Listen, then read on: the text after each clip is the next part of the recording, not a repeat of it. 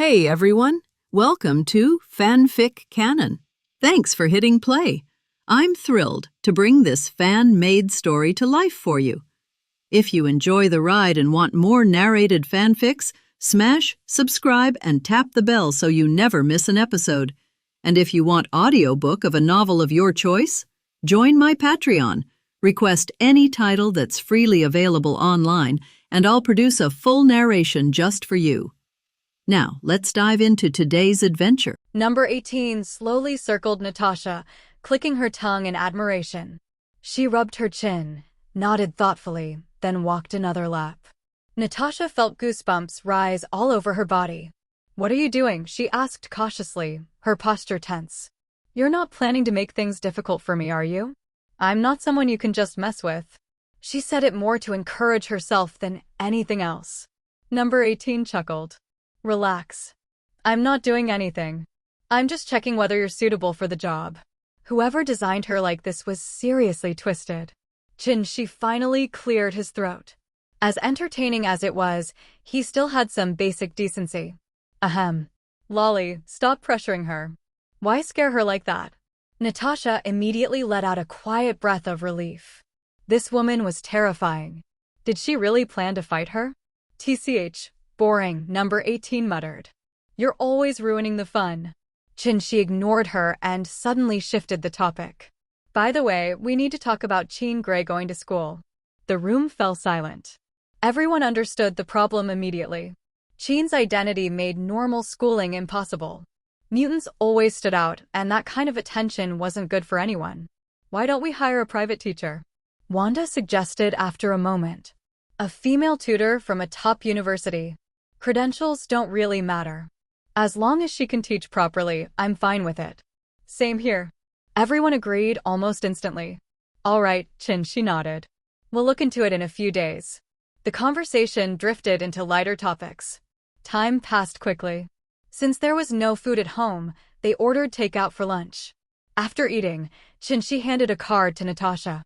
"There's money on this. Go buy groceries this afternoon and fill the fridge. From now on, you'll handle the cooking." Natasha froze. Wait, was he serious? "So, you really want me to be a nanny?" she asked incredulously. She raised an eyebrow. "What else? You think I give you 300,000 for nothing?" He read her thoughts instantly. 300,000? Natasha stared at him. "You're not joking?" She had only meant to play along to fool Fury. She never expected she to actually commit. Smack. She flicked her forehead lightly. "What, you think I don't keep my word? 300,000 is just 300,000. You." Natasha glared at him, grinding her teeth. All right, she waved it off casually. "You're not an outsider." He said it so naturally it made her even angrier. Jean Grey rolled her eyes. Her brother was unbearable in every possible way. She wisely decided to disappear before things escalated and headed out. Deep underground, Umbrella's hidden hive base was operating in complete secrecy. Researchers and security personnel moved in perfect coordination. All of them were clones, thoroughly conditioned, loyal only to Shi. Umbrella had not yet recruited any external staff. Everything was still done in the shadows. Terminator TX oversaw security while handling the acquisition of raw materials for cloning culture fluid. Production continued nonstop. But recently, progress had slowed. This wasn't the same world. In the Resident Evil world, ghost orchids were abundant. In this Marvel world, they were extremely rare. As a result, they were forced to wait for global logistics to catch up. "Red Queen," she asked calmly, "the Steve cloning project failed?" He had come today to check on the results. Instead, what he saw made his temples throb. Rows of short, skinny Brooklyn boys stared back at him. His expression darkened. "This hurts to look at." Sure enough, cloning still didn't work. That shortcut he had hoped for was completely blocked. She had once imagined that if Steve could be cloned successfully, he would practically strike gold. If a drug-enhanced Steve could be mass-produced and mutants were born with altered genes in the first place, then cloning them should have meant endless possibilities. Infinite superpowers. Endless fusion. Power stacked on power. And yet, Reality refused to cooperate. This kind of loophole clearly wasn't allowed to exist. If cloning worked that easily, the world would have collapsed into chaos long ago. She clicked his tongue. There really was no such thing as a free lunch. Mutants all originated from ordinary humans. If cloned mutants couldn't awaken their abilities directly, then forcing the issue was meaningless. It was better to let normal people awaken naturally. After all, every human carried dormant mutant genes. Humanity itself was the experimental field of the Celestials. Anyone could awaken. The problem was that the experiment had failed. They had created a race that couldn't be controlled. Individuals so powerful they could slaughter gods. She shook his head. Mutant awakenings required extreme emotional or environmental triggers. They were rare by nature. There was no need to rush it. Red Queen, he said calmly, use these Brooklyn Steves as test subjects for the Super T-Virus serum. If it works on them, it means it can work on ordinary people. In a sense, that still counts as reuse. Waste was unacceptable.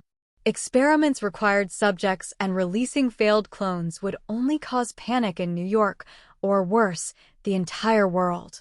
Yes, Lord, the Red Queen replied instantly. After a brief pause, she added, however, the current number of subjects is insufficient. We require a much larger sample size. She was right. Without enough data, experiments were meaningless. Alice had been a perfect example. The T-Virus suited her alone. On others, it destroyed everything. She rubbed his chin thoughtfully. Then he smiled. That's not a problem. I'll bring you as many subjects as you need. His solution was simple. Death row inmates. Life sentence prisoners. People who were already marked for death. If they were going to die anyway, they might as well contribute something meaningful. Understood, the Red Queen said. Awaiting your signal. She trusted him completely. After all, her master was an existence that could summon her across universes. Calling him a god wasn't exaggeration. TX, she called out. Heavy footsteps followed. Terminator TX approached, expression blank as ever. Even the T-800 could smile. This one couldn't. Yes, boss. She didn't bother commenting. I'll be opening portals inside several prisons. Violent inmates will come through. Your job is to restrain them. If they resist, break their legs immediately. They don't need to die. In fact, it's a good chance to test whether the T-Virus can regenerate severed limbs. TX nodded without hesitation. Yes, boss. She turned and left. Snatching death row inmates was trivial. Rikers Island Prison. An island of cages. Over 12,000 inmates were crammed into its concrete belly, including hundreds of the most dangerous criminals in America. This place was infamous for a reason. Stabbings. Murders. Guard brutality. Prisoner-on-prisoner violence. Punishment was optional. Some guards even encouraged inmates to enforce order themselves. The men here were strong, vicious, and broken. Perfect experimental material. The afternoon sun bathed the yard in warm light. If not for the brutality unfolding inside, it might have seemed peaceful. 2 inmates were locked in a makeshift boxing match. Both were bloodied, breathing hard, eyes blazing with madness. Blood smeared their faces like cheap paint. The crowd went wild. 3 layers deep, prisoners roared with excitement, faces twisted with anticipation. The animal instincts buried inside them had been fully awakened. Peter. Choke him out. Go for the eyes. Deus, you idiot. Kick his balls. End it. Winner gets cigarettes and vodka. Don't hold back. Finish him already, damn it. No fear. No restraint. Only violence. And soon, none of them would know what had dragged them out of this hell. Or into something far worse. With the instigation of the crowd, the atmosphere at the scene was also pushed to its peak. The atmosphere had reached this point, and there was no way to continue standing. The 2 desperados roared and punched each other, almost touching each other in the blink of an eye. Bang, bang, bang. There are no fancy show-style attacks in the prison. They are all real attacks with punches to the flesh. Anyway, Peter used all possible means. Peter punched Deus in the waist with a sneak attack. Deus showed no weakness, as if he couldn't feel the pain, and directly grabbed the arm that hit his waist with his right hand. With such force, Peter immediately wanted to attack Dicey's head again with his right fist. Unexpectedly, Dicey, who had been prepared, raised his leg and hit him hard in the abdomen with a knee. The pain made Peter's movements lag. There was a bang and a muffled hum. It wasn't over yet. Naturally, Des followed up with an elbow without mercy. Taking advantage of Peter's moment of pain and distraction, he hit him in the chest again. Poof! A large mouthful of blood immediately spurted out for free. This time, the knee-to-elbow blow was unbearable to watch, and Peter fell down immediately. He probably died on his own, but no one here would save him. Ha ha! Ha ha! Deus laughed like a winner. The excitement and bloodthirsty in his eyes was unspeakably perverted, and there were rewards for killing people. He loved this place so much. The surrounding prisoners were also directly ignited with all their enthusiasm by the sudden scene, and the atmosphere became more and more lively. Everyone was yelling, dancing, and cheering. I don't know what they were cheering for. Anyway, they just yelled casually when the atmosphere was up. Des! Des!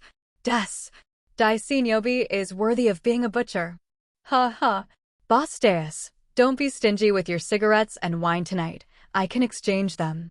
In addition to shouting Deus's name loudly, they just wanted to buy his cigarettes and wine. There is no business here, only the prison will arrange such inhumane fights. The winner will be served by alcohol and tobacco, while the loser will lighten the burden of the prison. Just when everyone was cheering and Deus was about to receive his cigarettes and alcohol, a figure suddenly appeared in the center of the scene. Everyone was stunned. Is this dissatisfaction? The passion was ignited again. They didn't expect that this game would have such highlights. Haha, Deus. Someone provokes you, tease him. Hey, brother, you're not walking in the wrong direction, are you? He's the butcher Deus beast, and you're not strong enough to punch him, haha. No, brother, kill this butcher, haha. Deus also looked at the guy wearing a mask with disdain. He didn't remember wearing such clothes in prison. Could it be that this guy is a foreign aide from outside, specifically here to deal with them? In the stands not far away, the warden was shocked. How did this man appear? It was too sudden. Dirge, did you arrange this? He turned to look at the deputy in surprise, thinking he had arranged it. Unexpectedly, Adjutant Dege shook his head. Boss, I didn't arrange it. This guy showed up out of nowhere. Shet. The warden cursed secretly. Their prison system actually allows people to come and go at will? What a broken security system. Dirge, if you are going to collect the body, just pretend that nothing happened. If there is no door to hell and he breaks in, then you can't blame anyone else. The prison said gloomily, just die. They die every day, it's not surprising. At this moment, Dicey, who was present, didn't know what was going on with this guy, but he didn't take Chin-Shi seriously at all. He said harshly, boy, if you don't want to punch me for your size, I'll give you a chance. Kneel down and cow down now, I can spare your life. Ha ha, am I merciful? After he finished speaking, he burst out laughing, as if he had a special sense of accomplishment in controlling other people's lives. The same was true at the scene, with people shouting, kneel down, kneel down. Chin-Shi looked at these ants. They were so overestimated that they really needed a beating before death. 99% of their experimental subjects will die, but unfortunately they have to go through a lot of physical pain before they die. Stop talking, then go and die. Chin-Shi said lightly. The prisoners burst out laughing when they heard this. Was this a joke invited by the monkey? To entertain them? However, the next second their faces were beaten until they were swollen. I saw Chin-Shi reaching out and holding it, and the steel mesh in the distance rose up from the ground and began to deform as it flew in the air. In a very short time, it turned into a huge iron cage and surrounded everyone. Now they can't escape. The butcher Deus, who was shouting just now, was nailed to the ground by a spear that came from nowhere. Before he died, he still looked terrified. It turned out that his life was really so fragile.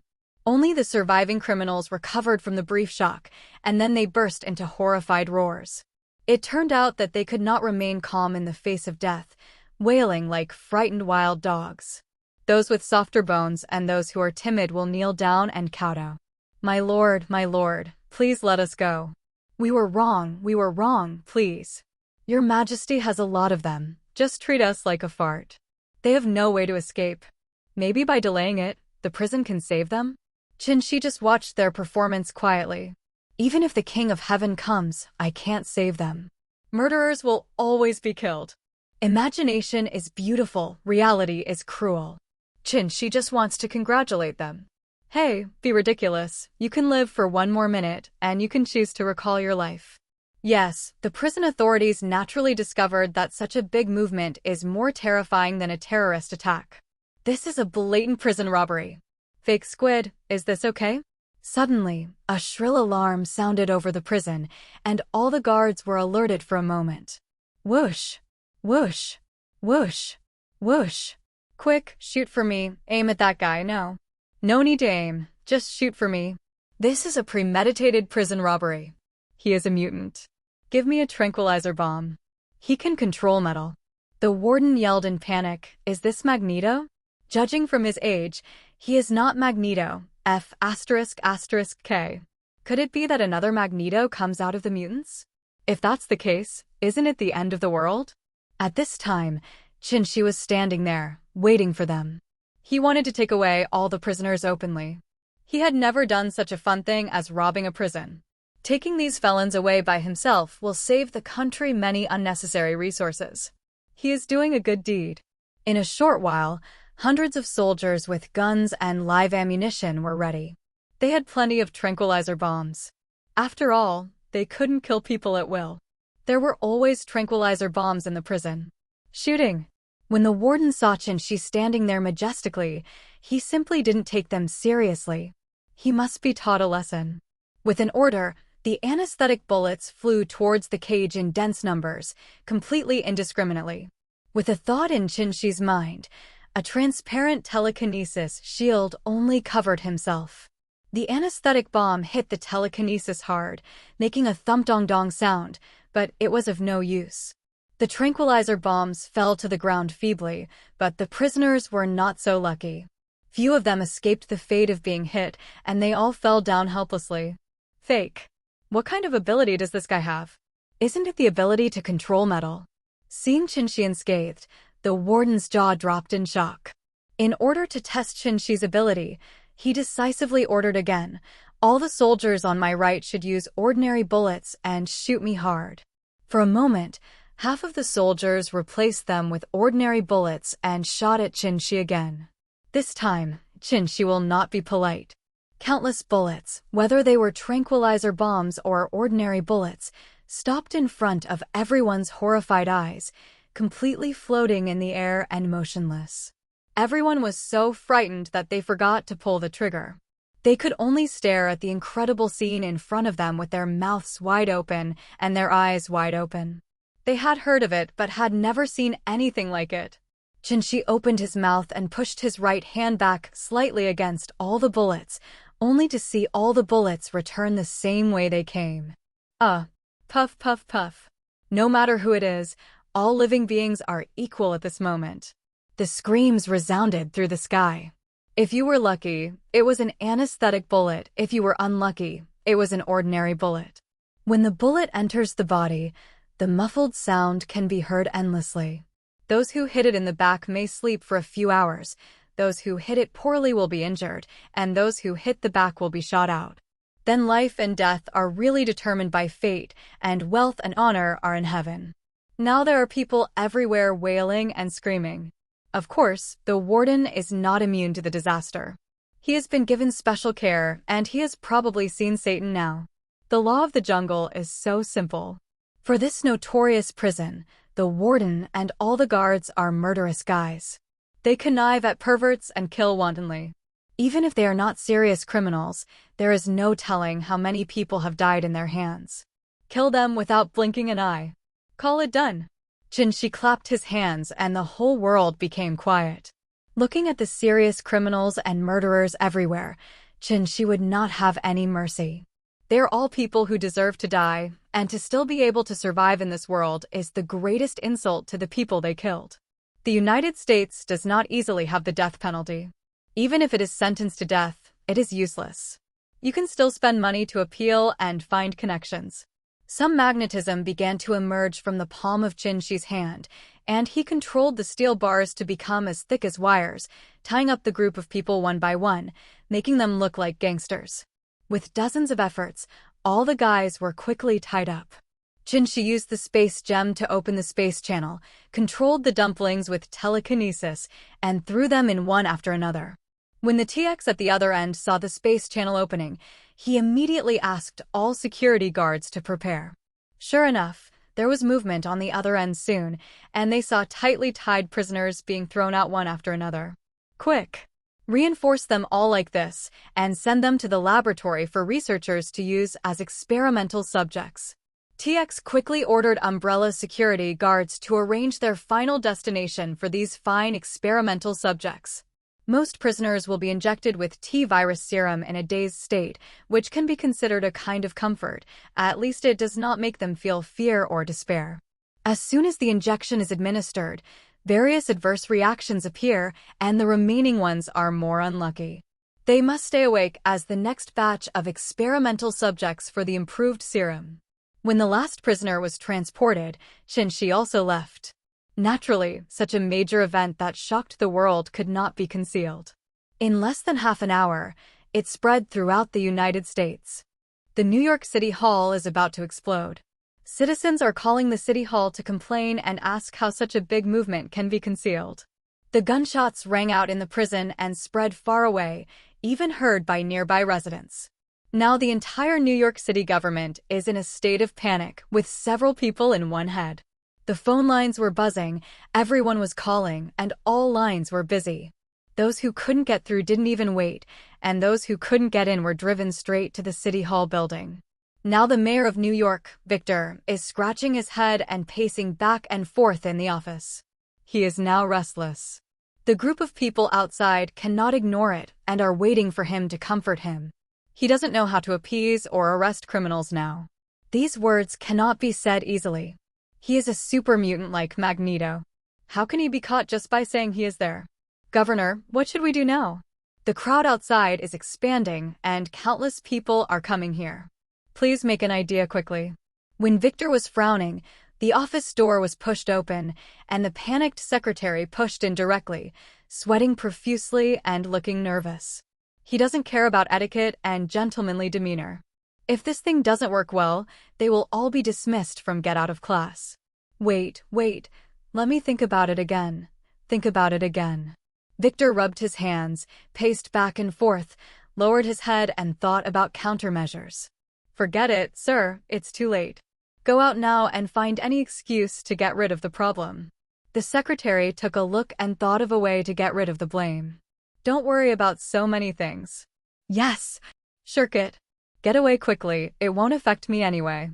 Victor's eyes lit up and he immediately clarified his thoughts. He could not take the responsibility on himself and leave it to others. Just do what you say.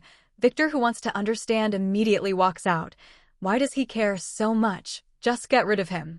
The square of the City Hall building was already a sea of people. It was a sea of people and there was no place to stay. Fake. These guys are causing trouble. Anyway, these people are unemployed and have nothing to do. As soon as Victor saw it, he began to guess. This was not the weekend, and all the people here were idle. The sharp-eyed guys in this group of people immediately discovered that Victor and his party had come out and immediately pointed the finger at Victor. Mr. Governor, please give us an explanation. We need to live safely.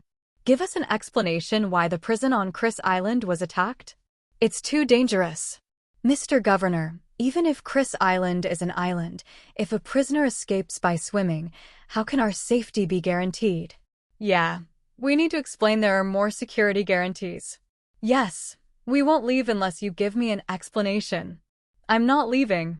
If someone took the lead, it would be better to follow suit and start making noises. For a moment, the crowd was furious and boiling emotions broke out. Someone is obviously instigating this, and Victor seems to have a clear conscience in his heart. Naturally, he will not let this trouble continue. Taking over the secretary's loudspeaker, Victor spoke directly. Everyone. Everyone. If you want to hear me explain the situation, please be quiet, otherwise you won't hear anything. He only said this, and most of the crowd slowly calmed down. Other troublemakers must not show up, otherwise they will be noticed. After seeing this, Victor sorted out his thoughts for a moment before continuing to speak. Everyone, I will inform everyone about the exact news we have received. Everyone knows that the prisoners in Chris Island prison are all extremely vicious people, right? Many of them are gangsters, drug lords, etc. Their men planned this prison robbery. But our army immediately sealed off the entire prison on Chris Island. After a fierce battle, we wiped out the group of terrorists. Of course, many soldiers and a small number of prisoners in the prison were killed in the battle. Victor yelled at the top of his lungs and pushed the blame directly to some drug lord, gangster, etc. Anyway, everyone hated such a terrorist, so he was the best person to take the blame. Of course, not everyone would leave so easily, and someone immediately asked, "Mr. Governor, what you said seems to make sense, but who can guarantee that no fish will slip through the net and dive away?" Yes. What should I do if I escape to take revenge on society? The people there are all crazy and perverted. Yes, Mr. Governor, please assure us that our lives are safe. Fake. Victor secretly cursed these thorns. He pressed his hands hard against the crowd that was about to boil again and continued to shout at the top of his lungs, "Don't worry, we can be sure that no one has escaped from the prison. If anyone can catch the prisoner who escaped from Chris, the city government will reward him. $5 million. Money touches people's hearts. I don't know what else is more convincing than this." Victor immediately made a ruthless move. He knew that none of the ordinary prisoners escaped, but all the heavy-duty prisoners were captured by the mutants. Sure enough, upon hearing this, the eyes of this group of people lit up. 5 million. Now I don't have to work for the rest of my life, and I can live a very comfortable life. So the crowd dispersed in a hurry. In the free America, anyone who is an adult can apply to buy a gun. They all went to wander around Chris Island. Even if they escaped, they were still running for their lives, and they didn't have any weapons in their hands. S.H.I.E.L.D. was extremely solemn here. Nick Fury looked at the satellite surveillance with a dark face. He knew immediately from his figure that the guy was Chen Shi. "Captain, what do you think about this?" Nick Fury looked up at the silent man beside him. The person next to Nick Fury is naturally none other than Captain America Steve, who has just woken up from the freeze. Captain America, who has just woken up, is still very confused. He is only temporarily living under the command of S.H.I.E.L.D. Now his appearance has made many people sleepless at night. Countless official organizations are working on his ideas. Steve's influence is too great. Getting his support is equivalent to getting the support of the people. It's just that how could a thief like Nick Fury hand over the chips he worked so hard for? Everyone who came to act as lobbyists was kicked out. S.H.I.E.L.D. doesn't care what kind of organization you are. They're in charge of the United States in name, but they're a worldwide organization. Steve, dressed in stars and stripes, looked at the godlike man in the video and couldn't help but feel shocked in his heart. He sighed sadly. Have I been eliminated by the Times? Why are there such godlike people in the world?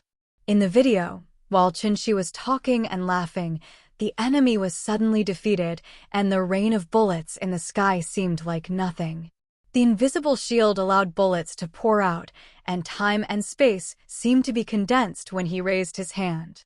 These miracles deeply subverted Steve's inherent worldview. In his time, he was what people call a Superman, but what is he seeing now? Is it God? Director Nick, do you think I have been eliminated?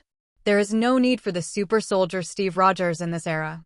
Steve looked at Nick Fury with a lonely expression, as if he could give him the answer. What did Nick Fury say? Did he say he was eliminated? Then he is a fool. Now his main purpose is to stabilize Steve, join their S.H.I.E.L.D., and use his appeal to form the Avengers. He patted Steve's shoulder gently and comforted. Although I don't know how powerful he is, I know that his heart is far less powerful than yours. He will not make any contribution to the United States. He will only harm the United States and you. Captain America Steve is the superhero that the country and the people need. Force can never measure a person's strength. His strength is only his personal strength, and you give all Americans strong spiritual strength. The American people need you. You can bring them strength. Cheer up, Captain America Steve Rogers. Nick Fury is worthy of being a leader in the MLM world.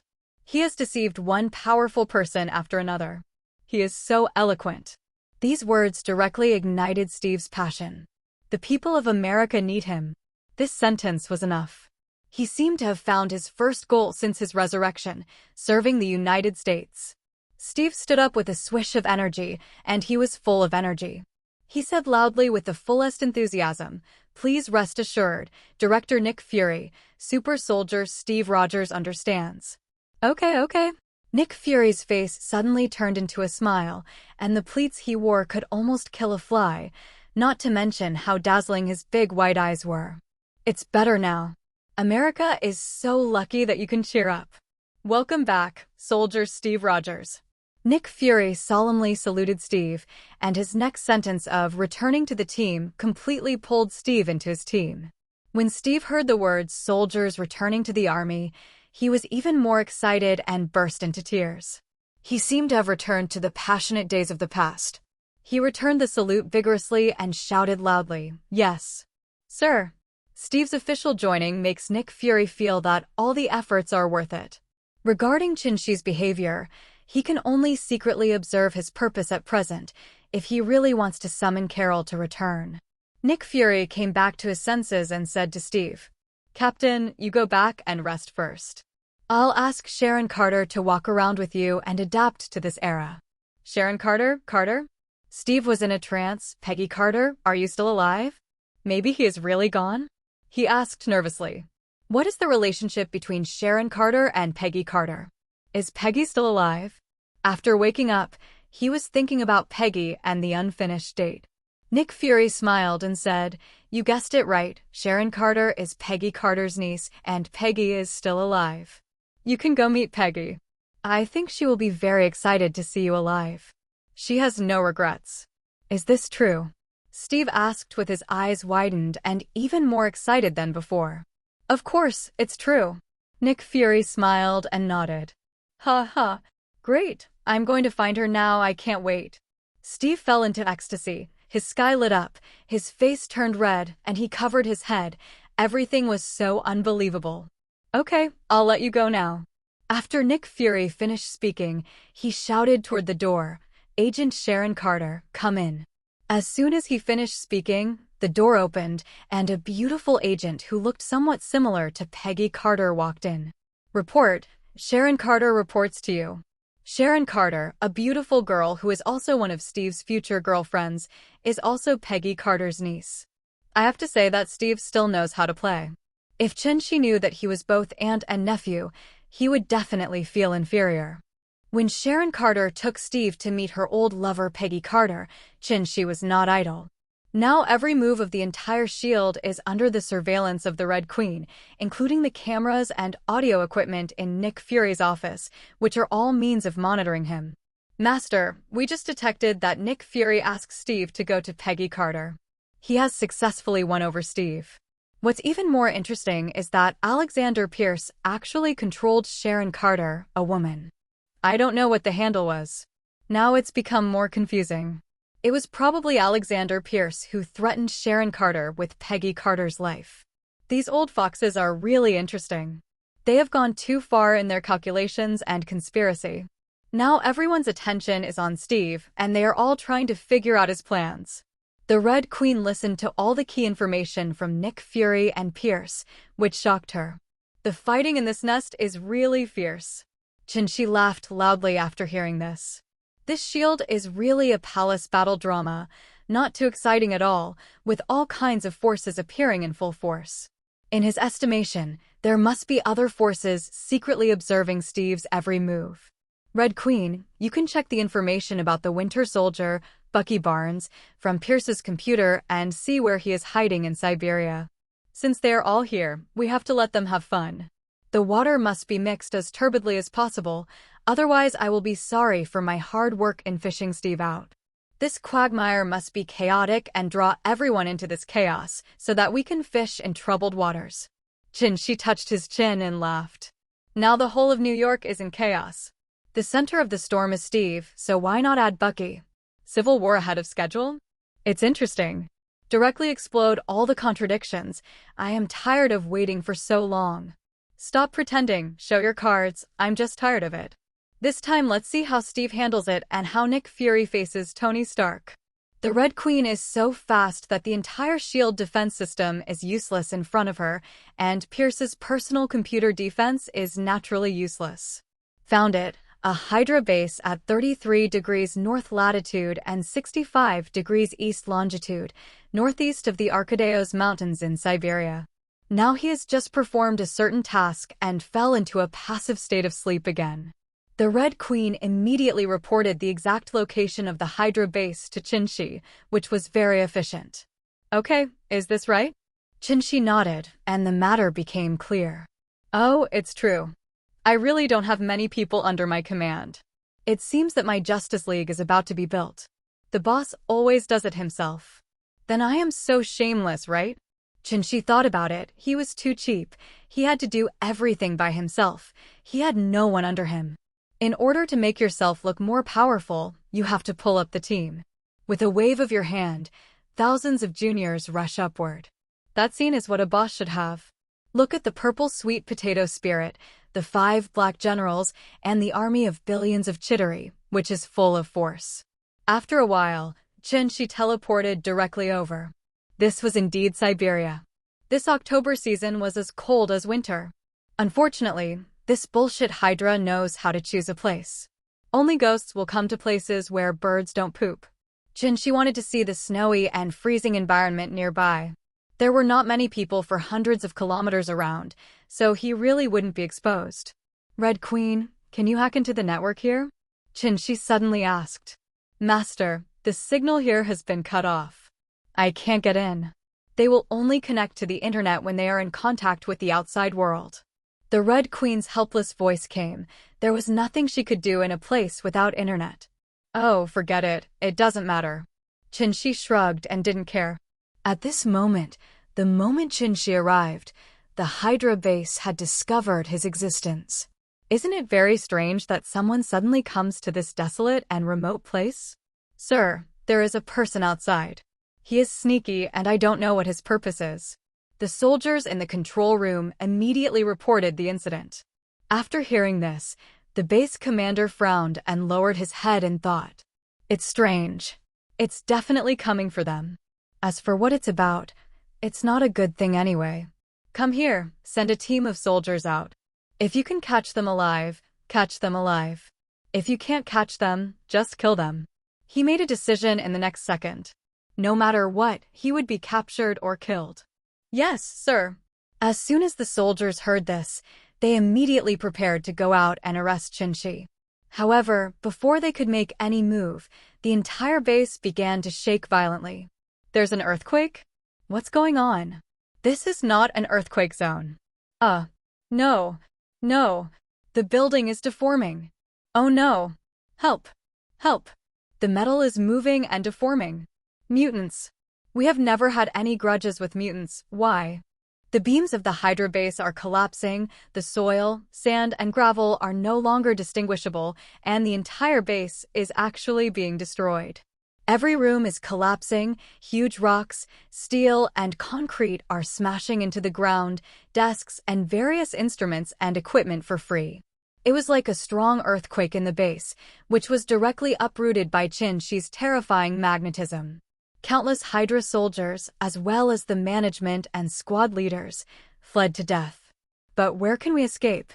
The elevator and passageways are damaged. The base was in a mess at the moment, with ruins and walls everywhere as far as the eye could see. The dense and busy scene just now was long gone, and the base that looked like science fiction was also destroyed. Qinshi stood tall on the ruins. Terrifying magnetism burst out from his palms, and the invisible power seemed to come from the judgment of death. He gave the already ruined Hydra base a hard grip, and then Qinshi looked sharply, and a cold light suddenly appeared. "Wake me up." The deep voice was like the final verdict. As Qinshi raised his hand fiercely, the terrifying magnetic storm caused the entire base to slowly rise like a reaction force. Boom! Boom! This mountain range is filled with rolling stones, and it looks like it has been bombarded by countless super missiles, and it has blossomed. The dust brought up filled the sky, and the huge movement was heard by residents hundreds of miles away, and even alerted the entire Maozi Kingdom's defenders. Qinshi grabbed the mountain with his right hand, kicked up the sky with both legs, and flew freely in the air while grabbing the 7 or 8 kilometers long mountain range under the horrified eyes of countless satellites. They went completely crazy. Countless people stared at his actions in stunned silence. There were no words or exclamations. Some were just terrified and silent. Silence. Is this still a human being? No, it's beyond human reach. Qinshi held the mountains in his hands and looked around, showing people some myth like a god. When he came to the nearby plains, everyone was stunned.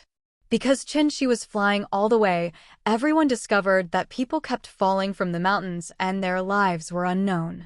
Especially Maozigua. Their defense chief looked horrified and frightened.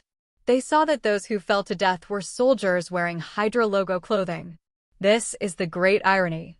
Their biggest enemy is actually hiding in their hinterland and they don't know anything about it. If the man hadn't dug them out of the mountains, they might never have discovered it. With such an enemy in our own hinterland, if one day we detonate an atomic bomb, the consequences can be imagined. As he thought about it, his back was slowly wet with cold sweat, and there were fine beads of sweat on his forehead. This was terrible. Thank God, thank the Eastern God, he saved countless people of Maozi Kingdom. The defense chief of Maozigua quietly wiped the cold sweat from his forehead and couldn't help but murmur to himself. Suddenly, his eyes turned cold and murderous intent suddenly appeared. Come here, please send an order now. Use metal detectors and life detectors to search all mountains and wastelands across the country. I don't believe it. If you can find one Hydra base, there will be 2, 3, or even 10. There are quite a lot of wasteland and mountains in the country, and these rats can hide really deep. The chief of defense decisively issued the order. No matter how long this operation lasts and how much manpower, material, and financial resources are spent, it must be carried out. National security and people's safety are paramount. The messenger yelled "Ula" and immediately began to notify the garrison in various places. Similarly, the top brass of the United States, Hydra's mortal enemy, were also shocked. Their victory decades ago turned out to be fake. Their opponents are now alive and kicking.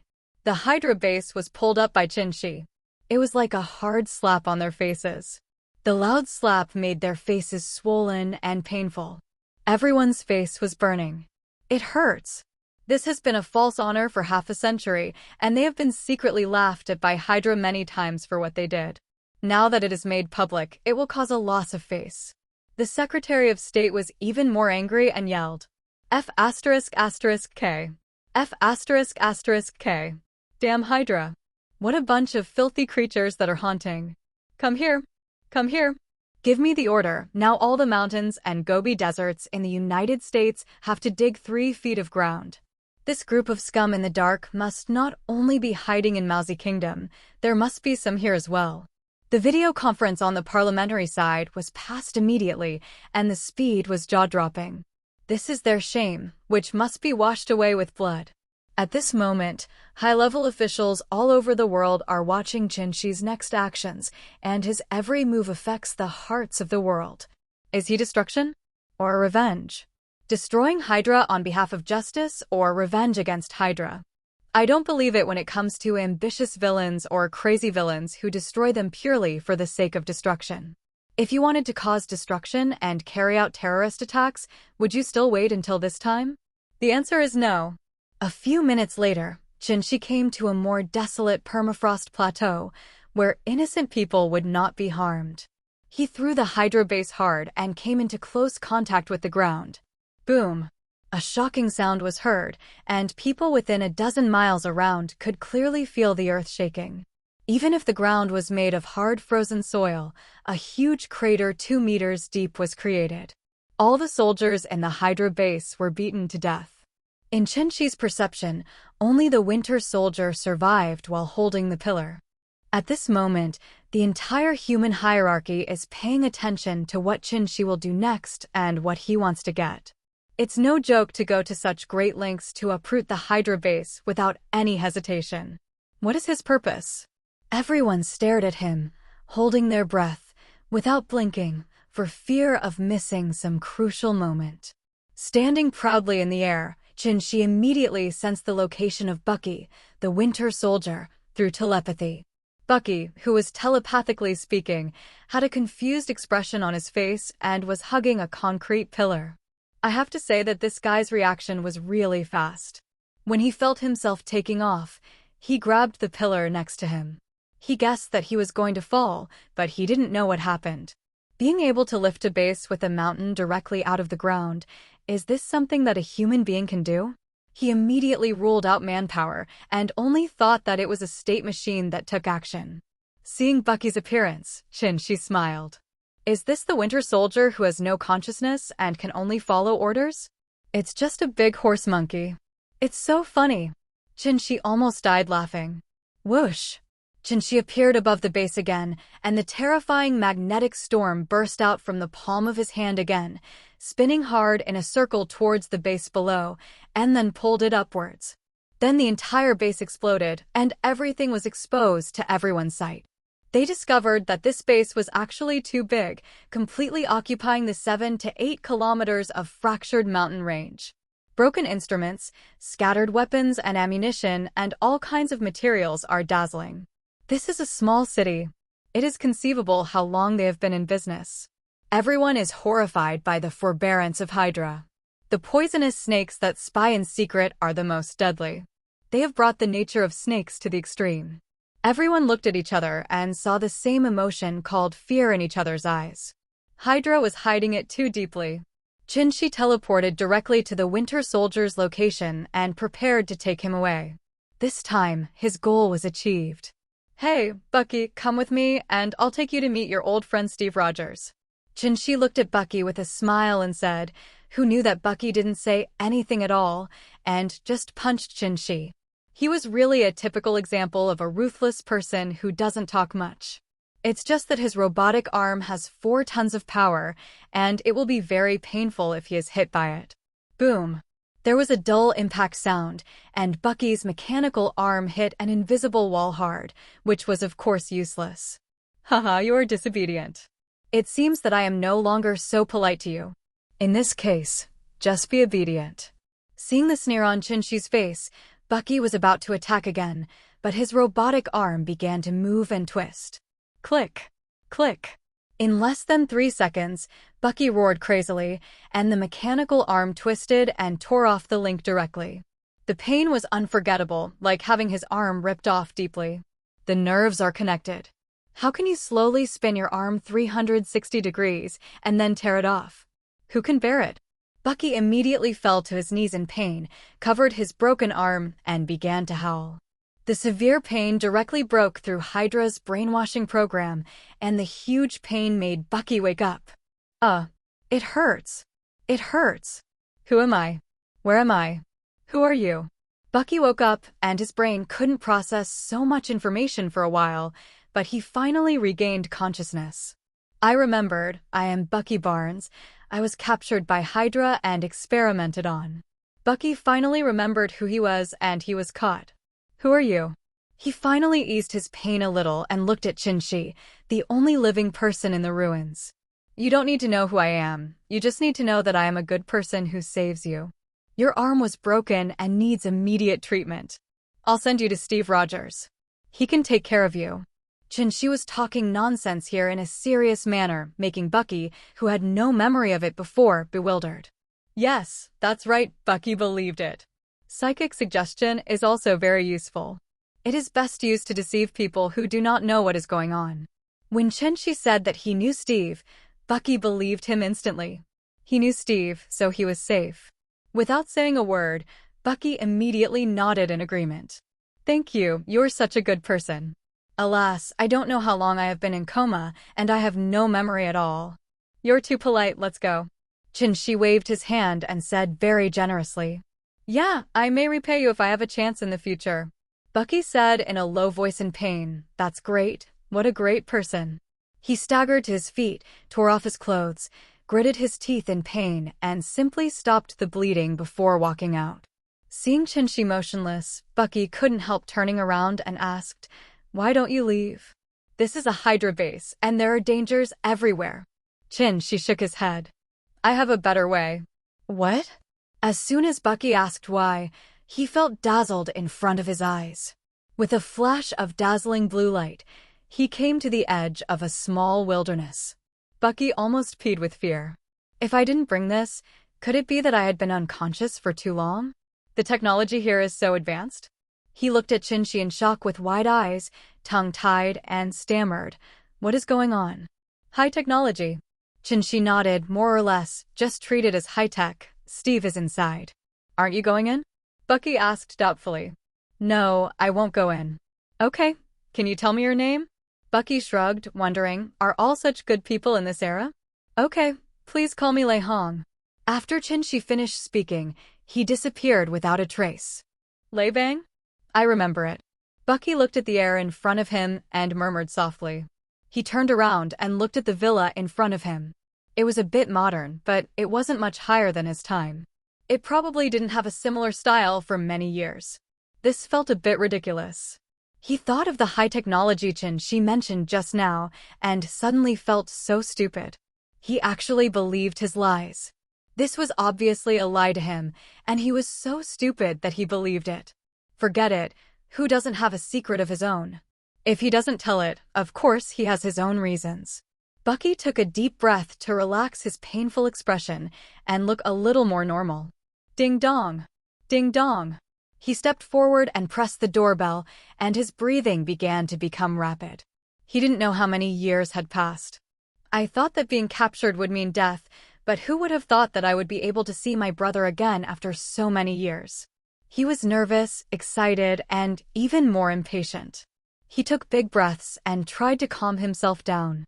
At this time, the door opened and Sharon Carter walked out of the house.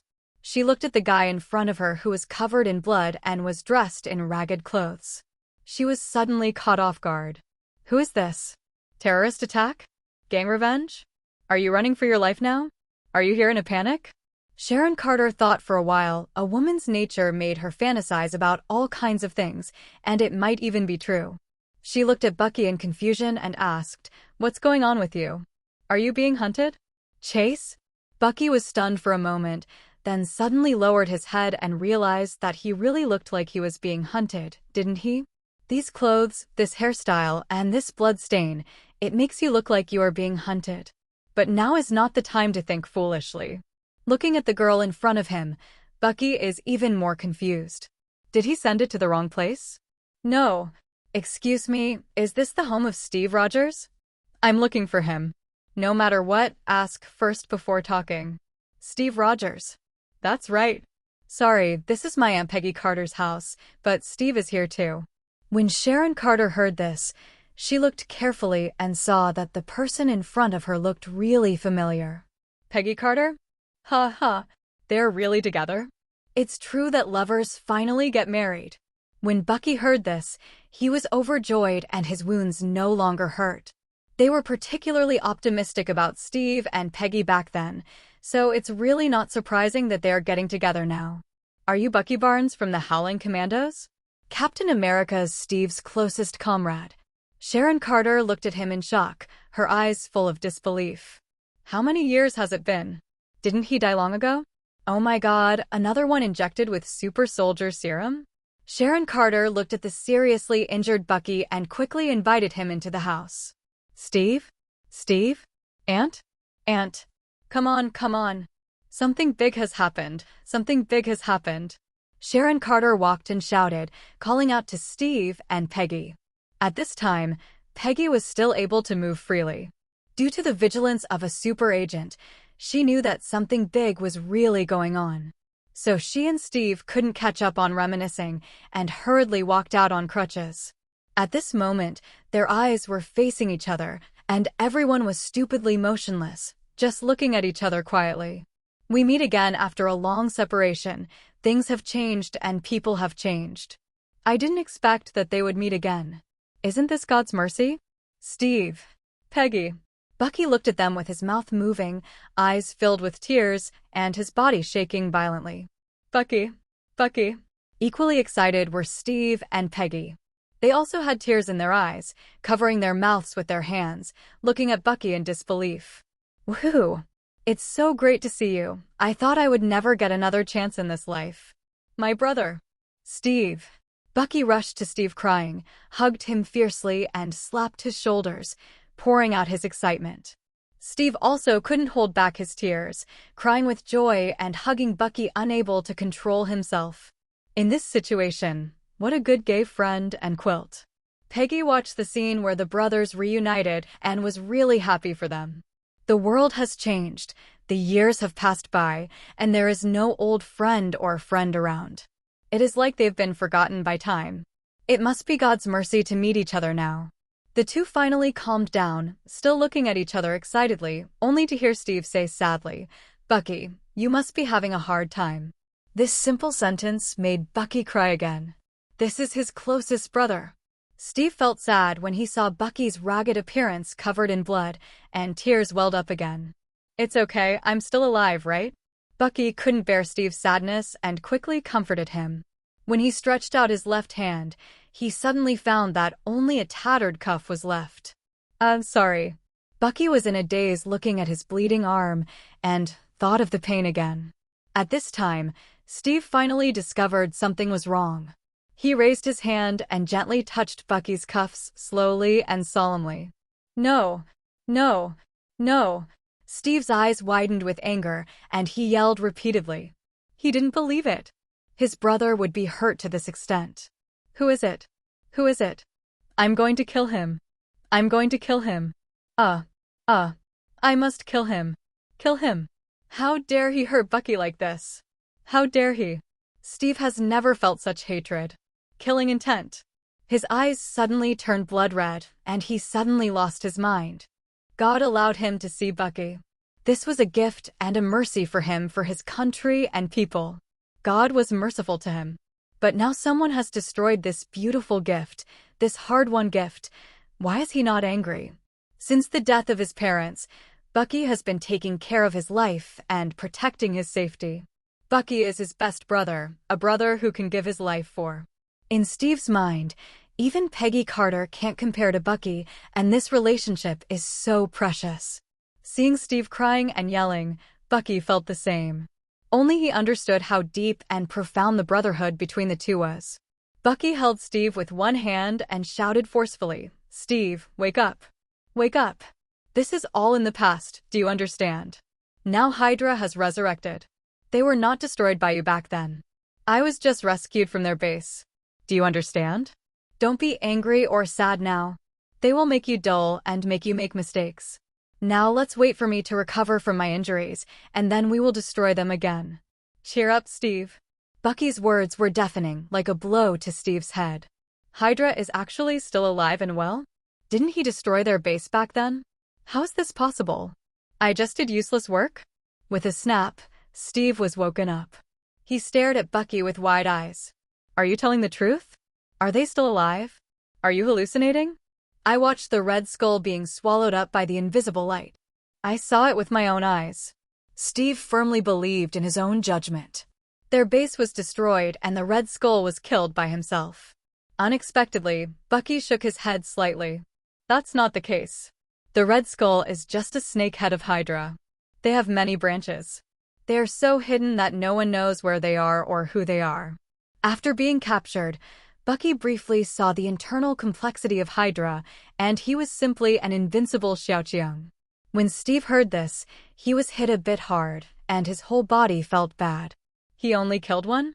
Then the fact that I have been sought after, cheered, and loved by the people for so many years is all fake.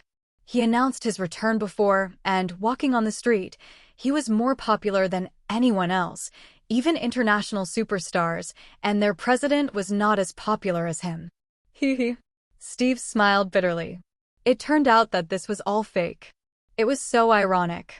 He was not a real hero. Steve's expression instantly became self-deprecating.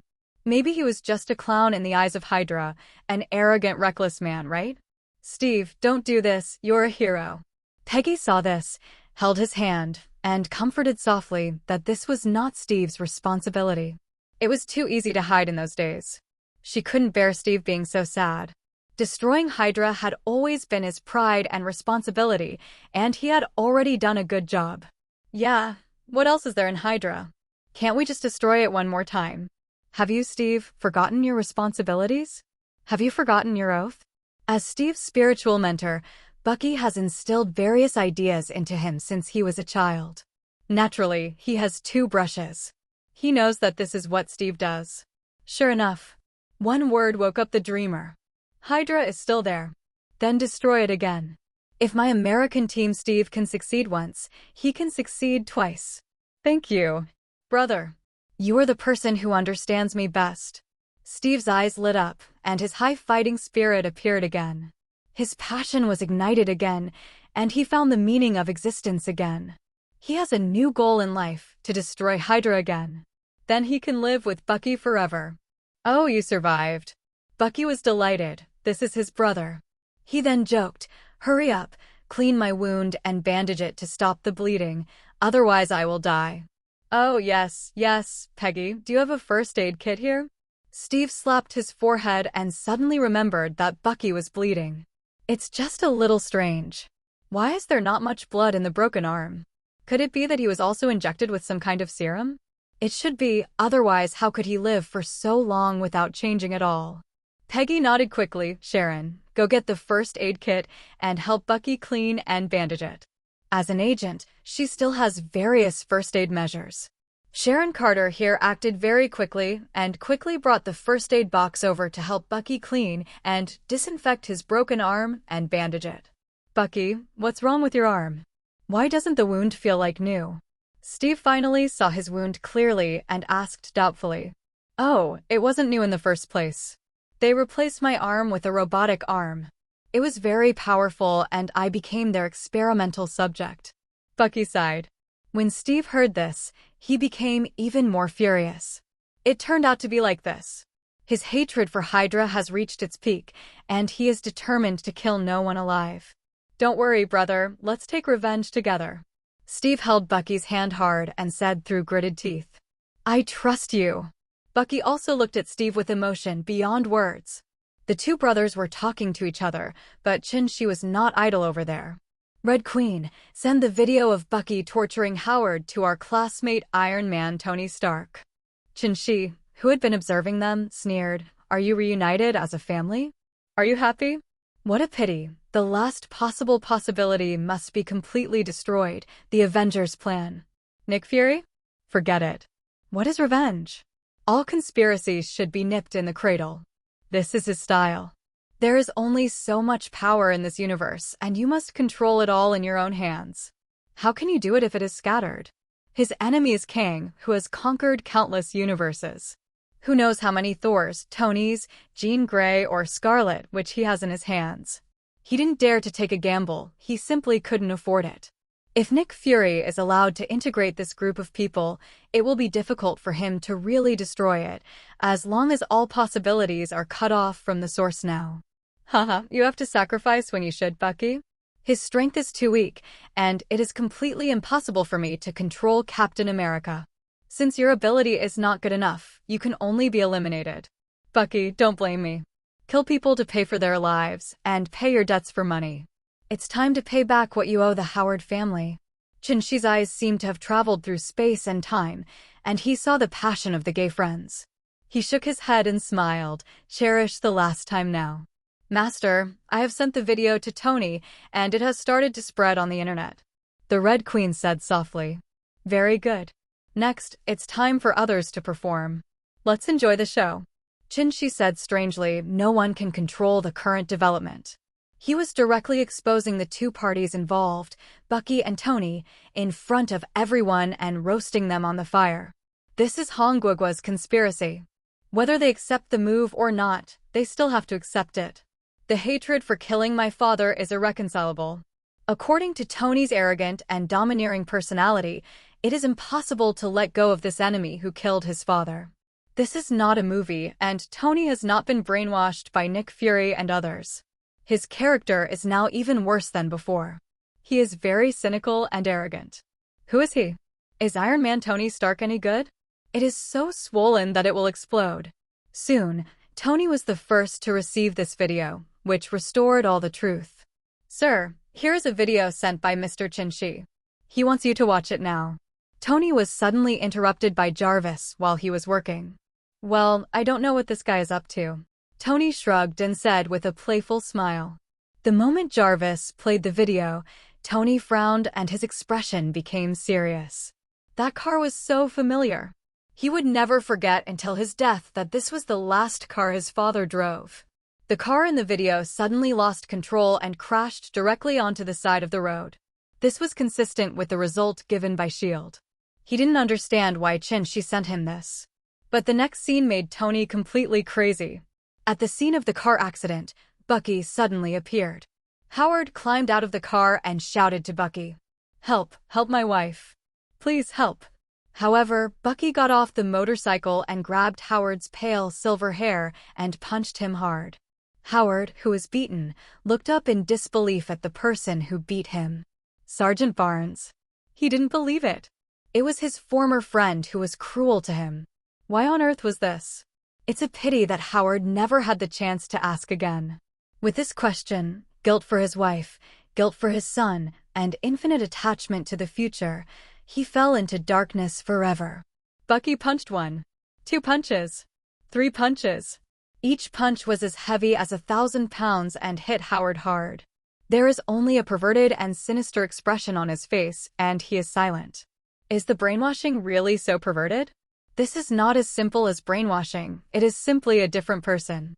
How could Howard, who was in the age of Gucci, resist? He was beaten to death by Bucky and tortured to death.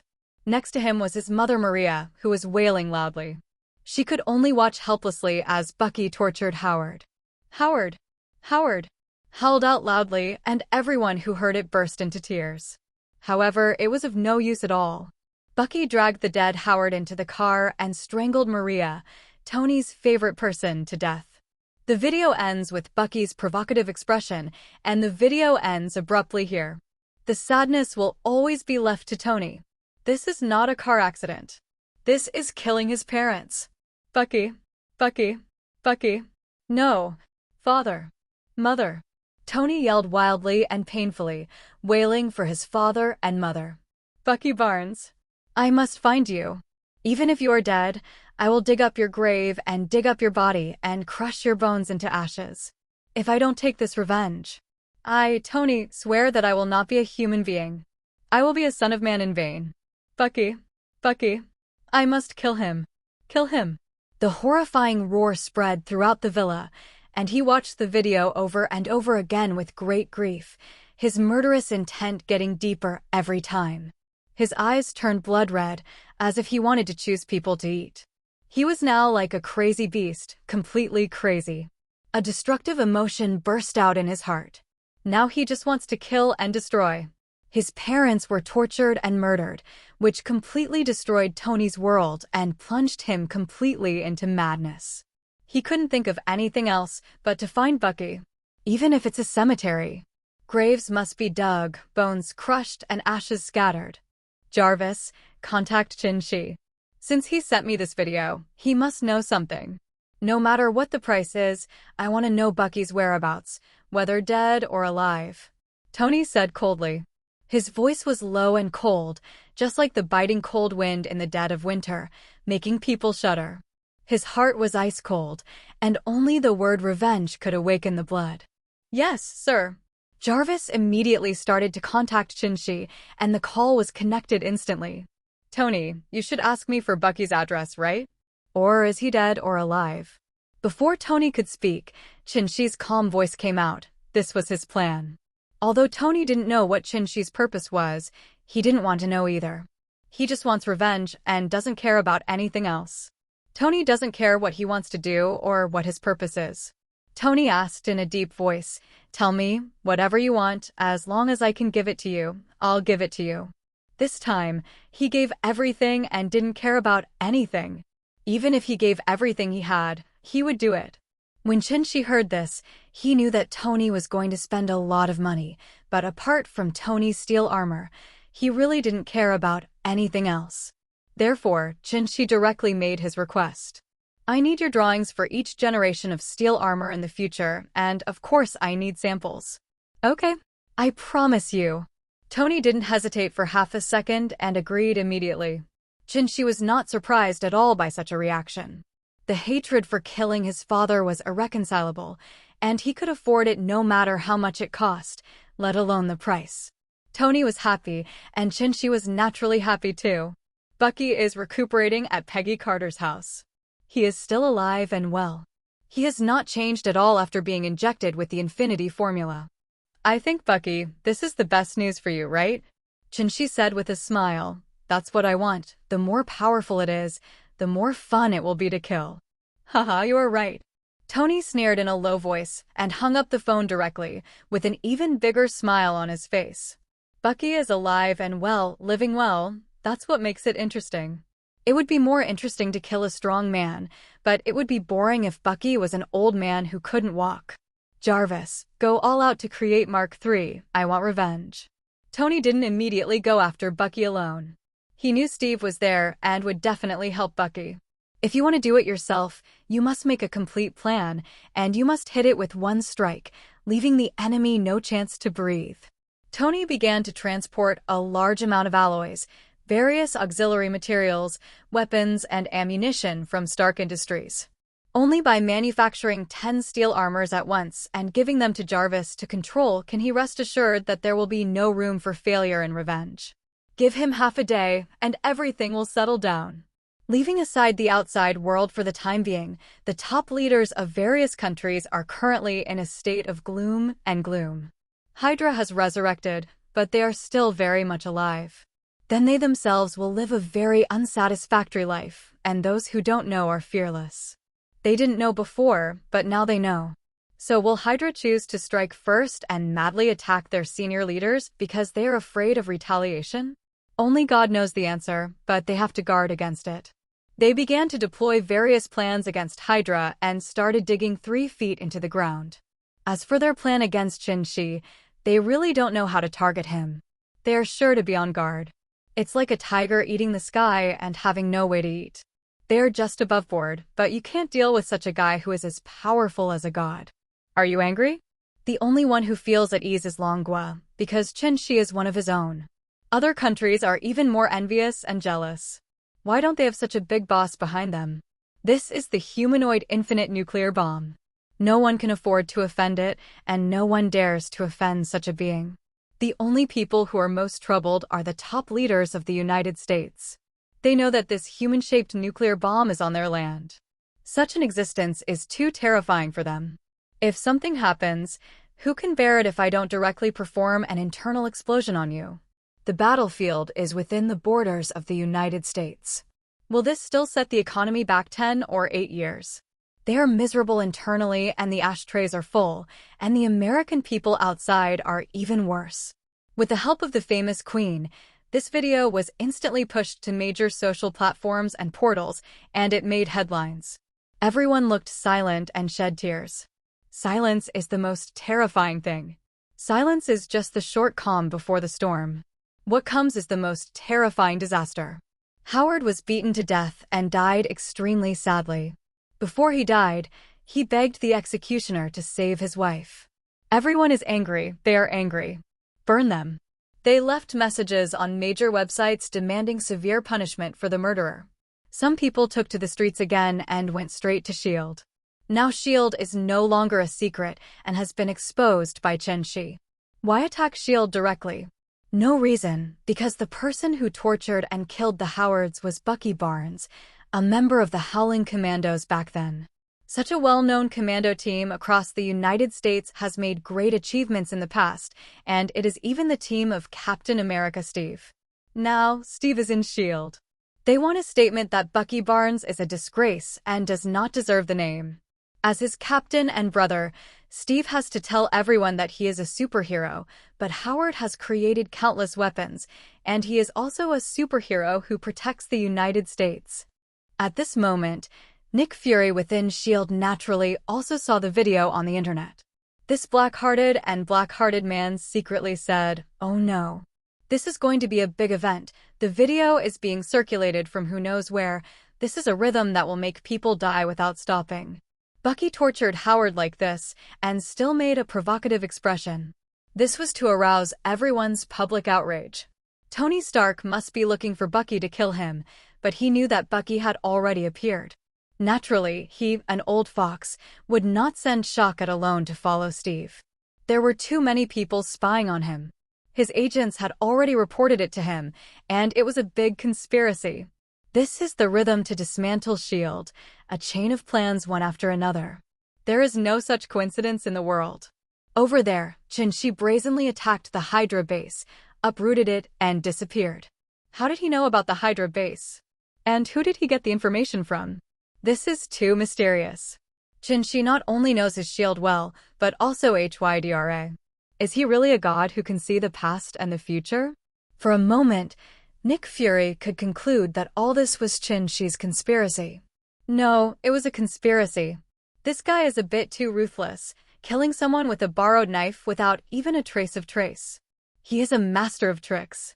First dig out Steve and sell it to yourself and get a huge benefit, then dig out Bucky and sell it to Tony. The video spread on the internet and caused an uproar. The impact on public opinion was really great. With Tony's character, he would naturally take revenge at all costs. The revenge for killing my father is irreconcilable. No matter what, this matter has really spread.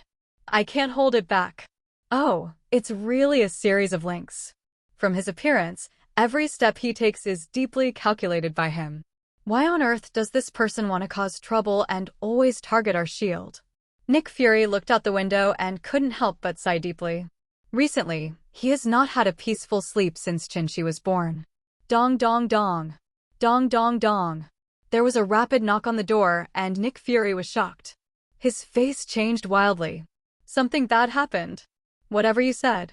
He had already guessed that the people outside would not let him go. Director, something serious has happened. The crowd outside has blocked our door. We need an explanation. Coulson pushed the door open and looked nervous, shouting anxiously. Nick Fury's expression darkened, and he said indifferently, "Let's go. What is supposed to come will always come. There is no use in avoiding it." After saying that, he took the lead and walked out, followed closely by Coulson. There is nothing else to see outside the S.H.I.E.L.D. headquarters building. When you look up, there are people everywhere, densely packed with people. There were so many people at a glance. Hundreds of agents were pushing and shoving with the crowd, but their power was too weak in the face of the general trend. Just like a small boat in the turbulent waves, it may be overturned by the waves of the people at any time. When Nick Fury arrived, this was all he heard. "Captain Steve, please stand up. Give us an explanation as to why such a scumbag executioner is your brother. Kill him. Kill him. Avenge Howard. Bucky, the filthy executioner, deserves to be hanged. Bucky is not a hero. He doesn't deserve a name. He is a disgrace to the Howling Commandos. A disgrace to America. Kill him. Punish the murderer severely. Kill him. Punish the murderer severely. Brothers and sisters charge. They are protecting each other. Go for it." Under the fierce public sentiment, the power of the people is infinite, and no one can stop this trend. The agents of S.H.I.E.L.D. immediately stepped aside, and many even tore off their uniforms to join the crusade. It doesn't matter if they don't work for S.H.I.E.L.D. like this. It would be their shame to join S.H.I.E.L.D. like this. Their founder was beaten to death, but they want to defend the murderer and executioner. This is a shame for everyone. They don't want to avenge him, but they want to defend the murderer. They are not the sons of man. There is no airtight wall in the world. Bucky's appearance has long been spread within S.H.I.E.L.D. The surging crowd rushed directly to the S.H.I.E.L.D. building, and they were about to rush to the building. "Is this okay?" Nick Fury and others broke out in cold sweat. They never expected that this matter would become such a big deal. They have long been accustomed to such incidents, and they often do it at every turn. This is their American characteristic. Did they play hard this time? Nick Fury was so frightened that he quickly asked his men to fire warning shots. Bang, bang, bang. Bang, bang, bang. Dozens of pistols fired simultaneously, causing the surging crowd to pause. However, guns have little deterrent effect on the American people. They have long been accustomed to it. How can there be no gunfights?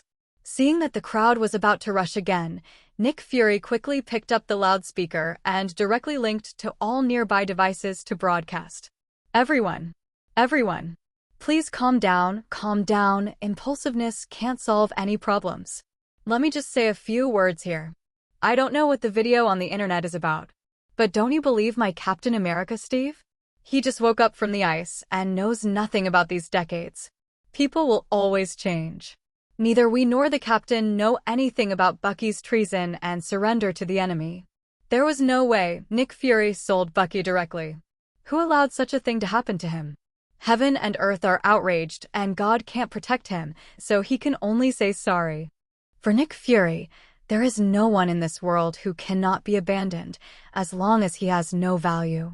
Obviously, Bucky is such a small existence, a pawn who can be abandoned by him at any time.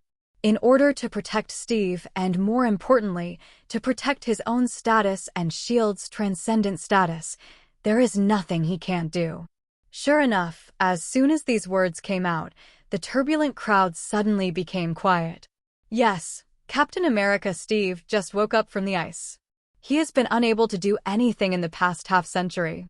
None of this has anything to do with him. People will change. There is nothing that cannot be betrayed, as long as you are given enough chips. But they can't be dismissed by Nick Fury's incoherent way of kicking the ball. They're not fools. They're so easy to fool. This matter has a lot to do with S.H.I.E.L.D. Someone immediately shouted, "We can believe you, but you have to take practical actions. Isn't it your S.H.I.E.L.D.'s job to catch such super criminals? What's more, Bucky is a former member of the Howling Commandos, and Captain Steve must clean up the door." Sure enough, as soon as these words came out, everyone responded loudly. Yes, you must arrest him. It is your responsibility to severely punish the murderer. This must be done by Captain Steve. He is Bucky's former brother and commander. He must clean up the house. After hearing so many echoes, Nick Fury secretly cursed, F***KF***K. These damn guys are going to drive Steve to a dead end. How could he not be cautious about such a thing? Nick Fury immediately fell into deep thought. This matter is of great concern. After just a moment of silence, the crowd went crazy again. Fake. It's true. Brothers, we must smash S.H.I.E.L.D. today. Come on. Come on. These bureaucracies. Fark. Kill this guy. Boom, boom, boom. The ground seemed to be shaking, and the crowds were surging. Nick Fury was startled and had to ask his men to fire again. He picked up the trumpet and shouted, "Gentlemen and ladies, listen to me. It is S.H.I.E.L.D.'s responsibility to catch such super criminals. Everyone, please rest assured, we will definitely capture Bucky and bring him to justice." He originally wanted to sneak in secretly, but who knew that these people were determined? No, don't fool us and play word games. Captain Steve must clear the door. That's right, UN******** R is indeed a black man and a black heart. Stop. Brother, your thoughts are very dangerous. You have serious racial discrimination. When Nick Fury heard this, he cursed secretly again for messing with Falk. Damn racists. Damn guys. He has been looked down upon since he was a child, and he knows that he is no better now. He is angry but cannot change it. This is culture, and it cannot be changed easily. Nick Fury is feeling aggrieved now and cannot defend himself at all. Don't worry, everyone. Captain Steve will personally take action and arrest Bucky, the traitor and executioner. When he said this, Nick Fury seemed to have exhausted all his strength. He had no choice but to compromise. Alas, Steve, I really tried my best. I'm sorry for you. Nick Fury's eyes were full of helplessness. This is the people's will, and this is the general trend. No one can maintain their position under such a torrent. The crowd was quiet after hearing this, and they got the result they wanted. They believe in the power of S.H.I.E.L.D., and they will definitely be able to find that damn Bucky. They don't believe that Bucky is dead. The guy was so young more than 10 years ago, and there is no way he is dead now. Immediately, someone took the lead and shouted to disperse, and then the crowd began to slowly leave the S.H.I.E.L.D. area. The demonstration finally passed without incident. But everyone understands that the real beginning is below. This is the short calm before the storm. Howard's son, Tony Stark, is sure to avenge his father, and it's going to be thunderbolt action. At this moment, S.H.I.E.L.D. is extremely unstable. Of course, Hydra's undercover agents are unfazed and even gloating about their misfortune. Let's be chaotic, the more chaotic the better. Leaving aside the Hydra soldiers, the other members are different. Especially the senior leaders such as Coulson, Hill, and Patton. After get off work, they had a party in the bar, drank a little too much, and fell into a daze. Coulson immediately laughed at himself and said, "Haha, I didn't expect that this is our S.H.I.E.L.D., condoning and protecting the pervert who killed our founder, ha ha ha." When the others heard this, they suddenly looked sad. Their founder was assassinated, and they didn't even mention a word about revenge. It was all for profit. So when were they assassinated? Haha, I guess there are no waves, right? Who will remember them? If you die, just die and be buried directly. At this time, Barton drank all the beer in the cup and said in a deep voice, "Everyone, I am ready to retire." Coulson and others were stunned. This was a bit too sudden, but there were no signs at all. Hill frowned and asked, "Are you because of what happened today?" Barton shook his head. "No, I have already thought about it. This business is too tiring. I just want to live a stable life." "Well, in that case, I wish you all the best. Cheers." Coulson smiled and raised a glass to congratulate him on his bright future. Cheers. Everyone raised their glasses with smiles on their faces, but what they were thinking about was how to consider their next retreat. On the other side, it's been a whole day. Tony has been working like crazy all day and all night. He can't sleep, and he doesn't dare to sleep. He doesn't dare to lose to his parents who have not yet avenged their revenge. A few days later, this day happens to be the end of 2009. Maybe everything must be settled at some time. Tony barely slept these days. Chinchi secretly put him into deep sleep for less than 2 hours. The rest of the time, he was frantically making steel armor. After several days of sleepless nights, he and Jarvis finally made 11 steel armors. The time for his revenge has come. "Jarvis, it's time. Activate all the steel armors. They are all under your control. I'm going to kill Bucky. No one can stop me, S.H.I.E.L.D. or Captain America Steve." Tormented by hatred, Tony's eyes were bloodshot, and his low and hoarse voice sounded like a messenger of revenge crawling out of hell. "Sir, everything has been arranged." Jarvis's voice was also cold. He had learned to think about emotions. When he saw the death of his old master, he felt Tony's unforgettable pain. At this moment, Mark III is ready to go. The ceiling has been opened. It is time for them to make a collective appearance, and Stark Industries is an alternative military group. Pepper also hasn't slept well these days. She has been worried about Tony's mentality. She is afraid that he will do something stupid. That's S.H.I.E.L.D. They say they won't help Steve and want Steve to clean up the door himself. Isn't this a lie? They couldn't tell Bucky to run away yet? What could Tony do if he couldn't find anyone? Tony, no. Looking at Tony, who was about to leave, she cried with tears in her eyes and looked at him reluctantly, as if this farewell would be forever. Even more, I felt sorry for Tony and shed tears. This miserable man, why did you treat him like this? Her hair was messy, and there were even a lot of white hairs, and her eyes no longer had any light, but were only blood red and cold. "Tony, don't go, please don't go." Little Pepper opened her arms and cried to stop him, not letting him leave. Tony stared at Pepper. It was this woman who had been condoning his willful behavior and helping him take care of his messy life. He felt sorry for her silent efforts. But there are things a man does and things he doesn't do. If he doesn't take revenge, he is in vain as the Son of Man. How can he stand between heaven and earth? Tony gently hugged Pepper and enjoyed a moment of tenderness. Can he come back for revenge? Smelling the gentle fragrance of Pepper's hair, Tony murmured, You also know that the death of my parents was not a car accident. They were assassinated.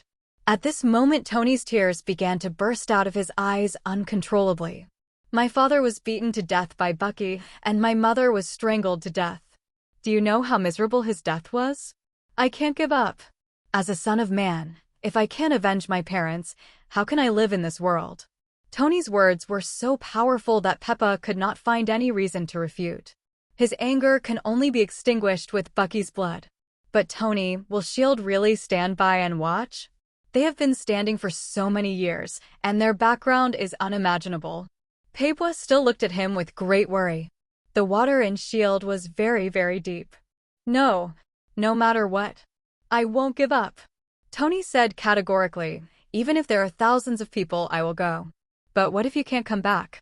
Pepper was full of reluctance and stared at Tony with her moving eyes, as if she wanted to keep his image firmly in her heart.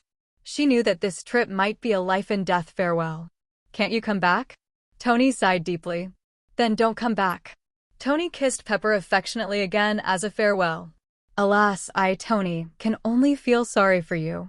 I can't bear both my parents' hatred and your kindness. After a long time, Tony gently pushed Peppa away. Time is up. Tony. Peppa shouted sadly at Tony, who was flying up, and this was his farewell. Chinchi said that people have joys and sorrows, and the moon waxes and wanes.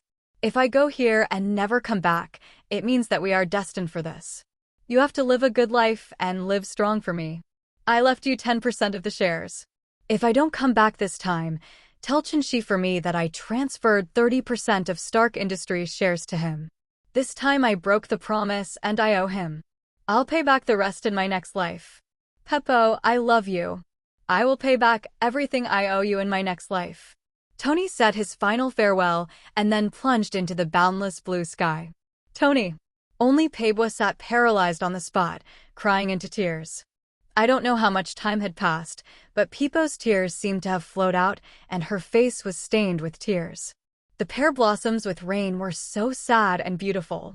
Without thinking too much, she hurriedly got up. She thought of Tony's last confession, Chinchi. Chinchi.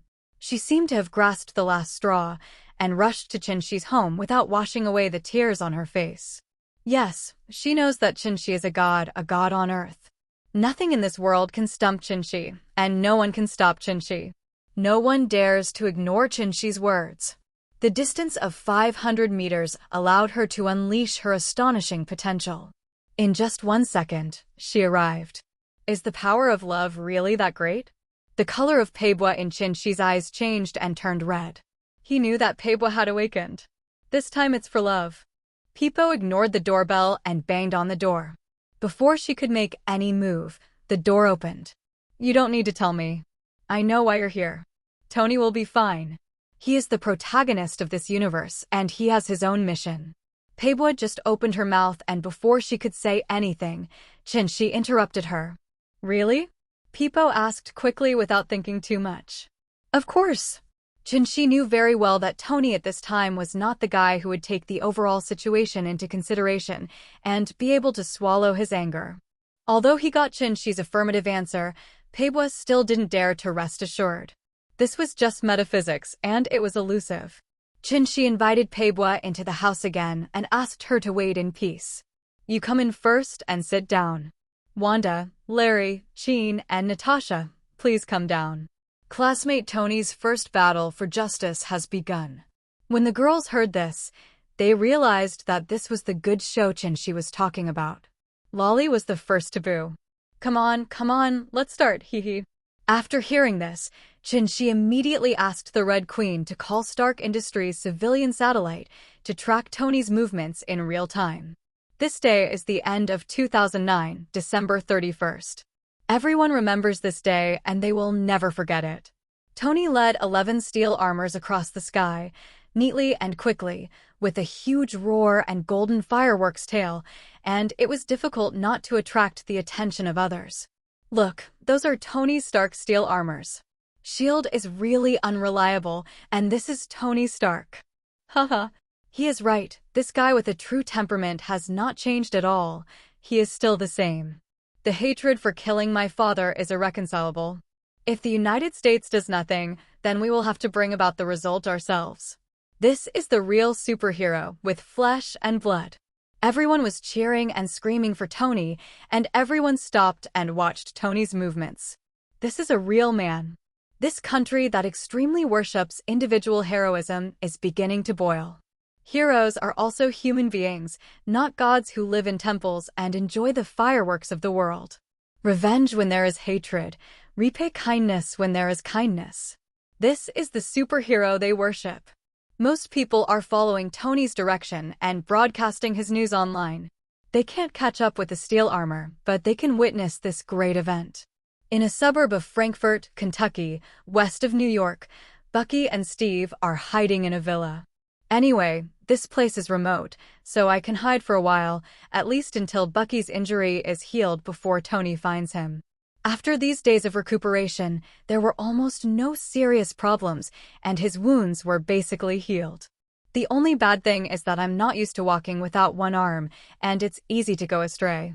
For a national idol like Steve, Nick Fury still has to put on a show, right?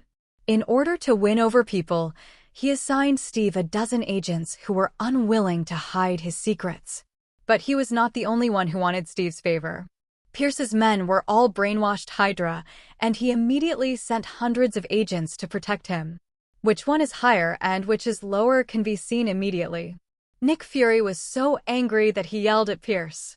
What did he want to do? Steal people? He couldn't accuse his benefactor and boss face to face, so he could only sulk. Everyone in the villa was waiting quietly. They already knew that Tony would appear soon.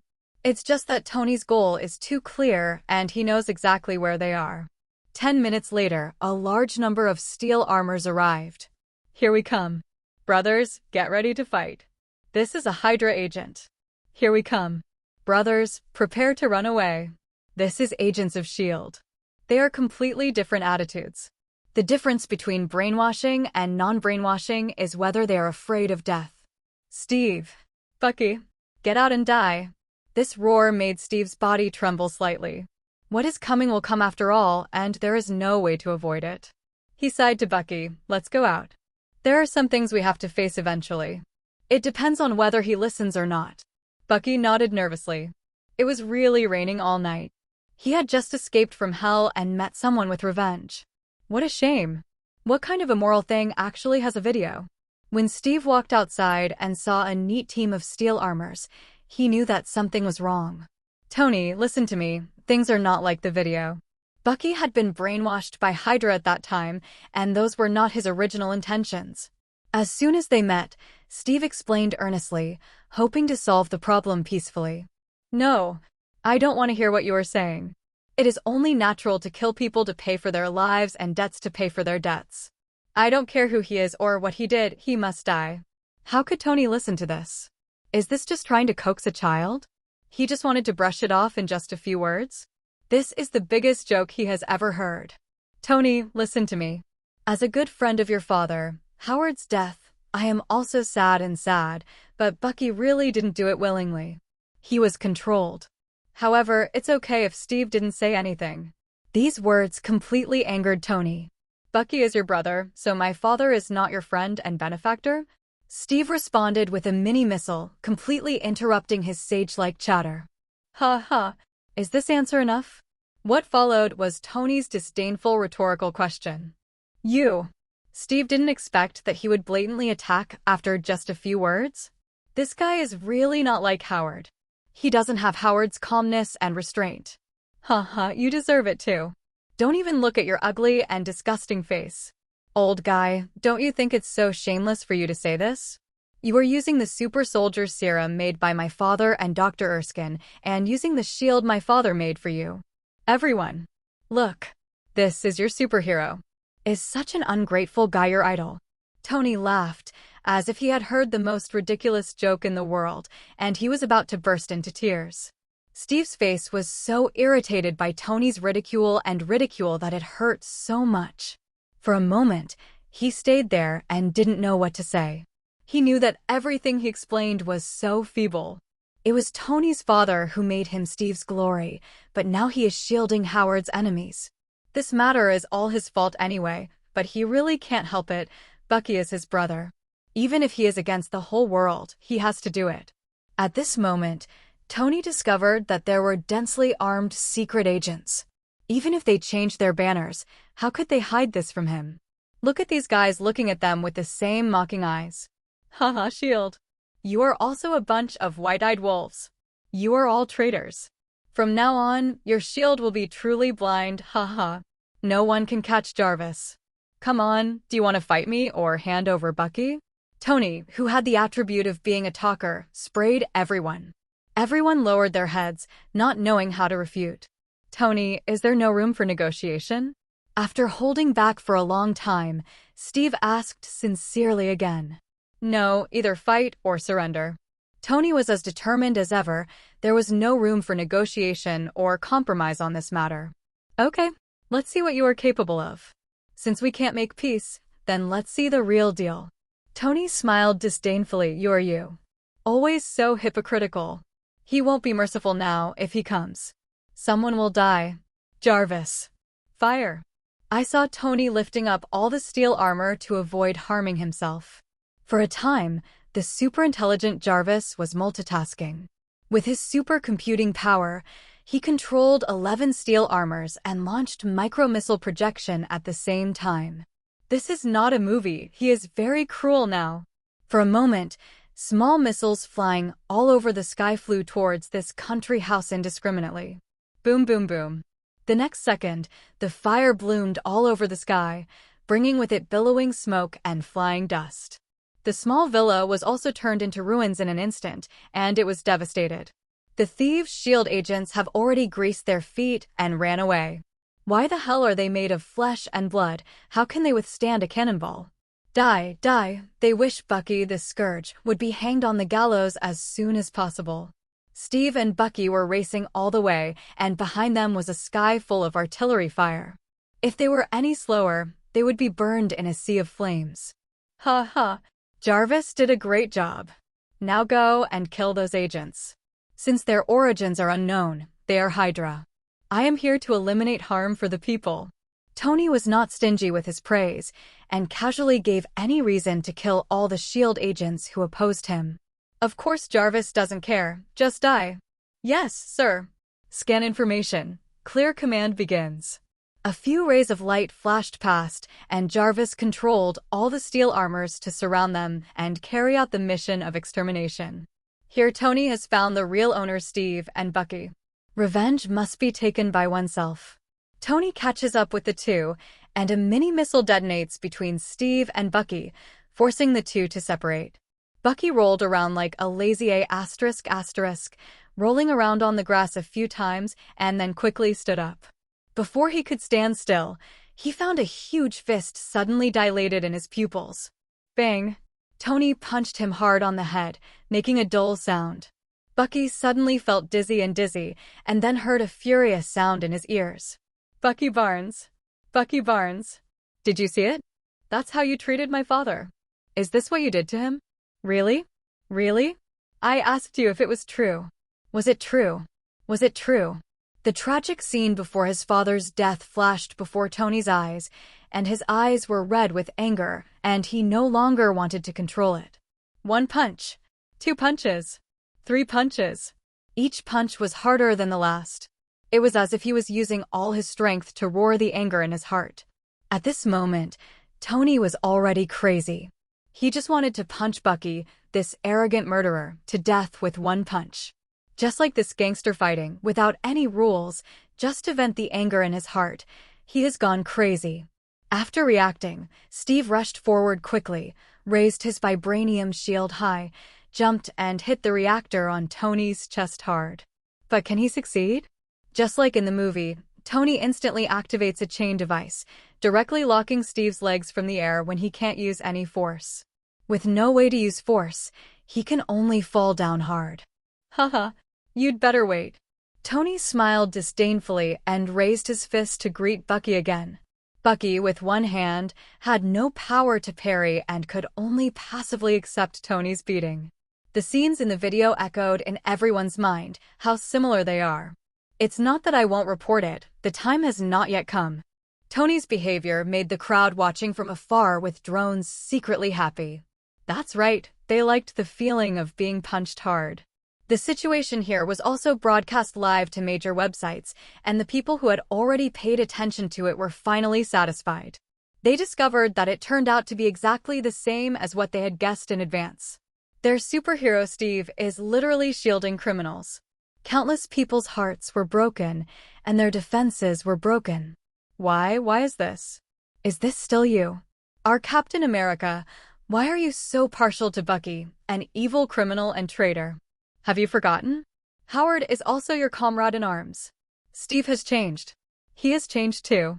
He is not our American superhero, he is a traitor. Steve betrayed America's beliefs. He is not a selfless superhero, he is a traitor.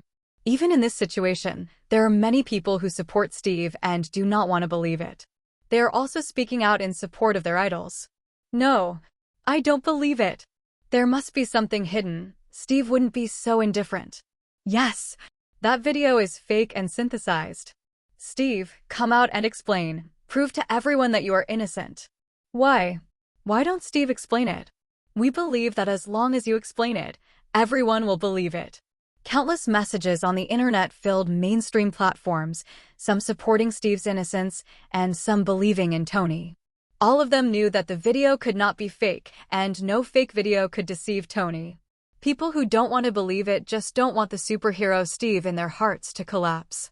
He is the idol of countless people. But whether they believe it or not, it is the fact. The battle in the field was extremely fierce. Steve used the vibranium shield to smash the chains and roared at Tony while holding the shield. He was really angry and couldn't calm down anymore. Tony was hitting Bucky. How could he endure this, his brother whose life depended on him? You can hit him, scold him, humiliate him, but whoever attacks Bucky will have undying hatred. Bucky protects him when he is weak, and he should do everything he can to protect him. Tony, I'll kill you. I must kill you. How dare you be so cruel to Bucky? Hatred can also bring endless power to people.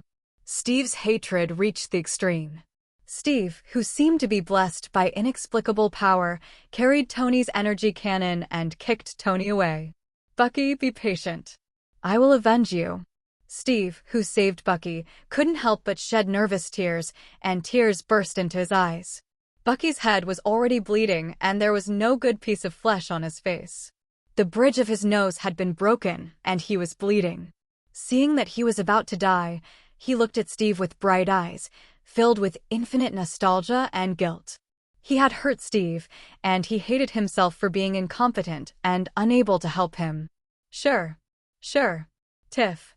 Bucky struggled to speak out, reaching out his hand to comfort Steve one last time. But after lifting it several times, I realized that I was powerless and slowly fainted. Bucky, wake up. Wake up. Steve hugged Bucky and shouted in pain, tears slowly flowing down his angry face, which was extremely miserable and sad. Countless netizens felt sad after watching this, and countless people began to cry silently. This may be the reason why he betrayed the United States. For the sake of his brothers, he will make enemies of the whole world without hesitation. Even if he betrays everyone, he will not hesitate. Bucky, just wait. I will avenge you. Just wait. Steve's hoarse, low voice seemed as terrifying as being squeezed out of his throat. At this moment, he chose to walk into the darkness. He stood up slowly, picked up his shield, and walked slowly towards Tony, who was calm and arrogant. Every step seemed to be as heavy as 1,000 stones, and he was extremely determined. Every step is proof that he is stepping into the dark abyss. Tony, take your life. A ruthless person doesn't talk much, and a few words represent his determination to never hold back again. Haha, Chinchi said that those who kill will always be killed. Tony yelled and rushed forward as well. Only Bucky is allowed to kill, and no one else is allowed to kill him? Is he the brother of your Captain America, Steve? Two completely crazy warriors come together to fight for their families. Tony used the power of his foot thrusters to punch Steve hard on the head. Without any pretense, Steve fought back without any sign of weakness and punched Tony on the helmet when Tony was caught off guard. An Iron Man, a super soldier, even if he wants to be so tough as a true man, no one will accept him. Grab the wrist and elbow, grab the wrist and sweep the elbow, grab the head and throw the shoulder, whip the kick, sweep the hall kick, pierce the heart and kick, straight punch. All the actual fighting skills were used. Tony practiced fighting hard, but his skills were not good anyway. Jarvis came to help. The super-intelligent computing power is not just for fun. Sir, he's going to attack your head, Chance. Steve suddenly attacked Tony's head with a left straight punch. Tony turned slightly sideways to avoid his fist. At the same time, he grabbed Steve's left hand with his left hand, took a small step back, kicked off the ground hard with his right foot, and twisted to the left. And he squatted down, bent his right elbow, and hit Steve hard on the chest. Bang! This frontal attack worked, and Steve was hit hard. He felt a sharp pain, his vision went dark, and he flew backwards. Boom! Steve hit the ground hard and was in so much pain that he couldn't get up. Tony was naturally unforgiving and flew directly on top of him, firing his bow left and right and slapping him on the head fiercely. Bang! Bang! Steve woke up after 2 punches. He grabbed the vibranium shield next to him and hit Tony directly on the head. Jarvis calculated that he had to give Tony time to react, so he kicked Tony before he could react. Kick him away. Steve staggered up, panting heavily and looking at Tony floating on the ground in the distance, his eyes blazing and his expression solemn. The same goes for Tony, the enemy should not be underestimated. Haha, is the old guy dying? This is just the beginning of the battle. Tony's verbal attribute is triggered again, and he will not spare others with his words. Regardless of whether he wins or not, he will hurt others first. Naturally, Steve would not be as mean-mouthed as Tony and wanted to be beaten. He watched silently, thinking about how to take Bucky away. The two charged again almost at the same time and fought together. On the other side, Jarvis controlled 11 steel armors and was fighting 100 people at the same time. As for those shield soldiers, they had already run away. These 100 people are all brainwashed Hydra soldiers, and they will only resolutely carry out the leader's orders. It was obviously wrong in Jarvis's calculations to let the steel armor fight in close combat to harvest these guys. As an artificial intelligence, he calculated that the efficiency of doing so was extremely low. He didn't understand why Tony liked to fight Steve like that, and he didn't understand what a man's way was. Under his control, the palm of the steel armor fired dozens of energy rays that swept left and right, and for a while the entire space became a plain cut indiscriminately. The front of him was completely destroyed, and nothing existed. Whether it was flowers, trees, or buildings, they were all destroyed by the energy rays. In just one round, he killed a dozen unlucky agents who had no time to dodge. Isn't this more efficient than close combat? Naturally, the remaining shocked Hydra agents would not sit still and wait for death. They also brought the same energy rifles. This thing is much more powerful than it was during the Red Skull era, and it is also the only weapon S.H.I.E.L.D. has used to improve it in many years. It is also their only cross-arrow weapon that utilizes the energy of the cosmic cube.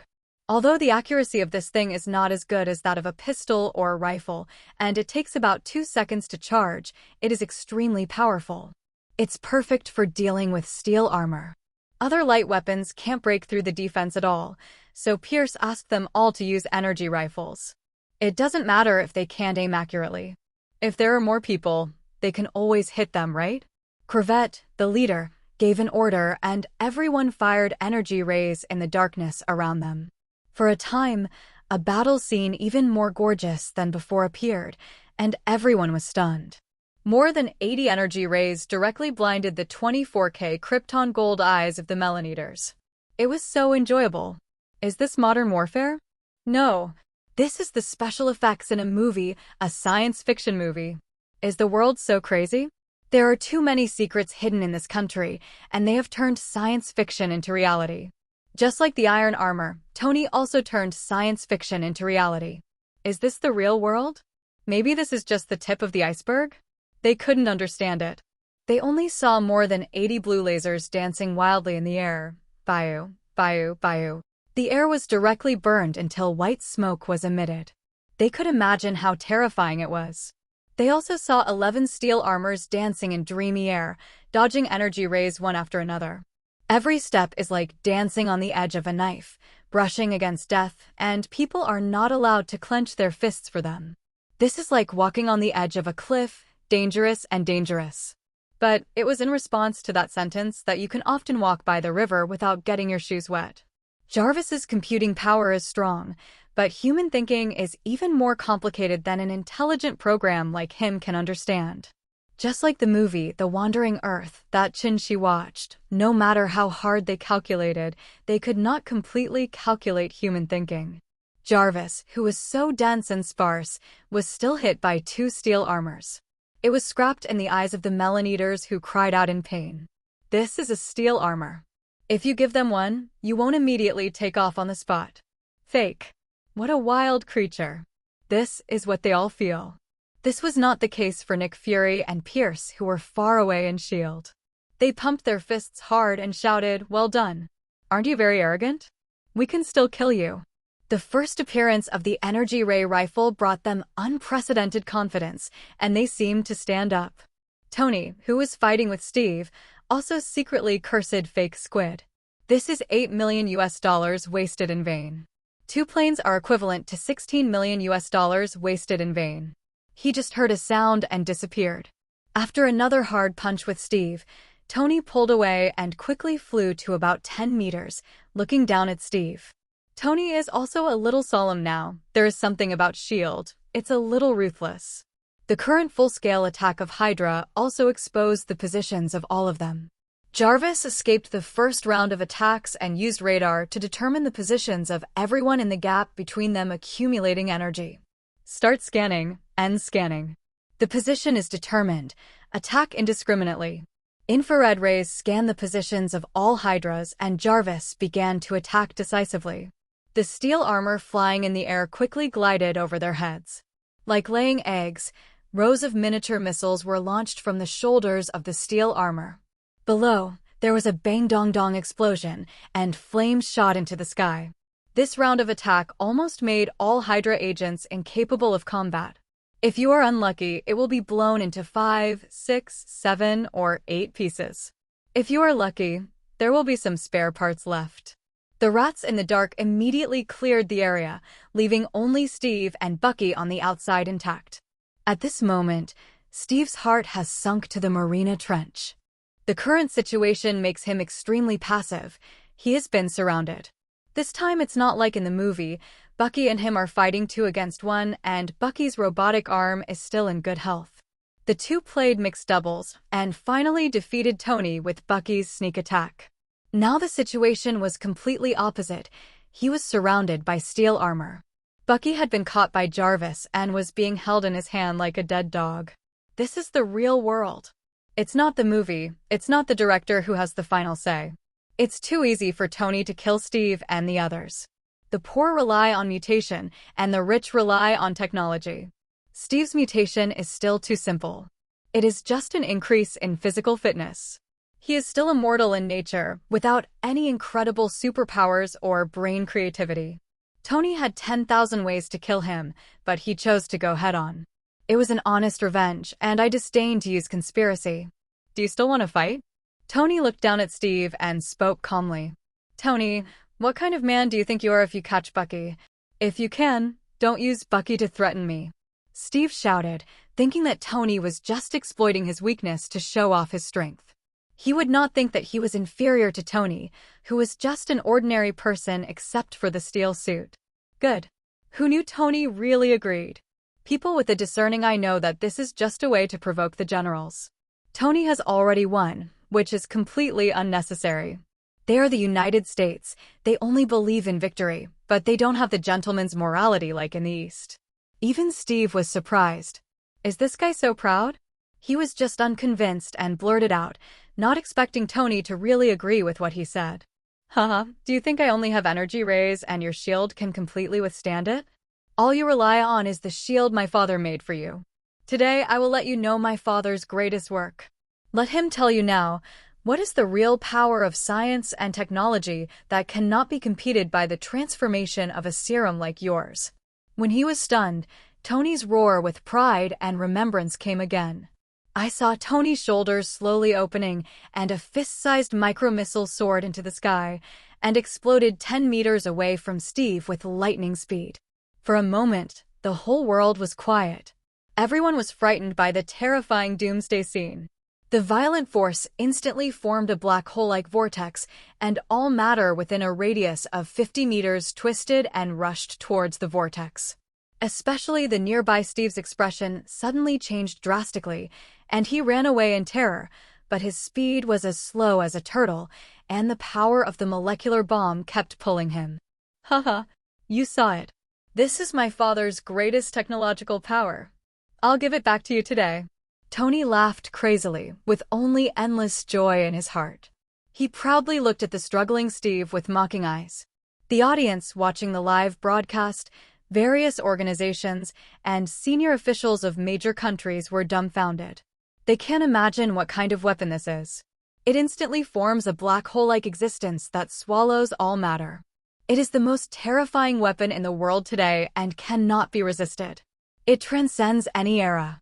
This is the black hole weapon in science fiction movies. Is this a product of Howard's era? It's completely unreasonable. It would be wrong if such weapons were mass-produced. The top leaders of all countries have thought of it. This has probably been mass-produced a long time ago, and Stark Industries has probably secretly produced it. Tony. If they hadn't exposed themselves today, who would have known that Stark Industries still hid such a terrifying weapon? What if it has a large yield? If we get one with a 10,000-ton level, will it instantly form a black hole that swallows the Earth? Thinking of this, everyone was frightened. Cold sweat spread all over their bodies instantly. They all looked at each other and saw indescribable uneasiness and fear in each other's eyes. This thing is so terrifying. I didn't expect Tony, who was just a carefree person, to hide it so deeply. They all regarded Tony as a superficial and arrogant genius and playboy. I didn't expect it. Is this the only big secret that this kid has always kept in his heart? Are there more secret weapons hidden? Is this just something he puts out to scare others? Is it just a smoke bomb? The scariest thing is the brain-filling stuff, especially those old foxes like them who have too much brain-filling, who are in the late stages of persecution paranoia, and who like to make calculations. In fact, this molecular bomb is extremely unstable, which means that this size is the limit. The technology is limited and cannot produce a larger yield. This is what Tony is scaring everyone. Tony knew that the guy in the dark must have been frightened and had to re-estimate his position. His goal had been achieved, and now he was just watching what the struggling Steve did. In the storm, Steve saw that he was getting slower and slower. It was too difficult to get to a safe position. He had no choice but to throw his beloved shield into the center of the storm. My own shield can absorb all kinetic energy. I hope it can withstand it for a while. Sure enough, when the vibranium shield hit the center of the storm, it blocked his area of gravity, and he quickly rushed to a safe position. 10 minutes later, the miniature black hole formed by the explosion of the molecular bomb finally stopped. Within a radius of 50 meters, there was nothing else except a large crater dozens of meters deep, as if it did not exist. The whole world is quiet. You take care of yourself. Tony left only a few words before grabbing Bucky and leaving. Only Steve was kneeling on the spot, staring blankly at Tony, who was walking away, and Bucky, who was unconscious in his hands. Bucky, wait for me. I will definitely save you. Steve slammed the ground hard and said firmly and silently. He already understood Tony's intention. He would not easily spare Bucky, the murderer, and would not just give him a happy life. Tony wants to judge Bucky in front of everyone in the United States and make him infamous forever. This move is cruel enough. This is real revenge. If it were just to kill people, it would be too cheap for Bucky. He would also kill someone. Tony didn't expect it to go so smoothly. He thought S.H.I.E.L.D. would go all out to protect Steve. If they all came out, like that kind of energy rifle, with an indiscriminate shot, he would have to kneel down. He also didn't expect that S.H.I.E.L.D. actually had an energy rifle from the Red Skull era, and his father didn't even tell him.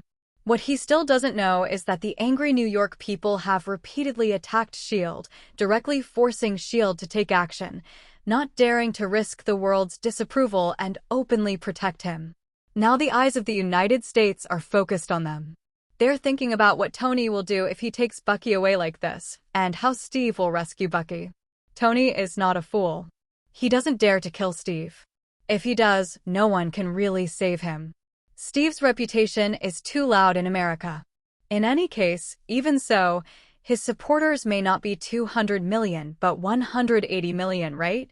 But he is not afraid because Bucky's crime has touched the bottom line of all American people. This is betrayal, and Steve can't save him. Back at the villa, Tony threw Bucky into the basement. Anyway, with his current physical condition, he couldn't die and he would wake up in a few hours. Peppo? Peppa? Tony shouted several times, but she didn't respond. He couldn't wait to share his joy with Peppo. Huh? What's going on? Where are the people? Strange. Tony was confused. What was going on? The phone also showed that it was turned off. Not far away, at Chin-Chi's house, seeing Tony come back smoothly, Chin-Chi smiled and said, "That's right, he's back. Can you rest assured?" "Yeah, thank you. If it weren't for you, I wouldn't know what to do," Peppo said sincerely. If he hadn't become the backbone at the critical moment, she would have gone crazy now. "Okay, go back. Don't be so polite. Tony is waiting for you to go home." "Okay, see you later." After gently hugging Chin-Chi, Peppa disappeared in a flash. Not only Tony was anxious, but Pepper also wanted to run into Tony's arms immediately and vent his overwhelming emotions. After watching Peppa leave, Chin-Chi looked at Tony's villa thoughtfully. Peppa had already arrived, and she didn't even realize that she was different. Her joy covered everything. The system just detected that Peppa has awakened some ability, right? It shouldn't be. Isn't it a little late for Peppa to wake up? She is 30 years old, but she can still wake up. Ding! Back to the host. The system has just detected that Peppa has awakened the ability to telekinesis and supersonic movement. 2 abilities? What an incredible miracle! Is this the terror of the infinite mutant family? All human beings are infinite mutants. They all carry mutant genes, and they can awaken or not in a matter of seconds. Once all human beings can awaken, what a prosperous age it will be, and the entire universe will be conquered by mutants. Host, do you want to extract it? The sound of the system brought Chin-Chi back to his senses. He shook his head and refused. To him, it is dispensable and just a waste. The system won't withdraw it anymore. Please help me settle the points. He knows that his harvest is coming, so such a big plot change is simply not too exciting. Yes, host. Ding! Congratulations to the host for unblocking Steve ahead of schedule, slightly changing his destiny, and rewarding the host with 200,000 points. Ding! Congratulations to the host for releasing Bucky early, slightly changing his fate, and rewarding the host with 50,000 points. Damn it! Bucky is indeed worthless. Chin-Chi cursed secretly. He is indeed such a *********y character. Ding! Congratulations to the host for detonating the Civil War in advance, slightly changing the fate of Spider-Man, Ant-Man, Barton, Natasha, and others, allowing the superhero registration law to be introduced ahead of schedule, and rewarding the host with 1 million points. This is not bad, except for Spider-Man. Everyone else is a supporting role, not an important role. Ding! Congratulations to the host for completely destroying the birth of the Avengers and breaking the pattern of Marvel. The host will be rewarded with 1 million points. Ding! Congratulations to the host for completely changing Steve's destiny. His destiny has begun to move towards the unknown. The host will be rewarded with 1 million points. Ding! Congratulations to the host for completely changing Tony's destiny. His destiny has begun to move towards the unknown. The host will be rewarded with 1 million points. Ding! Congratulations to the host for completely changing Bucky's destiny. His destiny is about to end. The host will be rewarded with 200,000 points. Per points again, Bucky is so worthless. System, how many points do I have in total now? Ding! Back to the host, you now have a total of 17.35 million points. I'm rich. I can be considered a rich man now. I'll spend $1 and throw away a penny. Don't ask why. If you have money, do whatever you want. Chinshi happily looked at the points in his account and thought happily that the landlord's family had surplus food and was not panicking. With so many points, he suddenly had a lot of money, and it swelled immediately. System, do you want to extract the Phoenix power now? Yes, this guy is so ambitious that he actually wants to extract the power of the Phoenix directly. He felt that he couldn't wait any longer and wanted to experience the three great powers of Marvel. Ding, the system will not interfere with the host's choice. Of course, everything depends on the host's choice. What else can the system do? It's not its money anyway, so you can do whatever you like. Chinshi was silent after hearing this. He now has 17.35 million points to save money. According to the one-time opportunity of 5 million points, 15 million points is totally fine. No. Okay. No. Okay. Chinshi took out a flower from somewhere and started to break it. One after another, the last one is left. Okay. This is the answer Hua gave him, telling him yes. Haha, if that's the case, then I won't be polite. Chinshi laughed loudly and finally found the reason. This is the arrangement given to him by fate, so what are he waiting for? If you continue to cut off things, you will inevitably suffer from chaos. So he decided. Chin, come here and give me a hug, brother. Chinshi suddenly spoke, and his incomprehensible words made everyone stunned.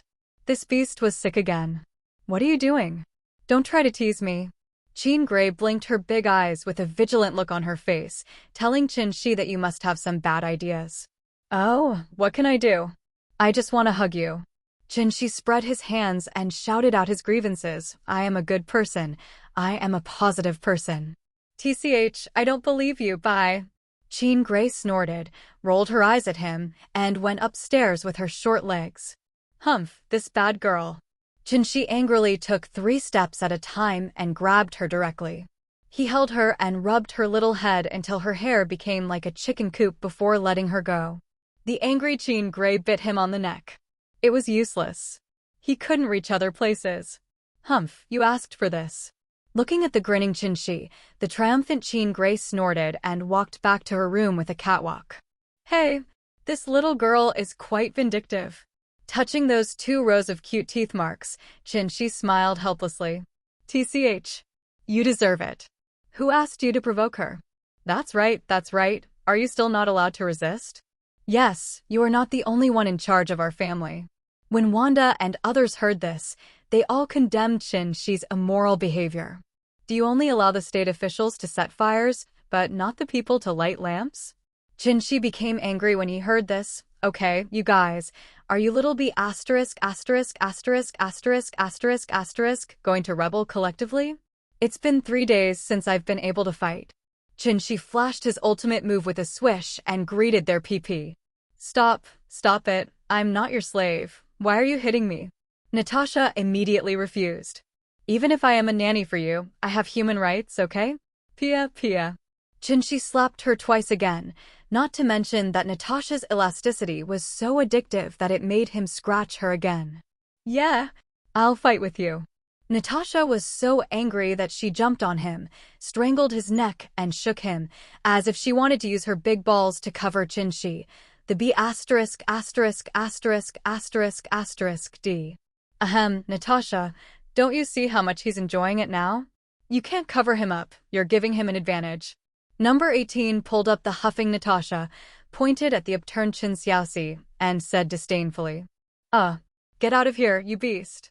After reacting, Natasha finally understood what had been teasing her good sister just now. It turned out that she was really this B********************************************************************************************************************* Mistake. Chinshi blushed and coughed twice to cover up his embarrassment. Natasha, hurry up and cook. If you do a good job, boss, I will reward you with something and let you transform into a super Black Widow. Chinshi quickly changed the subject. Can he be blamed for this? It was entirely because Natasha's mountain was too big and her sister was right on top of Chen Xiaoxi. What could he do? Alas. Real? Natasha exclaimed. Her face suddenly became ecstatic, and her attention was diverted by Chinshi. Of course. Can I still lie to you? Go ahead. Qinshi waved his hand as if it was a matter of course. All he needed was to have the words, "I am an honest person," engraved on his forehead. "Hey, boss, please take a look. I guarantee your satisfaction." Natasha, who was eager to show off, immediately jumped up and promised loudly. "Yeah, go ahead, I believe you." Qinshi quickly made her disappear and ended this large social death scene. "Okay, dear boss." Before leaving, she gave him a hard pop, which was very teasing, and even pinched Chen Xiaoxi. This damn woman is really looking for trouble. I must teach her a lesson when I have time to let her know the power of the little steel cannon. Hey, our dear boss Chen is spending a lot of money to pick up girls? What good stuff is this? Number 18 pinched him angrily and hummed in annoyance. Good things don't think of them first? What's the matter? This unhealthy trend must be cured. What's the matter? The Super T serum virus can be applied to everyone. Qinshi said helplessly, what kind of good thing is this? Damn it, he's tricked me again. Number 18 and Wanda are very unhappy. If they don't pretend to be better than you for one day, they will die. Qinshi chuckled, don't worry about me. Then he left on his own. He had important things to do now, so he had no time to play with these little girls. Qinshi, who teleported to the western desert, opened the dimensional space to cover everything up and sat down cross-legged. System, let's start. After giving the order, he waited quietly. Ding, the plot character Phoenix female Jean Grey has been detected. The host can extract her abilities or items. Jean Grey possesses Marvel's highest divine power, the power of the Phoenix. Each extraction requires 5 million points. Ding, remind the host, you can specify the extraction. Designated drawing? You are not an undercover agent from Penguin, are you? Last time, you could double the draw, cheating me out of 2 million, and this time there is a designated draw? Is it impossible for me to win in one draw? I, Qinshi, am the chosen one when Emperor O is still alive. How can I not have such luck? System, I choose to specify the extraction. Qinshi decisively chose to specify the extraction. Well, no one can escape the law of true fragrance of our great philosopher. Ding, congratulations to the host for making the right choice. As soon as the system finished speaking, a slot machine with only 3 cells began to jump back and forth. Because there are only 3 abilities, telekinesis, telepathy, and the final Phoenix Force. Qinshi cursed secretly, this horse rider is definitely here to cause trouble. Telekinesis and telepathy are not worth 5 million, but Qinshi could only hold his nose and admit it. Sure enough, this is a cheating lottery. Praise. Shalala. A thunder exploded in Qinshi's heart as if it came from the beginning of the universe and spanned the universe. This is not a dream. This is real. Real. I have been thinking about it, the ability I have dreamed of. Now has this dream finally come true? I was a little caught off guard. After a brief shock, Qinshi, who was in ecstasy, pinched his handsome face hard when he felt a trace of pain. He got it. He stood up. Who else is there now? Who else is there? I want to fight 10. From now on, Qinshi is completely expanded. Now is the time for me to rise up. I will do whatever the hell comes to me. It won't work for anyone. Ding, congratulations to the host for gaining the power of the Phoenix.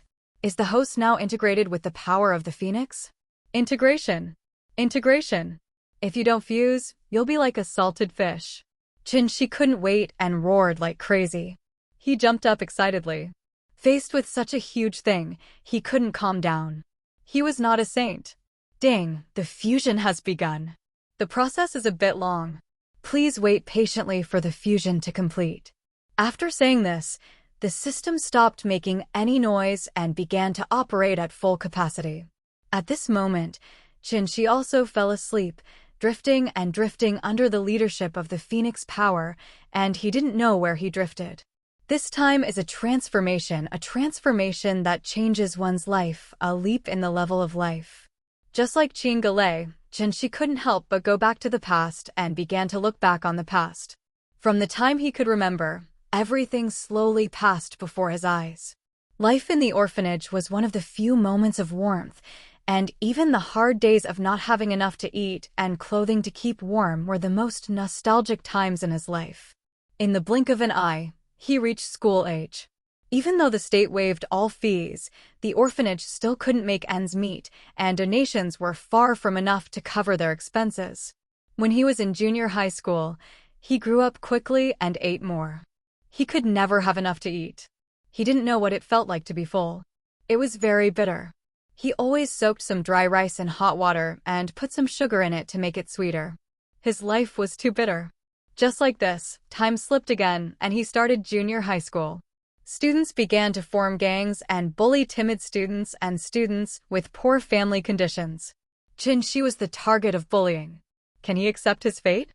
No. Never. He will never succumb to the tricks of fate. He will resist the torture of fate. He picked up the bench, picked up the bricks, and fought back fiercely. It's a desperate play. It's not a loss to exchange for one, it's worth it to exchange for two. You are minors and the law cannot control it, and neither do I. At the beginning, he was always covered with bruises, and some parents complained. Fortunately, the principal and teachers always protected him. They liked the student who refused to accept his fate, but it was of no use. When will the injustice be repaid? They will not let him go. He will never give in. He has been blocked countless times in the streets and alleys and nameless alleys. Exchanging injuries for injuries and trading lives for money, Jinshi would destroy a few bad boys every time. They were spoiled and imitated the young and dangerous, but in fact they were nothing more than bullshit. When they met a lunatic like Jinshi, they had no choice but to play with their lives. How could they play? They couldn't afford it. Gradually, everyone began to be afraid of him, and afraid of him. Until he graduated from high school, all the students in number 1 middle school feared him like a tiger. No one knew that there was such a lunatic in Shancheng City. He is a lunatic when it comes to studying, and he is even more lunatic when it comes to fighting. More than a dozen people are trembling in front of him. Jinshi looked at the weak figure in the dream and smiled. He laughed and cried. This is him who is indomitable. He will never accept his fate. If anyone wants to harm him, he will fight back hard. This is even more true for him now. He is more powerful than before. He is no longer the weak orphan who can be bullied by mortals. This is farewell to the past. From now on, he will no longer have the bonds of the past. His past will only make him stronger. Tell him every moment. If you are born like an ant, you should have the ambition to be a swan. If your life is as thin as paper, you should have an unyielding heart. Ding! Congratulations to the host for completing the fusion of the Phoenix power. All abilities are blessed by the Phoenix power. Ding! Congratulations to the host for awakening to subatomic control. Ding! Congratulations to the host for awakening Phoenix Judgment Attack. At the same time, a soul roar exploded throughout the universe. Whether it was a god, a demon, a mortal, or an ant, they all saw a flaming phoenix covering the entire solar system. A phoenix cry resounded throughout the universe, and the entire universe boiled. This was the birth of the second powerful phoenix power. Arrogant, domineering, fierce, broad, life, emotion. It seems to contain all meanings. It is invincible. The endless divine light shines in the starry sky, announcing its strong return to all races and creatures in the universe. The power of the phoenix has arrived. Please wait for the phoenix's judgment. The lives of countless races are attracted by the blazing light of life, and they kneel down before the phoenix piously, praying for light. Countless gods woke up from their slumber one after another. This power was even hotter and more domineering than before. They were confused, and their shocked gazes traveled through countless spaces and were projected on the phoenix that dominated the sun. Why? It's unreasonable for two such powerful phoenix forces to appear in one universe. The power of the phoenix is incompatible with water and fire. This is cultivating goo. Is this universe going to be destroyed? Ha ha. I have been dormant for endless years, just waiting for the multiverse to be chaotic again. Is this the end? The two phoenix powers are going to blow up the universe. It's fate that you know how to play, don't give it a chance. These ancient gods of the local universe looked up at the stars and roared unwillingly. Their years of dormancy were in vain. Why is it so unfair to them? Why should two phoenix forces be born at the same time?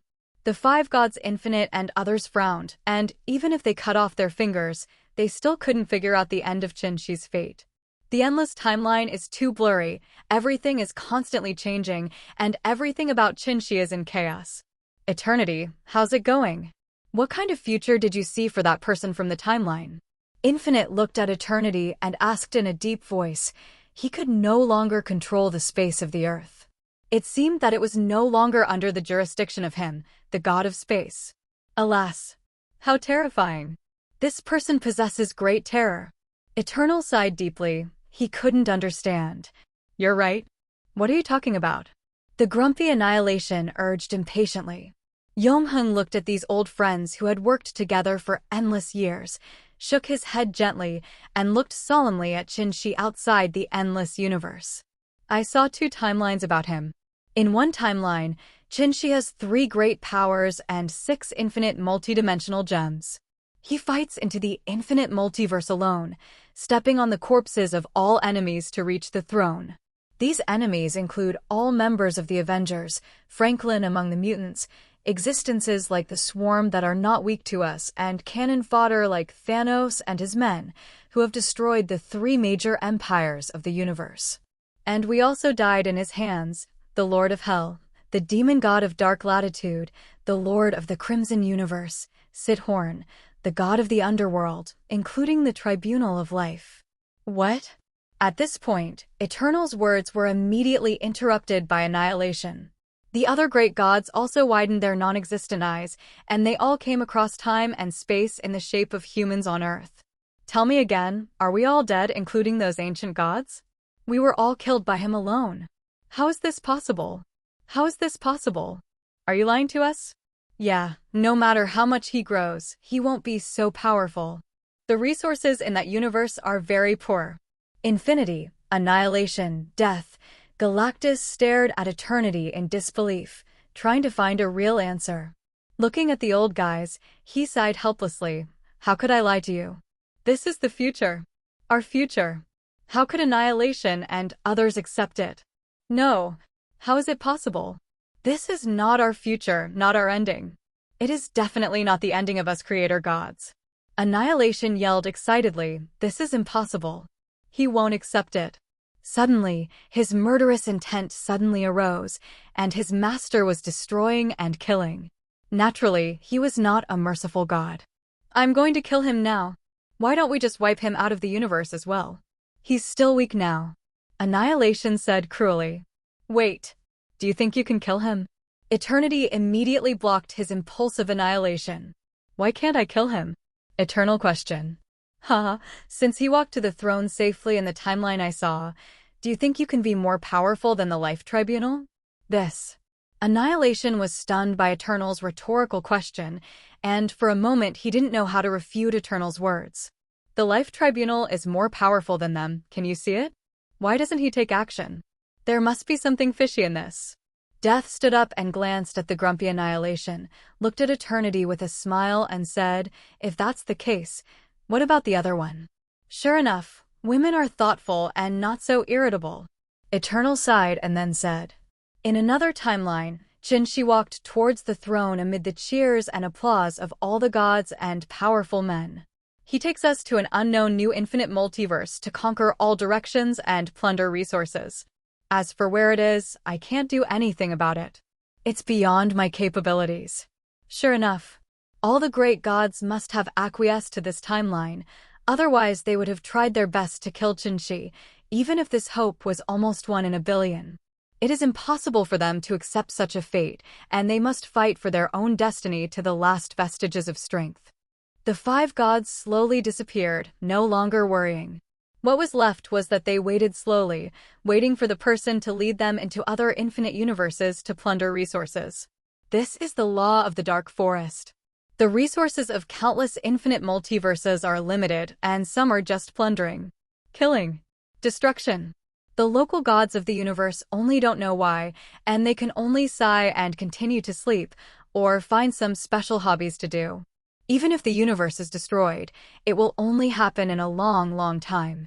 The most excited thing at this moment was undoubtedly all the creatures in the solar system. Everyone stopped, Their eyes were as wide as copper bells, and their mouths could hold eggs. This was the most shocking scene they had ever seen in their lives. A mythical phoenix covered the sky and stretched across the sun. It was hotter than the sun. Magnificent.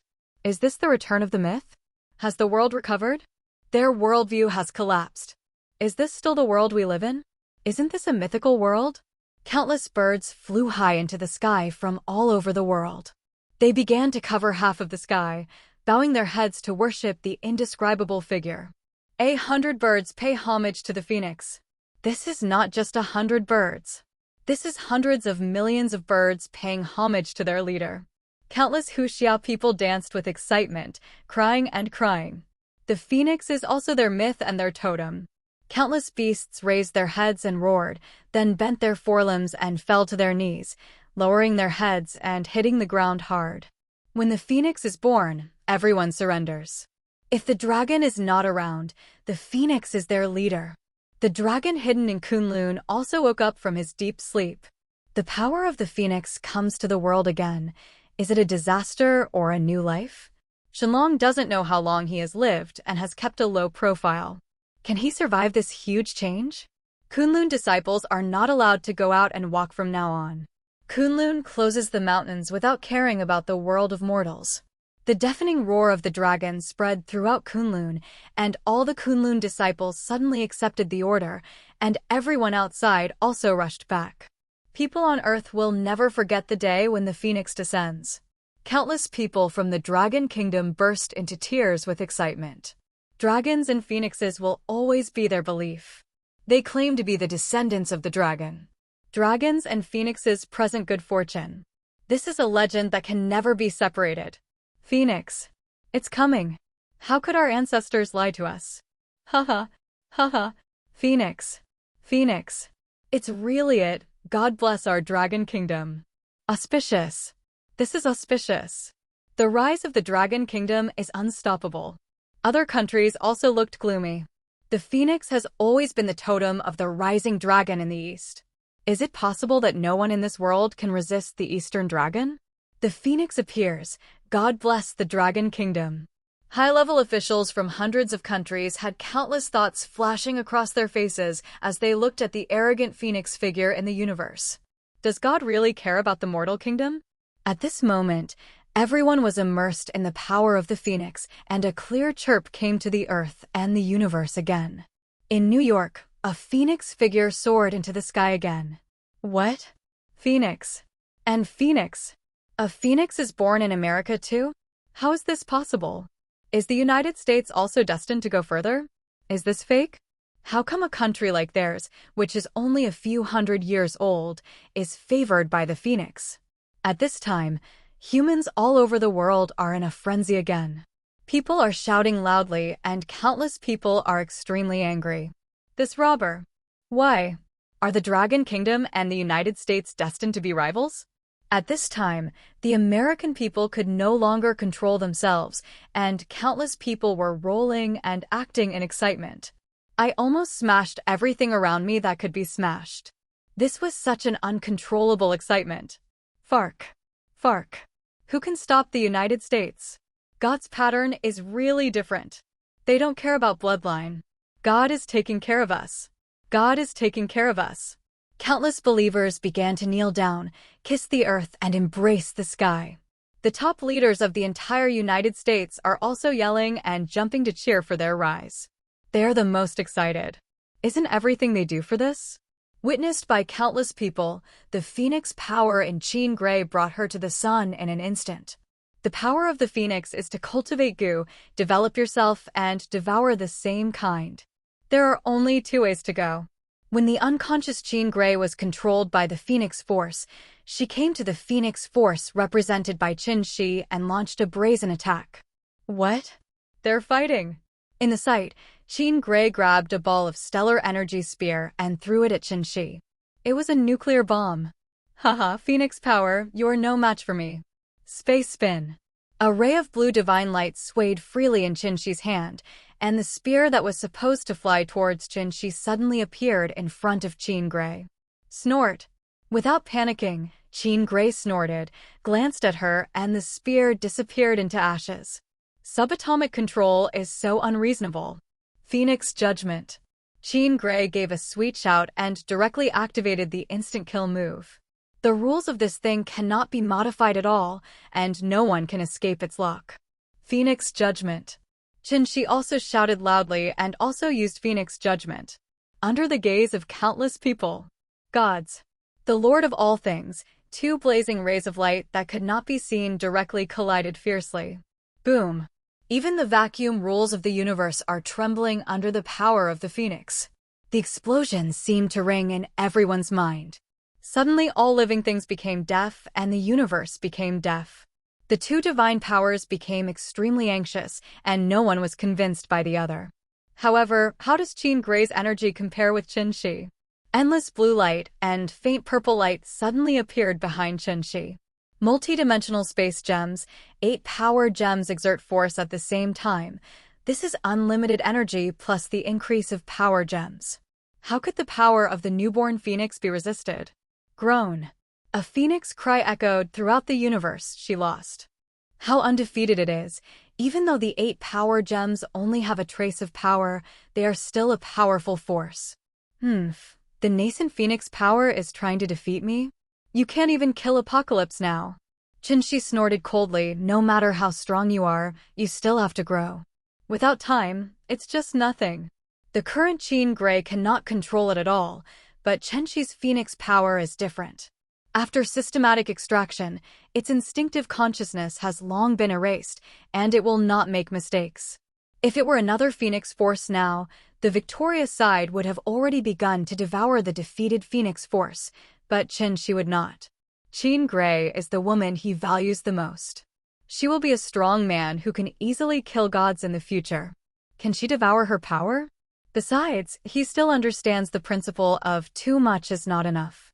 He hasn't fully understood this yet, so he wants more? Aren't he afraid of dying?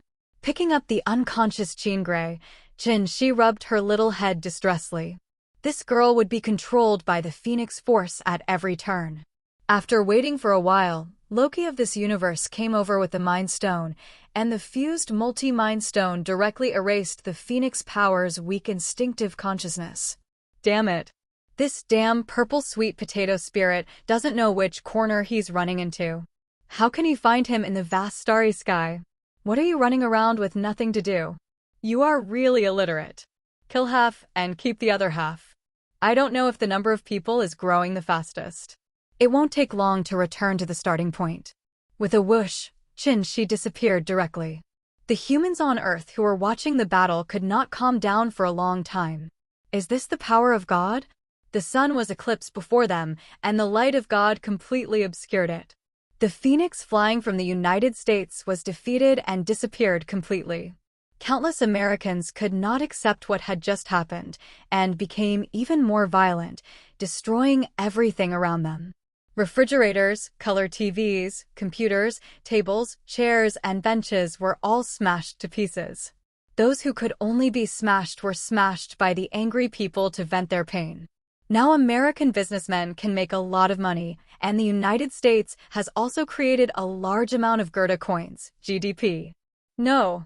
Why? Why? I don't believe it failed. How could we, the United States, lose?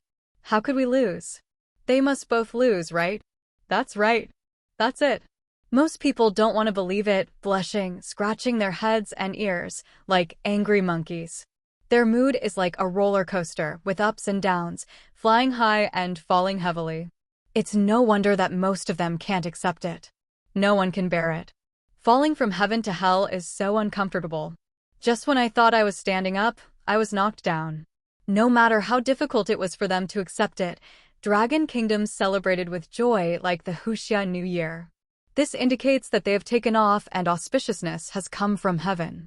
Merchant discounts, work units dispersing money, national holidays, everything is a sea of joy.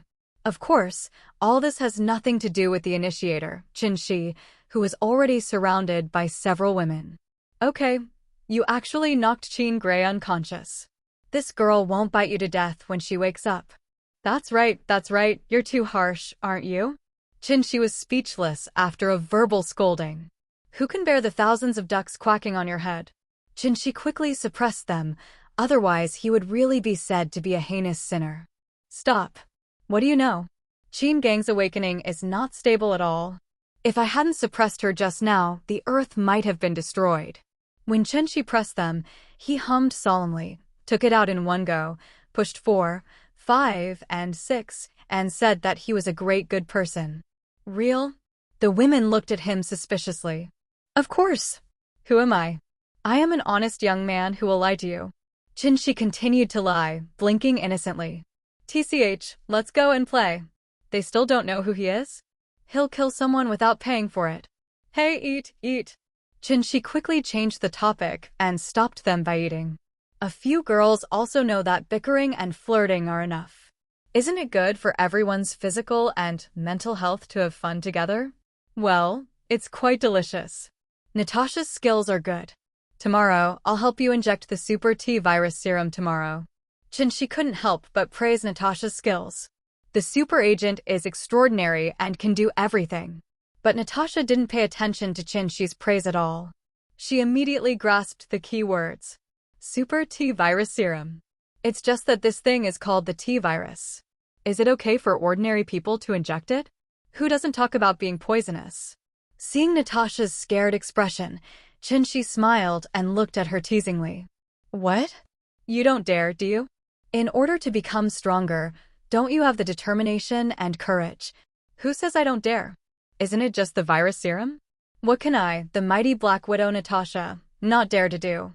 When Natasha heard this, she couldn't be cowardly. She would not harm him. After knowing him for so many days, she still believed in Shi and her own eyes. Okay, Natasha injects the serum, and you all inject it together. With more tricks and more trump cards, you can always protect your own life at critical moments. They were about to be injected.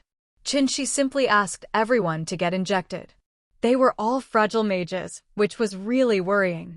If they encountered an assassin, they wouldn't be attacked by someone. Husband, what are the effects of Super T virus serum? Wanda asked expectantly, her big eyes full of excitement. The whole family has superpowers, but she is not awakened. This time it is finally her turn, ha. Yeah. Not only her, but also several women stared at Shi with wide eyes. Ahem. Shi cleared his throat, glanced at the women calmly, and pretended to be profound in their expectant eyes. This Super T virus serum is a good thing. Let the Red Queen tell you more about it. TCH. Show off. The girls couldn't help but collectively rolled their eyes at him, not understanding that you were pretending to be serious. Queen Hong, please tell me. Wanda asked Queen Seong again. Okay. The clear Lolita voice of the Red Queen could be heard in the air, and they heard the Red Queen continue to say. Let's talk about it first. This Super T virus serum combines the abilities of the original T virus serum with the advantages of the Super Soldier serum, the Hulk serum, and the Infinite Formula. This fusion is a super fusion, subverting previous perceptions. It is simply a miracle. I have to say that the world itself is a miracle. I didn't expect that the Super Soldier serum and the Hulk serum would get along so well. Hearing this, Shi thought of Abomination, which was the product of the Super Soldier serum and another Hulk serum. The original T virus can double the body's strength, speed, physique, spirit, etc., and can also awaken superpowers, which is the snake oil ability, telekinesis. MJU4 NDA2 NTC3 ODM1 MZU2 NDMX SOJE smiley face. When the girls heard this, they were immediately overjoyed. The power of telekinesis was so good that they could attack, defend, fly, and penetrate everywhere. This time we have integrated the Super Soldier serum and our own Hulk serum into it. The current serum is almost perfect. Super T virus serum can increase the strength, physique, defense, speed, immunity to virus gas, etc. 100 times that of ordinary adult men. It will also provide powerful self-healing capabilities. Even seriously injured and dying people can recover within 1 minute. Of course, it also adds an infinite formula, which also greatly extends your lifespan. Currently, it can allow you to live to more than 400 years old, with your figure becoming tall and upright and your skin white and flawless. The girls' eyes are getting brighter and brighter, which is a huge surprise to Wanda and Natasha. Their strength, speed, defense, immunity to toxins, and self-healing are all superhumans. What is most exciting to them is their lifespan. Who doesn't want to live hundreds of years longer, or even become immortal, and stay young and beautiful forever? This temptation is too great. It's not that I betrayed S.H.I.E.L.D., it's that he gave me too much. Natasha can't refuse anymore. It's too much. Even if number 18 is as powerful as her, she can't help but feel a little excited. Wouldn't it be better to have more methods and abilities? Husband, don't wait for tomorrow, do it now? Wanda can't wait. She really wants to experience it. Yes, dear boss, I want it now. As she spoke, Natasha twisted her waist and sat on her lap, blinking her charming eyes with all her charm. Ahem. Chin, she hurriedly coughed. Who can bear this? This is a headache. Yeah. Natasha groaned. This feeling? She felt uncomfortable, but also felt proud at the same time. Her charm was really not something she could rely on. She immediately started twisting harder. Honey, are you okay? Natasha blushed. She didn't care anyway. What should happen? What shouldn't happen? What has he never seen or done? Ahem. Okay, go now. Chin, she almost misfired. Why did this man test him like this? He really didn't know how to live or die. TCH, we all saw it. B asterisk asterisk asterisk asterisk asterisk D. Number 18 and Wanda snorted at the same time. Why are you pretending to be gentlemen? They had already discovered it. Listen to my quibbles, cough, explain. If you don't blame me, blame Natasha for deliberately seducing me. As you know, I am very hot-blooded. Chinshi's old face turned red as he tried to explain. Then he looked at the proud Natasha and slapped her P asterisk asterisk SY hard to vent his anger. Keep going. Keep going. Natasha's eyes were as charming as silk, and she lay next to his ear and breathed softly to challenge him. Can she bear this? Well, this girl did it on purpose. Chinshi hit her hard several times before letting her go. Honey, eat me tonight. Natasha whispered. Go away, I don't like eating it. At Umbrella's underground base, Chinshi came here with a few girls to inject serum. The Red Queen, who had been prepared long ago, took the girls to the dormant warehouse one by one. The Red Queen injected them one by one with Super T virus serum, including Jean Grey, who had been sleeping for a long time. Chinshi also brought them. The criminals who have been successfully injected so far had their heads cut off by Terminator TX in their sleep, and they were treated cleanly. If Chinshi doesn't let them wake up, they will never wake up. Red Queen, how long will it take for it to end now? In order to prevent them from suffering, Chinshi directly built a spiritual cage deep in their hearts. They could not feel any pain, they just felt like they had slept. According to the potential of the sisters, they are all geniuses. The latest is only half an hour. The Red Queen did some calculations and came to this conclusion. Half an hour at the latest, Chinshi was already very satisfied. This serum was 100 times stronger than the Super Soldier serum. From this point of view, it was much stronger than Steve's potential. No, Steve has no potential. He is just a sick man in this world. Everyone is better than him, but he has an unyielding spirit like gold. This cannot be copied. After admiring the beautiful figures of the girls for a while, he smiled proudly and walked to the side to sit down. He was not idle either. System, open my property panel. Ding, the properties panel has been opened. The host can check it by himself.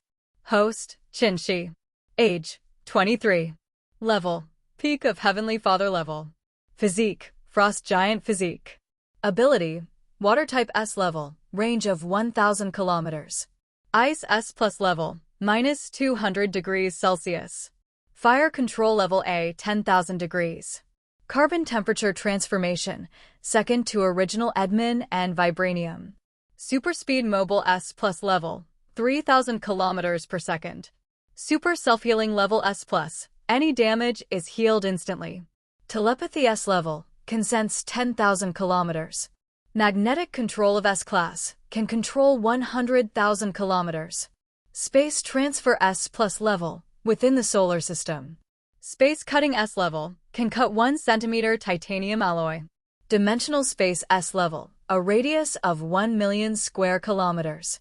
Psychokinetic S level, up to 500 tons, 1 kilometer. Subatomic control. Phoenix judgment. Items: time gem, multidimensional gem, reality gem, power gem, mind gem, soul gem. N pieces. An umbrella hive factory. Subordinates: Android number 18, Terminator TX, and Red Queen. Points: 2.35 million points. Bioenergy: 3,850 points. Is this the Heavenly Father level? Qinshi unknowingly discovered that he had become completely different and that his growth rate exceeded his imagination. Is this the Marvel world? There is no need to practice at all. Even the most ordinary people can instantly transform into invincible beings. He is already at the Heavenly Father level, and he is one of the most powerful among the Heavenly Father level. He is not afraid at all even if a single universe-level person comes, because a single cosmic level might not be able to defeat him. With such ability, he is not afraid of ordinary single cosmic levels.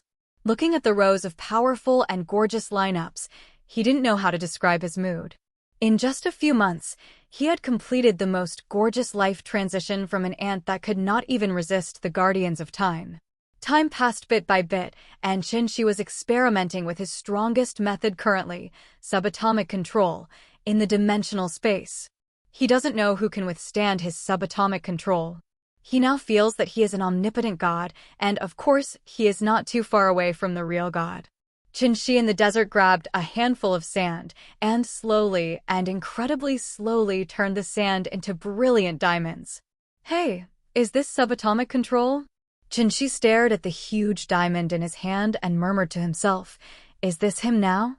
Ask yourself, have you actually become so powerful? He can only control subatoms now. When one day, he can truly control atoms, then he will be a truly omnipotent god, and everything will come into being with just one thought. As long as you have enough mental power and control, it is not impossible to create a universe. Following the same pattern, he used sand to change the molecular structure and made several diamonds of the same size. No woman can refuse sparkling diamonds, even if she is little. Not long after he returned to the hive, number 18 was the first to wake up, then Jean Grey was the second, then Wanda, and finally Natasha also woke up. The moment the girls woke up, they looked in the mirror and did nothing else. They screamed in exactly the same way, then let out giggles and danced like madmen. As if they were customized, everyone grew 5 centimeters taller, and those with short legs turned into tall models. The skin is as delicate as a baby, and can be broken by blowing, as if water can be squeezed out with just a pinch. Especially Natasha, the woman with the shortest legs, has gained 50 points of confidence. Let's see who dares to call out her shortcomings. Qinshi has seen all the mountains, flowers, and valleys. It is simply a paradise on earth. People will not shy away from him, so he should do whatever he wants. Wow, Natasha, your legs, your sister, oh my god. Ahem, Wanda, the same goes for you. Now you can suffocate that damn guy Qinshi to death. Hey, our family is really big. Yeah, I just discovered that Wanda, Lolly, and I are all full of murder weapons. This bad guy knows how to pick. When everyone compares it, it's really true. Is this a coincidence? Definitely not. That's Qinshi's own hobby. Qinshi said that he was wronged. Who made the actor he chose grow so big? You can't blame him. Anyway, he doesn't miss any of his heroines, and when choosing roles, he must choose someone with a good face and a sexy figure. Ahem, you'd better put it on first. Look, it's starting to protest. Qinshi said helplessly, these women really have no scruples, and he is really suffering. Haha, you deserve it. I'm so jealous of you. You have bad intentions and you blame others? We won't. If you have the ability, come and do it. The girls laughed loudly and kept provoking Qinshi. Their charming eyes were full of affection, and their slender hands went around the mountain peaks to explore the mouth of the spring. Ahem, is Qin still there? Is this okay for you? You won't lead the underage girls to bad ways. Jinshi smiled awkwardly and pointed at Qin Galei, who was covering her eyes and her face was red. Oh my god. How scary. Is this their world? Why are you so wild? So perverted? Are these sisters who are usually generous, gentle, and reserved? Why do I feel like they are just a bunch of beauties with dissatisfied desires? Their views are really shattered. Jean Grey felt that sooner or later she would be led astray by them, eaten up by the bad guys around her, and then forced to join their shameless team. Through Jinshi's reminder, they remembered that Jean Grey was here. The girls staggered and fell together. Shameless, the defense was broken instantly. This was the scene of a huge social death. The tall image of myself and others as sisters collapsed instantly. I'm so embarrassed. The girls quickly packed themselves up and stopped getting wet. They couldn't solve the need now. They didn't dare to tease Chenxi. There were still more things to do now. For example, they test their strength, speed, etc. Of course, their telekinesis has just awakened. In addition to number 18, who can move dozens of kilograms of things, Wanda and Natasha can also move the weight of a few coins. Of course, they are much better than the few young people hanging on strings who lose control in the movie.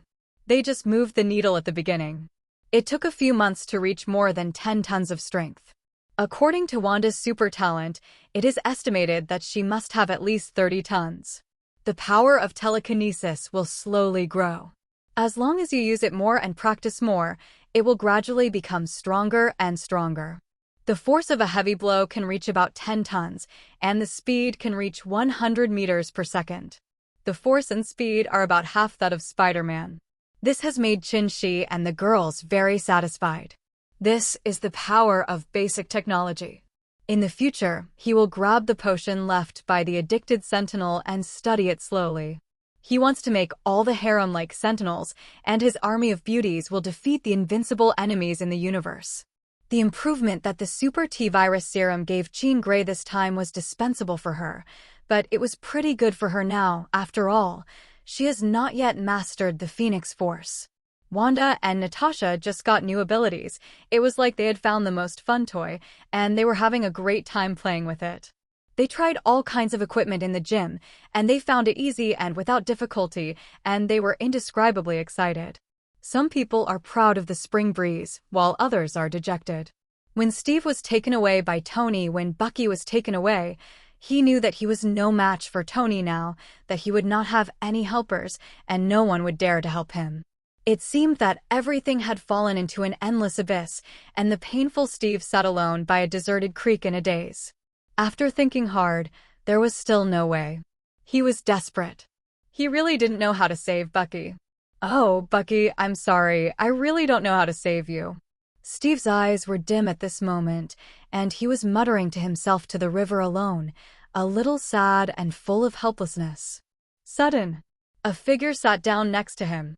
Hello, let me meet you. My name is William Stryker. For such a guy, Steve didn't even raise his head, and he had no time to deal with such a speculative person. Stryker was immediately rejected and his face was slightly startled. Is he so unique? Haha, Captain America Steve Rogers, don't you want to know my purpose? Stryker said patiently again, the city still has the ability to achieve big things. What's your purpose? I don't want to know, and I don't want to help anyone achieve their purpose. Steve continued to lower his head, not wanting to do anything. He just wanted to lie down quietly and was disturbed, which made him feel very unhappy. I said I can help you rescue Bucky, and you will join our team in the future. Do you want to consider this deal? Stryker said to himself, with a playful look in his eyes, as if this matter was already a sure thing. In fact, his confidence is really solid. The 4 words rescued Bucky had a different kind of magic power. They captured Steve's mind, and he grasped it directly. Steve came to his senses immediately, stared, grabbed Stryker's collar, and asked eagerly, Is everything you said true? What organization are you? Haha, quiet, Steve. Don't worry, since we said so. We can certainly do it. As for what kind of organization we are, you don't need to know. You will know in the future. We will only provide you with help to save Bucky. You have to do it yourself. Stryker gently patted Steve's veiny hands and said calmly, Okay. I promise you. As long as I can save Bucky, I will rely on you for anything. What do you need me to do to save Bucky? I can't do it alone. Steve shook his head slightly. He was very self-aware. Don't worry about this. We will naturally have a solution. Now come with me. I will let you complete your transformation. You were 10 and 100 times stronger at that time than you are now. Wasn't it easy to rescue your good brother Bucky? Stryker said in a weird tone, as if the conspiracy had succeeded, which made Steve a little creepy. He felt like he was on a pirate ship, but even if it was a conspiracy, he would not hesitate even if it was an abyss. He can no longer look back. This is his last straw. Even if he falls into darkness, he must save Bucky. In an underground base in the suburbs of New York, Steve and Stryker have arrived. Did you bring me here for some experiments? Steve looked at the pale and gloomy environment and already thought that his sense of smell was very sensitive. He also came out of a similar place back then and became Captain America and a superhero. Oh? It seems that Captain America is very knowledgeable and experienced in this, right? Stryker said teasingly, with an inexplicable smile. Yeah, I think this feels pretty good. Steve shrugged, taking pleasure in the pain and comforting himself. The sea of suffering is boundless, and turning back will lead to shore, but he can no longer turn back.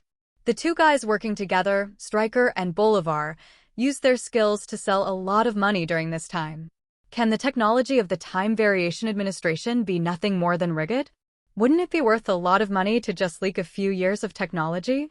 For mysterious people like them who only sell technology, those companies were extremely happy, and they all secretly mocked these two guys for really doing research and turning their brains into watts. They sold all those golden chickens that could lay eggs. They were really short-sighted and had no foresight. However, they were very welcoming to such fools and gave them money.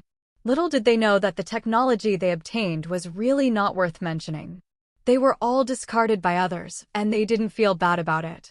After receiving a large amount of funds, the two men immediately quietly established a leather bag company to hide their identity. They secretly purchased various materials and equipment and built their own production lines. They don't dare to develop themselves in a big way.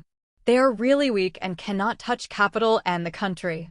Working day and night, the simple production line allowed them to produce several sentry robots, but they were not activated. The workers only know that this factory only produces robots, and they are not assembled. All the parts have been secretly transported away. It's just that the scale is too small. With just a few dozen of them, what future can this factory have? With a muddled mentality, they just hang out day by day. When the two Bolivars, who had been paying attention to the outside news, saw Iron Man Tony fighting Captain America Steve, they took action immediately. This was their opportunity, a God-given opportunity. No, Stryker immediately found Steve. All their conjectures may come true today. Biotechnology fascinates them, and the Sentinel robot can be considered an alternative biotechnology, genetic engineering. Abomination is a castrated version of the super soldier serum and a monster born from the castrated version of the serum. So what kind of sparks can the genuine super soldier serum combined with gamma rays erupt? They can't wait. Steve, we are going to irradiate you with gamma rays, hoping to give birth to a sane Hulk. You will be the strongest at that time. Are you ready? Stryker still revealed his ultimate goal, which was to gamble with Steve's life. If a normal person is exposed to gamma rays, he or she will die. There is no mercy at all. Steve was stunned for a moment. Are you sure you didn't take the opportunity to kill me? Why are you stunned? We are not trying to kill you. This is a big gamble in your life. Of course, it's up to you whether you bet or not. We won't force you anyway. It's just your poor brother. Stryker shrugged, with an indifferent expression on his face, saying that he was just like a philanthropist, asking for nothing in return. Anyway, he said with an expression of, I will eat you. For a moment, Steve fell into deep thought, thinking about his possibly ruined experiment and Bucky, who was half dead. His brain began to storm, tangled to the point of pain in his balls. After a while, Steve gritted his teeth and fought. Haha, congratulations on making the right choice. People always have to work hard for their future and make a fortune. The dwarf Bolivar preached seriously on the side and also invited Steve to enter the gamma-ray irradiation device. With everything ready, the smiles on Stryker and Bolivar's faces became brighter and more perverted. Haha, let's start. Bolivar pressed a button, and the experiment immediately began, and the gamma-ray device immediately glowed. Gamma rays, the most mysterious rays in the universe, were irradiating Steve back and forth, and the pain had just begun. He wanted to faint, but he could never do it. He always wanted to faint and was reminded by the severe pain. This is the beginning of transformation. Gamma rays cause the super soldier serum in his body to mutate drastically. Invisible ordinary cells begin to die rapidly, and red high-energy cells quickly take their place. Death and rebirth at the same time is a path that others may not be able to follow after thousands of years of evolution. To make Steve disappear in just half an hour is an unimaginable project. Changing blood, bones, and skin is an unimaginable pain and test. It is a test that is impossible for ordinary people to complete. Even with his golden sunshine spirit, Steve couldn't bear the pain. It hurt so much that it hurt his heart and bone marrow, and his bone marrow had been replaced. No one knew how he persisted. Every time he wanted to give up, he thought of Bucky, every moment between them, and Bucky's meticulous care for him. Bucky is waiting for him, and he needs strength to protect Bucky, just like Bucky protected him. With this belief and will, he forced himself to press his urge to rush out again and again. However, the physical damage is only the beginning, and the most dangerous test is finally coming. When the change in his body ended, he used up all his will to resist and was close to collapse. Gamma rays began to invade his brain, which is the most mysterious, fragile, and sensitive part of the human body. Steve, who was on the verge of collapse, was like a small boat in the huge waves that was overturned at will. Steve wailed and passed out completely happily. The physical torture has made Steve unbearable. Isn't the gamma ray visiting the brain at this moment the last straw that breaks the camel's back? Fainting was the greatest happiness for Steve. He had already collapsed. The experiment on the super soldier serum was very painful, but compared with this, it was completely insignificant. The brain is the most mysterious, powerful, and fragile organ. Modifying the brain is the most dangerous thing for people. If you are not careful, you will fall into the endless abyss. No, Steve was directly tricked. Gamma rays broke into his world like a robber, causing a burst of unscrupulous transformation. He was at a loss as to how to enhance his mental power in such a barbaric and unreasonable way. His memory was in a mess, like it was tied into a knot, and it kept getting cut and sorted out. About 10 minutes later, if Stryker and the two outside could still observe that Steve was still breathing, they would have thought that the experiment had failed. Hey, teacher, this guy's endurance is beyond the reach of ordinary people. Can our experiment really succeed? I don't think there are many people who have Steve's willpower and can't help but jump out. It's too difficult. Stryker shook his head gently to Bolivar and expressed his thoughts. Through the video, they kept looking at Steve's expression, how painful he was and how he wanted to die. This is simply not an experiment that people can endure. It's a fantasy to walk someone else's journey that would take thousands of years in half an hour. Well, maybe. I don't know how many people can do it. It's too difficult. Well, we can find some people like Steve who have hatred for their family and country, and their will make them risk their lives. Bolivar thought about it and thought of a possible method. The will of such people is as hard as steel. Well, listen to the teacher. Stryker nodded in agreement. He couldn't think of any other kind of people who could endure it. People in a vegetative state would probably wake up from the pain. Hey, wait a minute. This will be a ruthless character like the Hulk. Even if the chance is only 1 in 10,000, it's still worth it. After Bolivar finished speaking, he stared at the unconscious Steve with fiery eyes, as if looking at a peerless beauty. This was the masterpiece of their crazy experiment. They also have super soldier serum. Wouldn't it be easy for the Time Variation Administration to get some super soldier serum? After Steve successfully transforms, they will start mass production again. Of course, the nanobombs they brought must be implanted in the brain, and they need to become obedient. If they are disobedient, they will explode the watermelon with a boom. Suddenly, just as the two were gearing up and fantasizing about the Super Hulk army, the situation suddenly changed. Steve roared and transformed into the Red Giant, smashed the gamma ray device with a bang, and jumped out. Roar! He roared like the green fat man, as if announcing his return, which frightened the two of Stryker. Fark. What's going on? It's completely wrong. Why has it transformed into such a brainless look? He was injected with the Super Soldier Serum, which is many times more powerful than the castrated version of Abomination. Abomination can stay sane. Why can't he? Does becoming stronger burn out your brain? Like the Hulk? At this moment, they have no idea what to do. Is this a failed experiment or a successful experiment? Red Giant Steve doesn't care about anyone else. His memory is a mess. He almost doesn't remember other memories at all. He only remembers one thing now. Find Peggy. Find Peggy. Complete the unfinished date between them. Peggy. Peggy. Wait for me. Wait for me. I'm here, I've destroyed Hydra. Red Giant Steve murmured in a low voice, only remembering that this was the most important thing to him. Where is the door? Where is the door? Steve looked for a long time but couldn't find the door. He was so anxious that everything in front of him was too obstructive. Hey, why are you blocking my way? Why don't you die?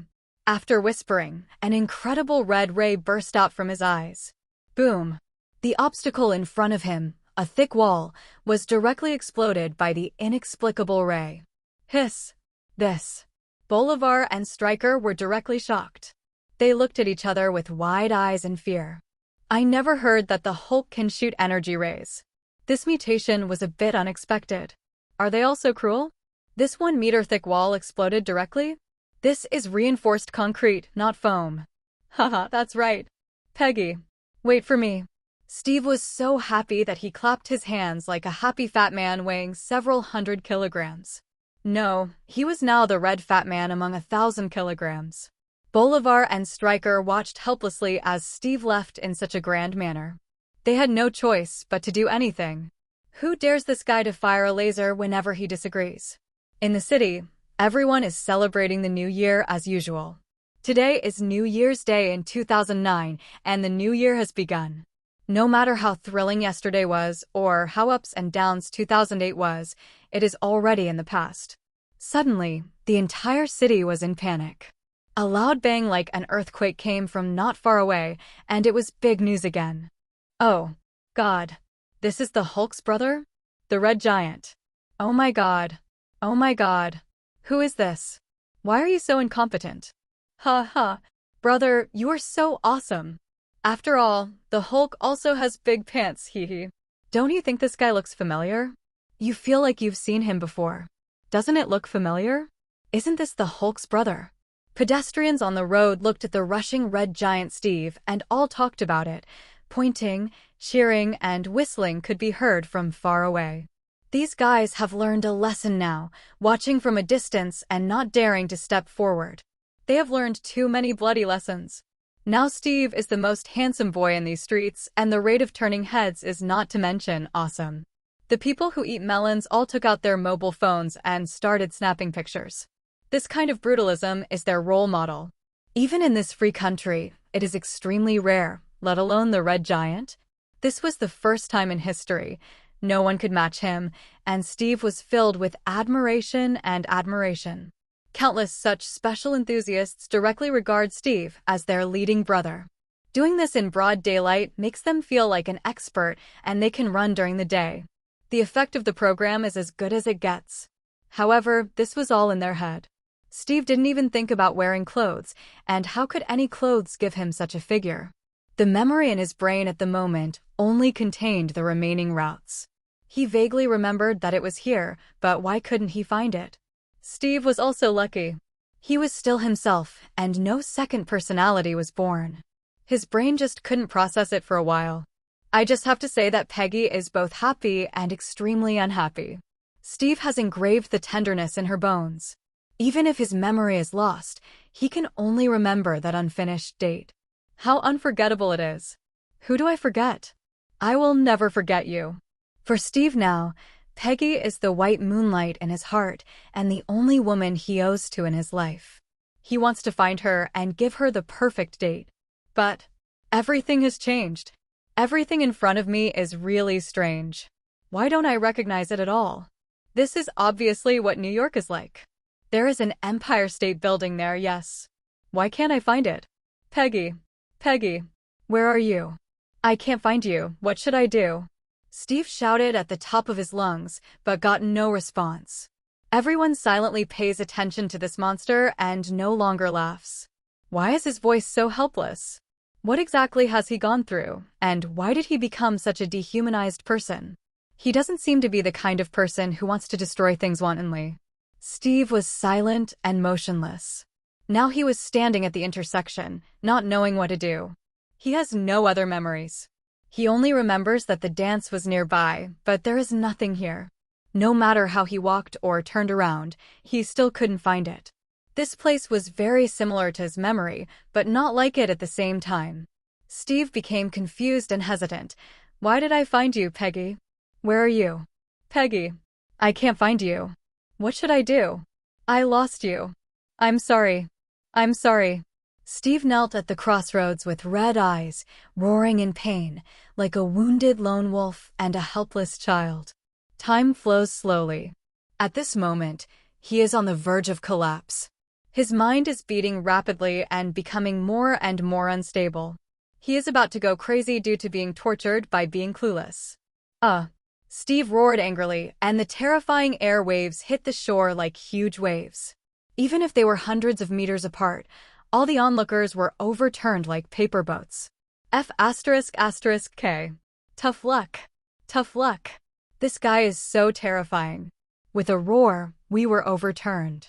Call the police. This guy seems to be mentally ill. He must have lost his memory.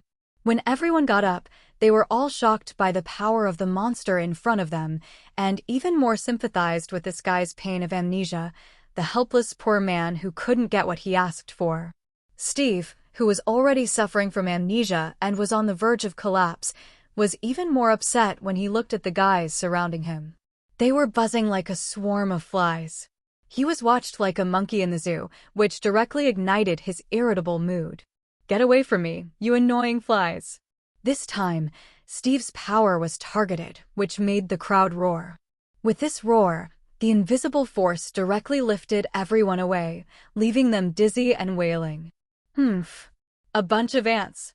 Steve snorted disdainfully, and he felt inexplicably excited when he saw the ordinary people crying for their fathers and mothers, like a superior god looking down on the world. His mentality seemed to have really changed. The change in strength caused Steve's mentality to change drastically. To put it simply, he just expanded. This power is too strong, and he cannot control it with his current incomplete mentality. Run. This guy is just like the Hulk. Monsters are monsters. They don't care about the life or death of ordinary people. Help. Run. The commotion here cannot be concealed from the Red Queen's eyes. She can detect it immediately wherever supernatural energy appears.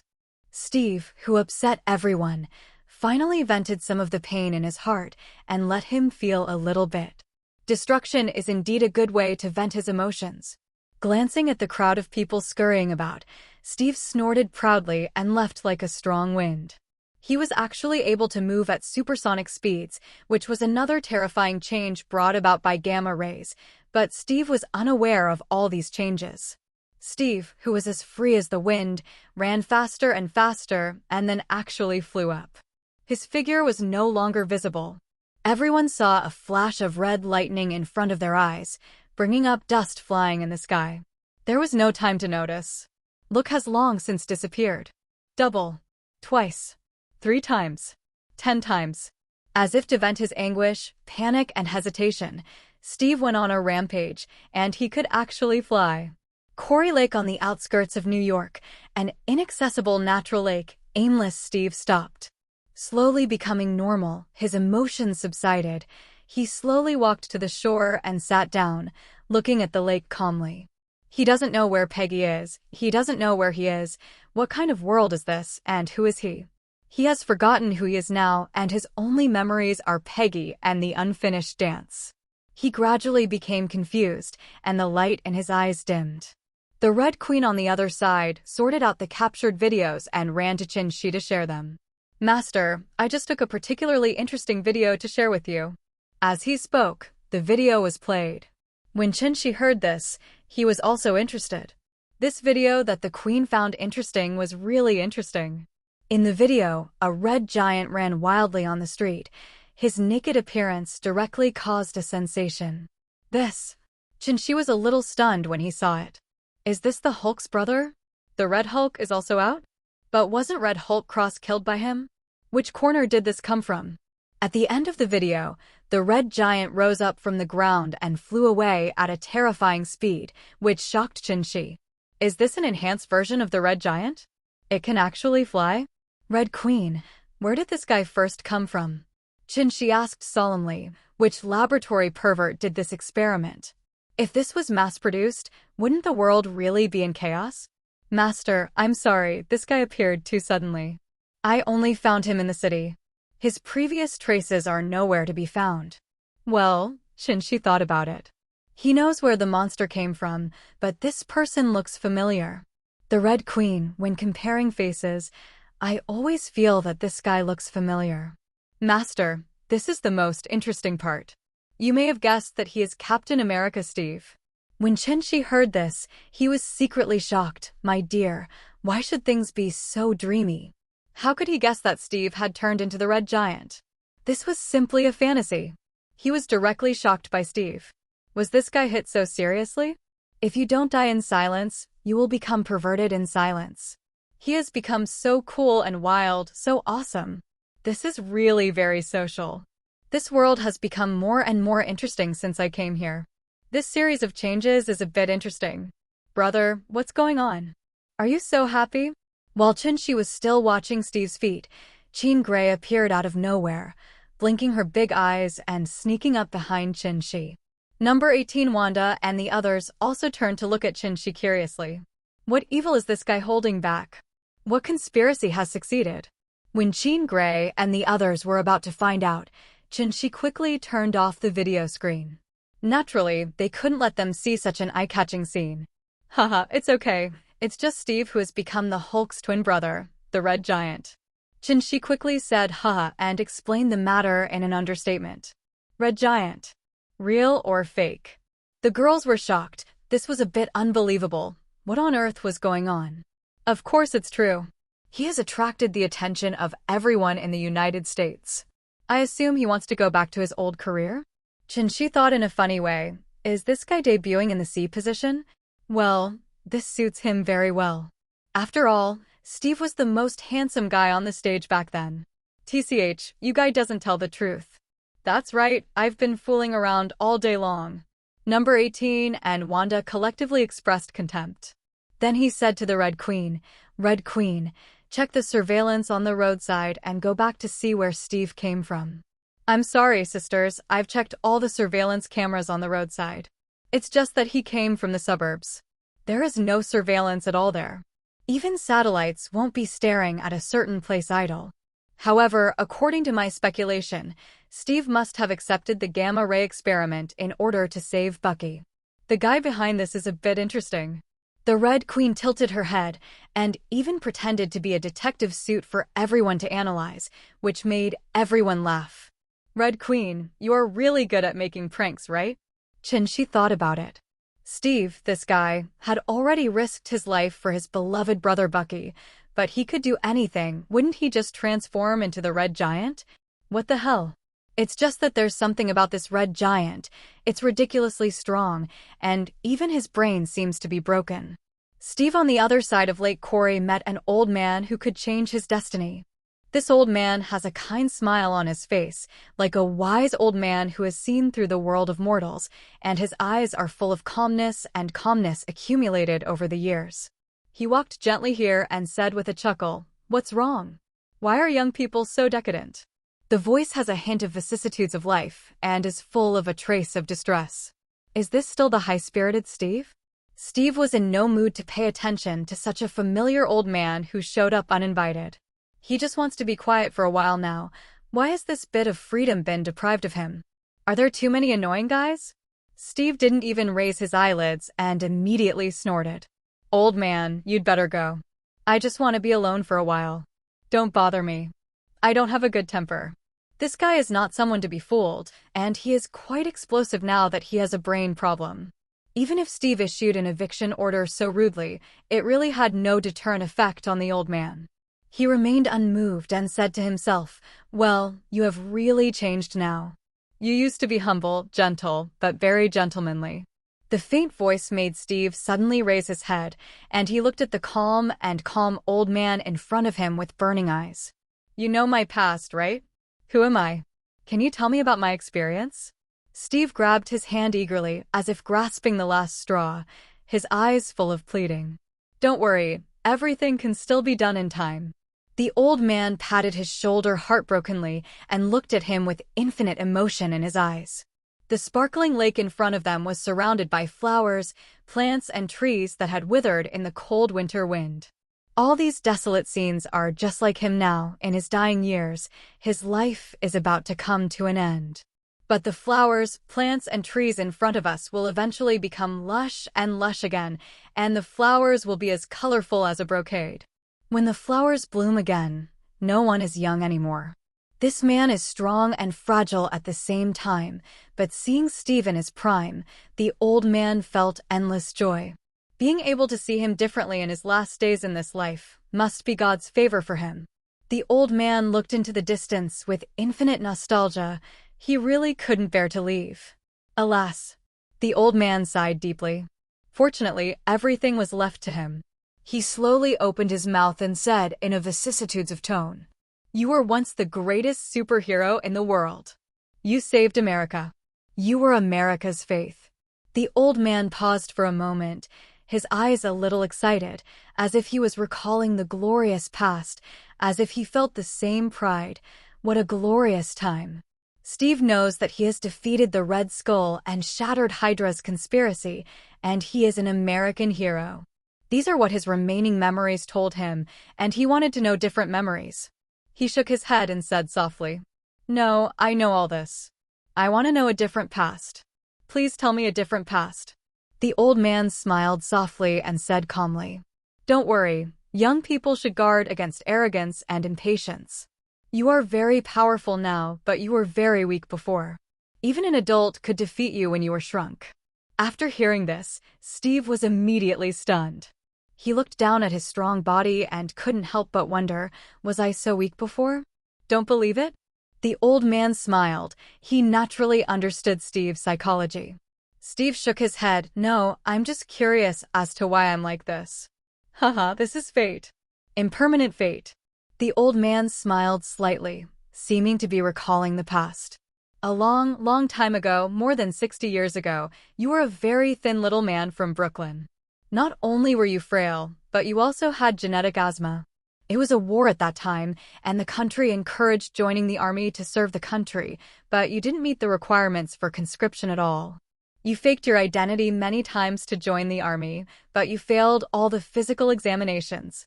When the old man said this, Steve suddenly stood up. 60 years. 60 years. No wonder everything has changed, and the familiar places have become extremely strange. What about Peggy? It has been 60 years. Is she still alive? I have let her down for too long. I'm sorry. Peggy. I'm sorry. Peggy. When a man sheds tears, he doesn't shed them easily, but they are not sad yet. At this time, Steve could no longer hold back the tears in his eyes, and they burst out of his eyes. He knelt on the ground, his head on the ground, and his fists hit the ground fiercely. He was repenting of his mistakes. "How could I disappear for 60 years? Steve asked in an extremely low voice.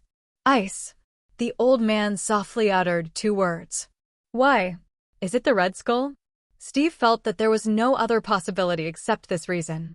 "Yes, you died together with him, but you didn't die." The old man nodded. "Is that so? Then why did I grow from weak to strong?" Steve desperately wanted to know. He felt that his memory kept telling him that there was something extremely important that he had forgotten.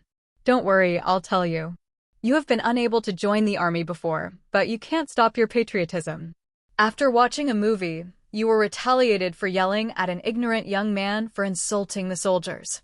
He knocks you down time and time again, but you remain unyielding. You picked up a trash can lid and shouted that shocking oath to the world. I can fight you all day. The old man couldn't help laughing when he said this. How childish and persistent this is. This feeling is really nostalgic. Alas, gone forever. But Steve had a completely different reaction. He clenched his fists fiercely. Didn't he expect that he had been wantonly insulted by a hooligan? Now that he is powerful, his mentality has long changed. He does not allow himself to be weak in the past.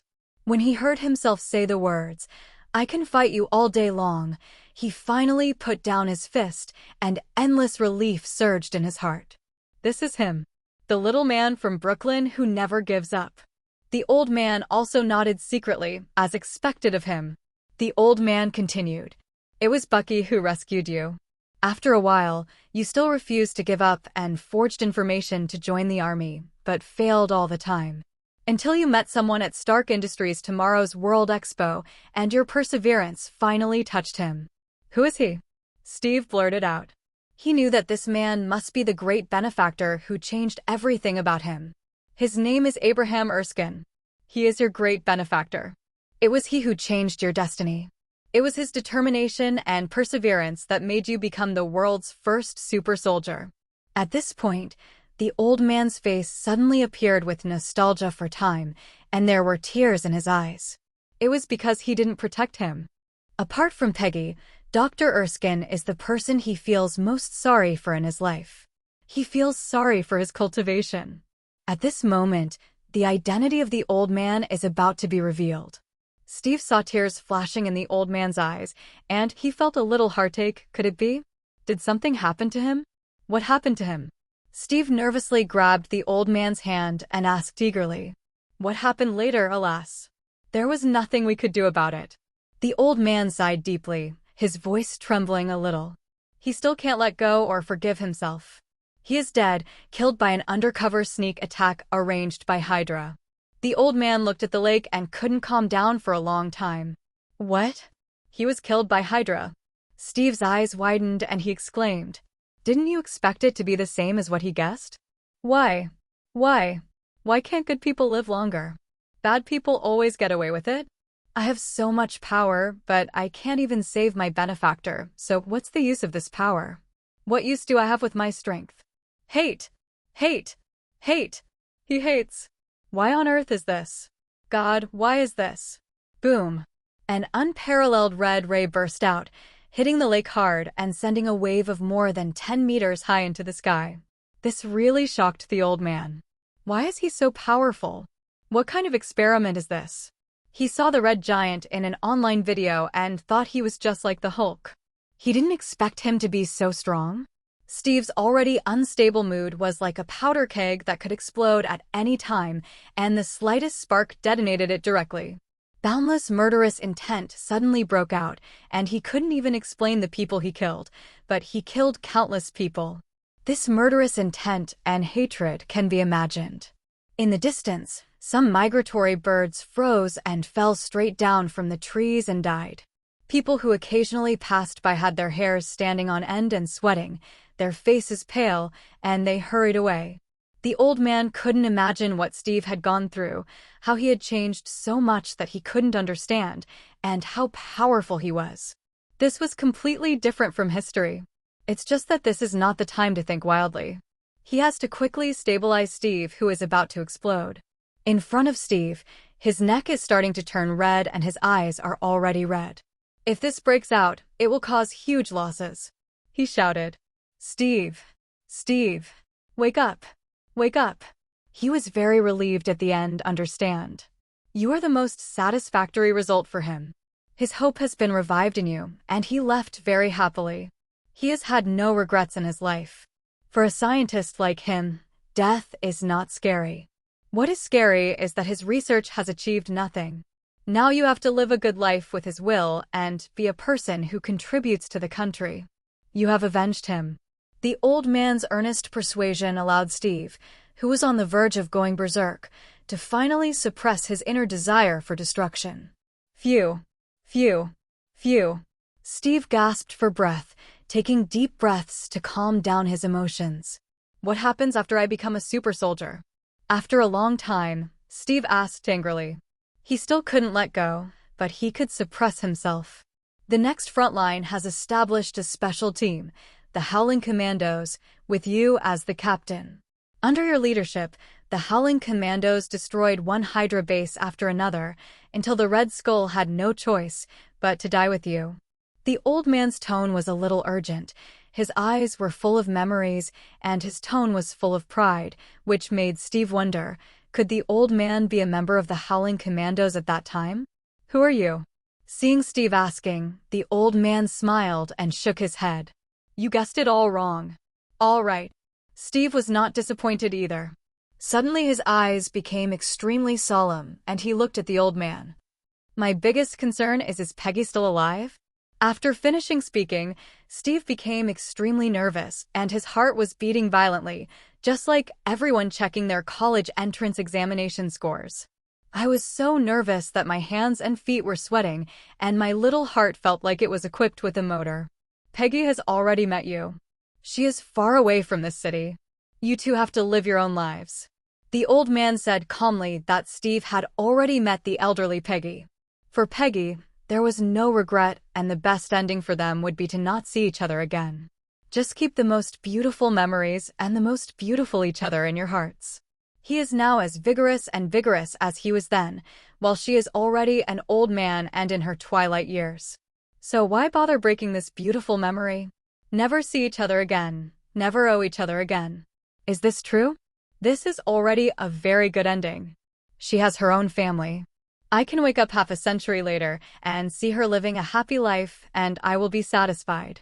After all, I delayed her, and I really shouldn't have disturbed her. Steve sighed and finally let it go. It was better to lift the sand that he couldn't hold and let it fly happily. The old man patted Steve's shoulder heavily to express his comfort. This is a real man who can take things up and put them down. He continued. You still have the most important things to do now. Your good brother Bucky is still waiting for your rescue. Don't let your brother leave you again. Your life was given to you by Bucky. He is your only relative. Bucky? Bucky? Who is Bucky? Steve murmured. This also became a trigger. The more he thought about it, the more wrong he became. Then he became confused. Who is he? Why does my head hurt so much? My heart is so confused. Steve suddenly held his head and wailed in pain. The name was so familiar that it made him feel confused when he thought about it. Countless memories came to him, and he was about to collapse. This kind of maddening torture left Steve at a loss as to what to do. This kind of mental torture was even more unbearable than the physical one. He was really going to collapse. His brain no longer obeyed him. He tried to control his brain not to think, but everything was in vain. Countless memories were originally tangled together, but at this moment they seemed to have condensed into huge waves, trying to break through the cage. 1, 2, 3, 10. The charge after charge brought Steve's head to the edge of collapse. Steve, who was in more and more pain, was holding his head and rolling. He could no longer stop him and could only pray for it to go over soon. The old man also just watched him quietly. Breaking out of the cage, he could soar into the sky without any fetters. Steve, I believe in you. You have a spirit of gold. Time passed bit by bit. 5 minutes later, countless memories finally broke through the cage after countless impacts. He remembered. He remembered everything. A little man from Brooklyn, he joined the army countless times and finally got the appreciation of his benefactor and has skyrocketed since then. Stage clown, rescue prisoners of war, howling commandos, destroy Hydra, destroy the Red Skull. Bucky, Howard, Erskine, Peggy, Nick Fury, Tony Stark, Stryker, Bolivar. There are many more, as well as the real Devil Chinchi. One by one, each individual name appeared in front of his eyes like a movie. His eyes were clear. He remembered everything. He remembered everything. Bucky, wait for me. My good brother, I will definitely save you. Steve clenched his fists and growled loudly. Then he turned to look at the old man and bowed deeply. Thank you, sir. If it weren't for you, I don't know when I would wake up. Haha, there is no need to be polite between you and me. It is my responsibility to help you. The old man waved his hand and said with a smile. Huh? Steve was stunned for a moment, then looked up at the old man. Is this a comrade from the Howling Commandos? You. You. Steve exclaimed repeatedly and even took 3 steps back in fright. He looked at the old man in front of him with wide eyes and fear. He felt that his worldview had collapsed. How is this possible? How is this possible? Isn't the old man in front of me the older version of myself? This is simply a fantasy. Haha, isn't it strange? The old man chuckled. The world is full of wonders. You have to remember that the future is not static. From now on, you must be careful every step of the way, because my world has collapsed and the big devil has arrived. After finishing speaking, the old man stood up slowly, turned around and left slowly. Steve, remember, my name is Steve. Your future is no longer limited to me. Don't stick to the rules. Just do what you think is right. The old man's voice floated from a distance, leaving only a free and desolate figure for Steve. The secret cannot be revealed too much, otherwise the variables will be endless. At the end, the old man reminded him that he must follow his own mind. Maybe it would be wrong for others to bind his future. Steve stared blankly at the old man's leaving figure. Is this a hint from his future self? But who am I afraid of now? No matter what, I will never be the same again. Steve clenched his fist and punched the air hard, and suddenly there was a roar from the air. After the transformation, he can even blow up the air. With a full blow, his power can reach thousands of tons of force, his eyes can emit high-temperature rays of tens of thousands of degrees, and he can also use his own biological force field to fly at supersonic speeds. His defense is also extremely powerful. Even strategic missiles with an equivalent of 100,000 tons of TNT can't do anything to him. Even if he hasn't transformed, his ability is still 1/10 of the level. This kind of power gave him extremely strong self-confidence, and he believed that his fists could smash all conspiracies. Of course, including rescuing Brother Bucky and beating up Tony. Steve casually sneaked into a house near Lake Quarry, pulled off the man's clothes, and then quietly came to the city to inquire for information. At this moment, when passing by a restaurant, the latest news happened to be playing on the TV. According to the latest news our reporter learned from Stark Industries, Tony Stark will hold a public trial of former Howling Commando member Bucky Barnes in 2 days' time, on January 3rd, local time.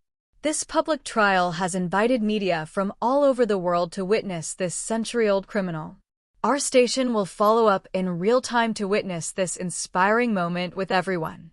Steve smiled disdainfully when he heard the news. This behavior was very consistent with Tony Stark.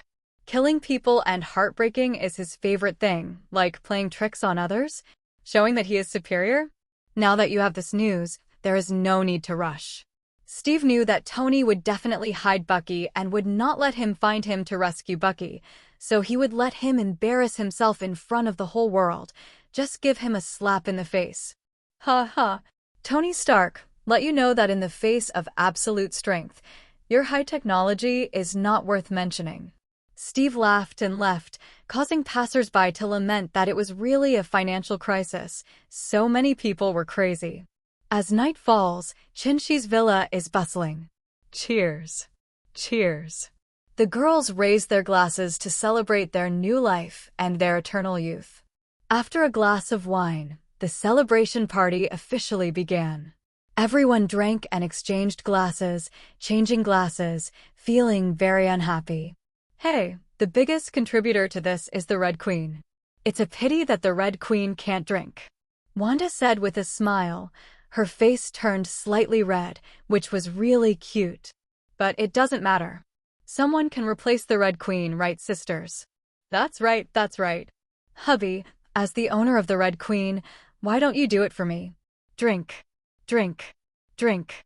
Number 18 took the lead, and the women followed him and started making noises. A few pairs of charming big eyes just blinked at him, saying that if you don't drink, you will be sorry for us. Chinshi couldn't resist the hospitality, so he drank a big glass. The red wine didn't taste good. It must be mixed with some Sprite. Okay, my husband is great. Hee hee, don't get drunk, you will be useless by then. Natasha looked at him and said provocatively, Go away, I won't get drunk after 1,000 cups of wine.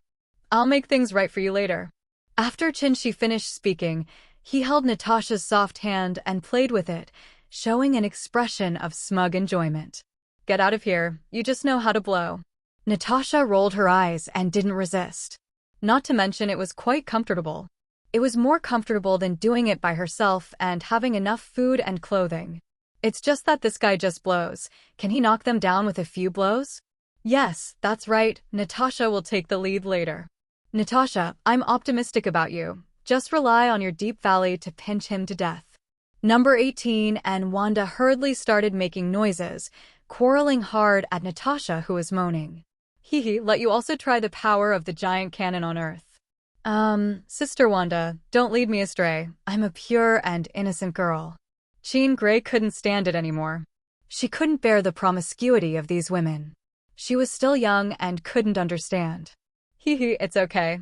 It will happen sooner or later. Do you want to give it to your brother Chinchi now? Wanda picked up Jean Grey and rubbed her little head while coming up with bad ideas, which scared Jean Grey. These women were really crazy. They got into the water like this, and they still wanted to drag him with them? Is it really as comfortable as they said?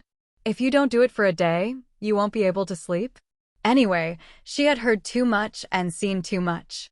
They sang happily every night, not avoiding people at all, and enjoyed themselves as much as they wanted. Jean Grey quickly shook her little head, full of rejection. Hee hee, no need, I won't fight with you. After all, he only has one. Phew. Everyone burst out laughing. This girl is really talkative and can't stop talking. She looks so cute and cute. I never expected that you were such a Jean Grey. Chinchi is also speechless. This damn girl, I will let you know that this one will be enough in the future, and you will not be able to put it down. The dinner party reached its peak with the girls' jokes and flirtatious moves, and the atmosphere was completely heated. Except for Jean Grey, who was slightly blushing, their faces were all as red as a ripe apple. Even if they are injected with super T virus serum, they will not be drunk at all. It is like everyone is drunk even if they are not drunk. Because tonight's show seems to be a little different, there will be new people joining their singing club. See who sings hysterically. See who sings one after another. Hawaii, it is 11 or 12 o'clock in New York, USA, but it is evening at this moment. On an uninhabited island, Chinchi appeared here with Wanda, Lolly, and Natasha. Beyond the horizon is the solemn and crimson sunset. It lights up the final glory with millions of rays, and the clouds of the day burn. They pushed each other and stirred. Under the afterglow of the setting sun, there was the sparkling sea. The sea water gradually surged and was dyed with traces of bright red, as if it was soaked by the bloody sunset. This is the reddish passion before the sun sets. Only those who are bathing in the setting sun at this moment can appreciate this final swan song. Time passed by, and with the attention of the United States, Tony and Bucky, who was already half well, attended the most sensational trial in this century. Oh, isn't this director Nick Fury of S.H.I.E.L.D.? I'm so sorry, you won't feel bad if I kill a few mercenaries, right? As soon as the venomous Tony saw Nick Fury, he began to taunt him with sarcastic remarks, this trash. Not only did he not help the founder to avenge himself, but he also created some kind of Avengers alliance while licking his face? Is this something a human being can do? Nick Fury ignored him with a cold face. He had been in a very bad mood recently. Steve stopped contacting him, which meant that he didn't care about him at all. However, Tony did not let him go, but turned to look at Coulson and Barton behind him. Well, you all know the Avengers plan, right? If the first one doesn't avenge the founder, you have to be careful. Don't die one day without knowing anything. No one will avenge you. Being so instigated by Tony, the expressions of Coulson and others suddenly changed, a little ugly. They knew this a long time ago, and they still used you to continue to open the wound? Nick Fury couldn't bear it anymore. What do you mean? He immediately snorted. Mr. Tony, please take care of yourself first. Don't embarrass yourself in front of the whole world today. Huh? There is something in this.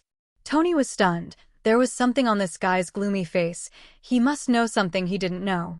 Haha, let's wait and see. Tony is not the one who suffers the consequences. He has made the safest preparation. Bucky will definitely die today.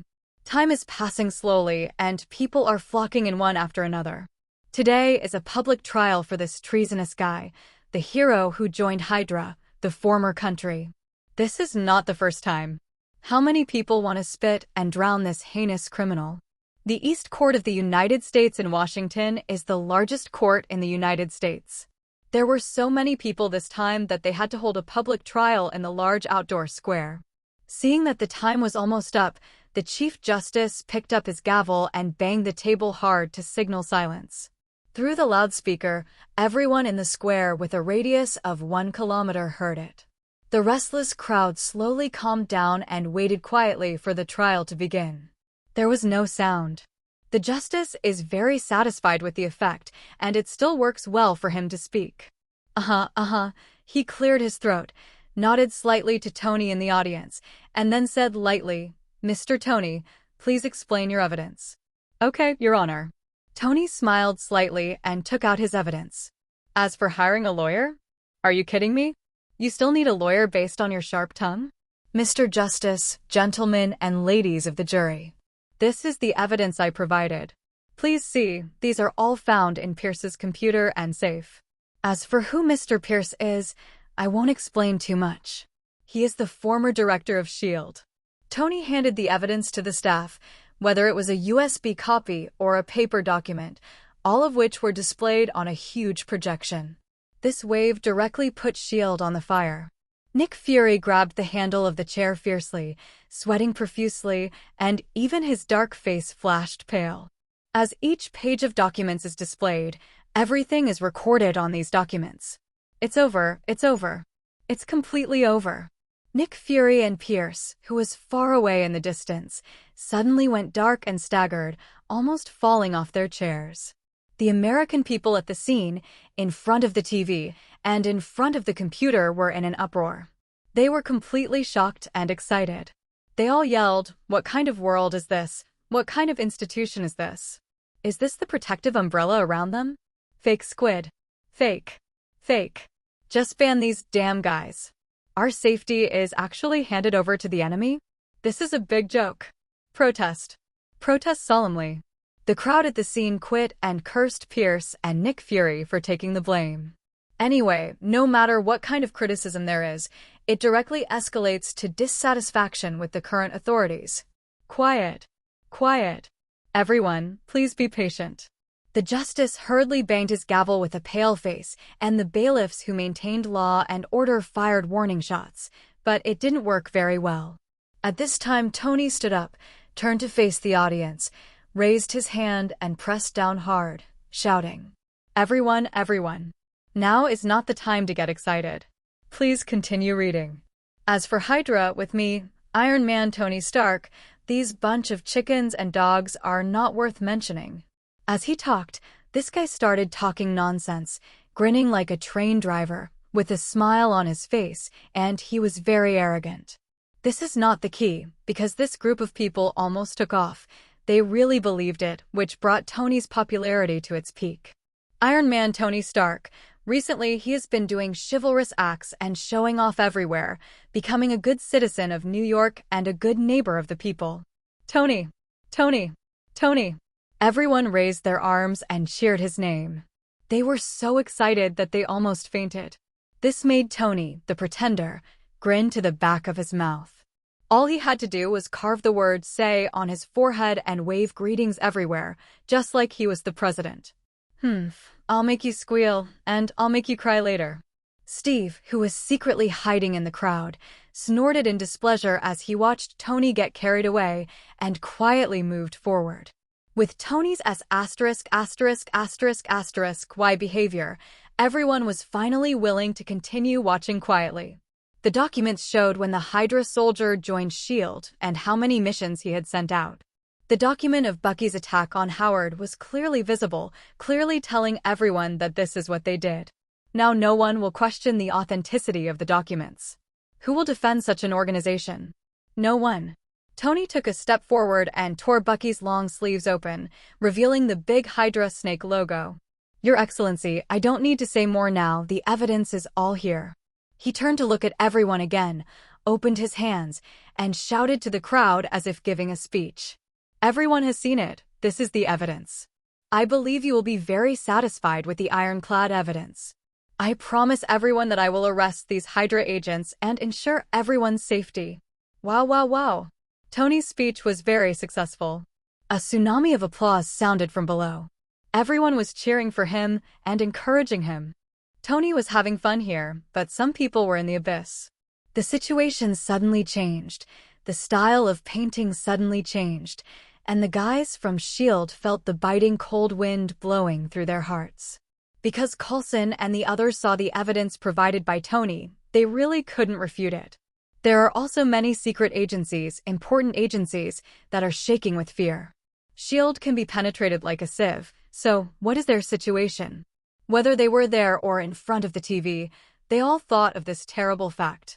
In an instant, everyone's backs were wet with cold sweat, and their faces suddenly became bloodless and pale.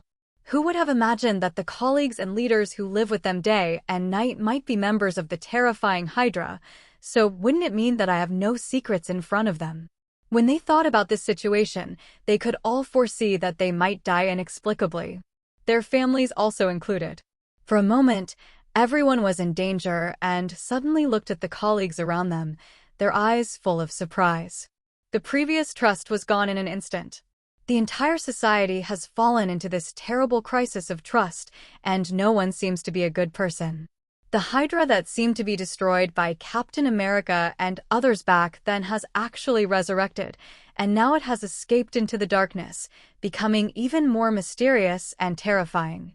Steve's face turned pale in the dark. He never expected that he seemed to have destroyed Hydra, but he didn't expect that even the base camp would be secretly captured by others. Ha ha, he is such a joke, and he is actually able to be so complacent. In the eyes of those Hydras, they don't know how to laugh at themselves. Suddenly, Steve's eyes turned cold. If I can destroy you once, I can destroy you twice. Today, killing you mice is really as easy as trampling on ants. In this case, you can just wait for Captain America Steve Rogers to come again and tremble. Dirty rat. If you want to ask who has an ugly face at this time, it is really Captain America Steve, but the famous F***K man, Mr. Nick Fury, the director of S.H.I.E.L.D. His face was originally as black as coal, but now it has a sickly pale color. Of course, it is more of an extremely ugly expression. Nick Fury clenched his hands, his body couldn't help but tremble slightly, his heart was like a storm, and he felt like he was in a dream. This is not real. This is not real. This is a dream. He believes that the most proud thing he has done is to become the director of the behemoth S.H.I.E.L.D. Under his leadership, S.H.I.E.L.D.'s power has reached its peak. But what about now? This is Snake and S.H.I.E.L.D. All these years of hard work have been made into wedding dresses for others. He didn't accept this fact at all. He didn't believe everything Tony said. How could this be possible? The S.H.I.E.L.D. under his leadership were all enemies? No, he doesn't believe it. He doesn't believe it at all. This is slander. He was dumbfounded by the news. This was S.H.I.E.L.D. that he led? He didn't believe it, he led S.H.I.E.L.D. Unable to accept the facts, Nick Fury even roared in court. Mr. Tony Stark, how can you prove that all this evidence is true? Could it be that you forged it yourself? This is a false accusation. I want to sue you for defamation and slandering the great S.H.I.E.L.D. Nick Fury's roar was like a last desperate struggle, full of hysteria. Director Nick Fury, you, a senior executive of Hydra, are worried, aren't you? You. Nick Fury glared and pointed at Tony angrily. What are you, Director Nick Fury? I think if you are not a senior member of Hydra, why did Pierce push you to the position of director of S.H.I.E.L.D.? He has nothing to do? He doesn't need his own people. If you were not a senior member of Hydra, why did you protect Bucky Barnes, the Hydra soldier who killed my parents? And why did you send several agents to help him? Tony's words were quite sharp and aggressive, and his attacks came one after another, which was really shocking at every step. When Nick Fury faced Tony's question, he trembled, took 2 rare steps back, knocked over his chair, and pointed at Tony with wide eyes and horror. You. Nick Fury suddenly found that he didn't know how to refute Tony and asked him step by step, leaving him speechless. Yes, why is this? He almost thought that he was a Hydra. If not, why did Pierce push me? It's completely unreasonable. Have I been brainwashed? Isn't this a fantasy? I'm not Nick Fury at all. That's not Hydra anymore, fuck. Is he being looped in by Tony Stark this time? He opened his mouth, but couldn't think of anything for a moment. At this time, he was already confused. Who am I? Where am I? Tony is not a vegetarian when it comes to talking nonsense. Nick Fury, whom he quarrels with, has already begun to doubt his life. Boom, boom, boom. Quiet. Quiet. Their affairs are not my responsibility now. It will naturally be decided by the highest level meeting. Don't argue. This court now pronounces the verdict against the defendant, Bucky Barnes. The judge knocked his gavel to stop their quarrels, but was suddenly interrupted when he was about to pronounce the verdict. Wait. Everyone was shocked. Who is so arrogant? Dare to interrupt the chief judge? Everyone was talking about it, and following the sound, they saw a guy with only 2 eyes exposed coming in and knocking away the guards who came to stop him. Is this okay? Just attack him directly. Isn't this asking for death? So the court guards opened fire directly. They would not be polite to such criminals. If they forced their way into the court, they would be seeking death themselves. Bang, bang, bang. They shot, but the visitor remained unmoved and just let the bullets hit him. Dang, dang, dang. Dozens of bullets hit the visitor mercilessly, making only a crisp sound, and then fell to the ground feebly. Fake. Is this a monster? Run, run. This is a mutant. A mutant. Oh my god, help me. Is this a steel monster? Are they not afraid of anything? Wrong. They knew when they gathered that this country can't do anything to them, but monsters still care about their human rights? No. Each of them is more afraid of death than the other. They are more afraid of death than the people of any country. They run faster than the other. As long as I am not the last, I will not die. The frightened and confused crowd scurried around like headless flies, causing great chaos. People began to trample on others. What kind of gentlemanly behavior? It is a good thing not to kick 2 feet. Of course, the person coming was Steve. He would not kill people randomly. He just wanted to take Steve away. He stepped to the dock in 1 step, grabbed Bucky, and flew away at an extremely fast speed. Tony was shocked. He knew this was Steve, but Steve was so mutated. Darling, how is this possible? Jarvis, let's catch up. Upon seeing this, Tony immediately put on the Mark V suitcase suit and chased after him. Steve, who was flying in the air, didn't dare to fly at full speed with Bucky. He was worried that Bucky's body wouldn't be able to withstand the supersonic flight and would be blown apart. So Tony quickly caught up and stopped the 2 Steves who were leaving. He hovered in front of the 2 of them and said calmly, "Steve, you'd better put him down. Bucky is here today because his life is not good enough. He must die." As soon as he finished speaking, he heard a burst of harsh laughter, his voice full of disdain and ridicule. Haha, it's just you, Tony Stark? Don't be arrogant. Do you think I'm still the same person before? As long as I'm here today, you can't kill Bucky. Looking at Tony standing in front of him, Steve's eyes flashed with a cold snort of disdain. He had long been transformed, and he looked at Tony as if he were a clown. Tony naturally saw Steve's arrogant expression. This guy was experimented on again and became a lot stronger, but he smiled indifferently. That's right, Steve, as expected of you, you are always so confident and take it for granted. But I'm going to let you down this time. You and your good brother will be destined to meet each other in the next life. Well, not good. Something is going to happen. Steve's face suddenly changed wildly. Tony, who was so calm, must have done something wrong, otherwise he wouldn't have said this. Then he saw Tony take out a black remote control. No. Steve's face changed wildly, and he roared in despair. See you in the next life. Tony finished speaking calmly, and then gently pressed a button. In the horrified eyes of Bucky and Steve, Bucky was blown into a bloody mist with a bang.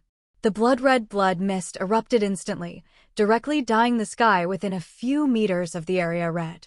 It also dyed Steve's body and his eyes red. No. No. Bucky. Bucky. my brother, my brother." Steve raised his head and roared, blood-red tears bursting from his eyes. His last trace of warmth was gone. "Tony Stark! How dare you kill him? How dare you kill him? You deserve to die. You must die. I must kill you. Kill you. I must kill you. Bucky, my brother, wait. I'm just here for revenge, don't worry." Steve's roar was like a vengeful demon crawling out of hell, low, sinister, and evil. He had completely collapsed. He was completely crazy. Steve chose to fall into darkness. He became black and fell completely into the abyss. His only light and last trace of warmth in his heart were swallowed up by hatred. Red is not the only theme. Steve's red is no longer pure red, but bright red with some darkness.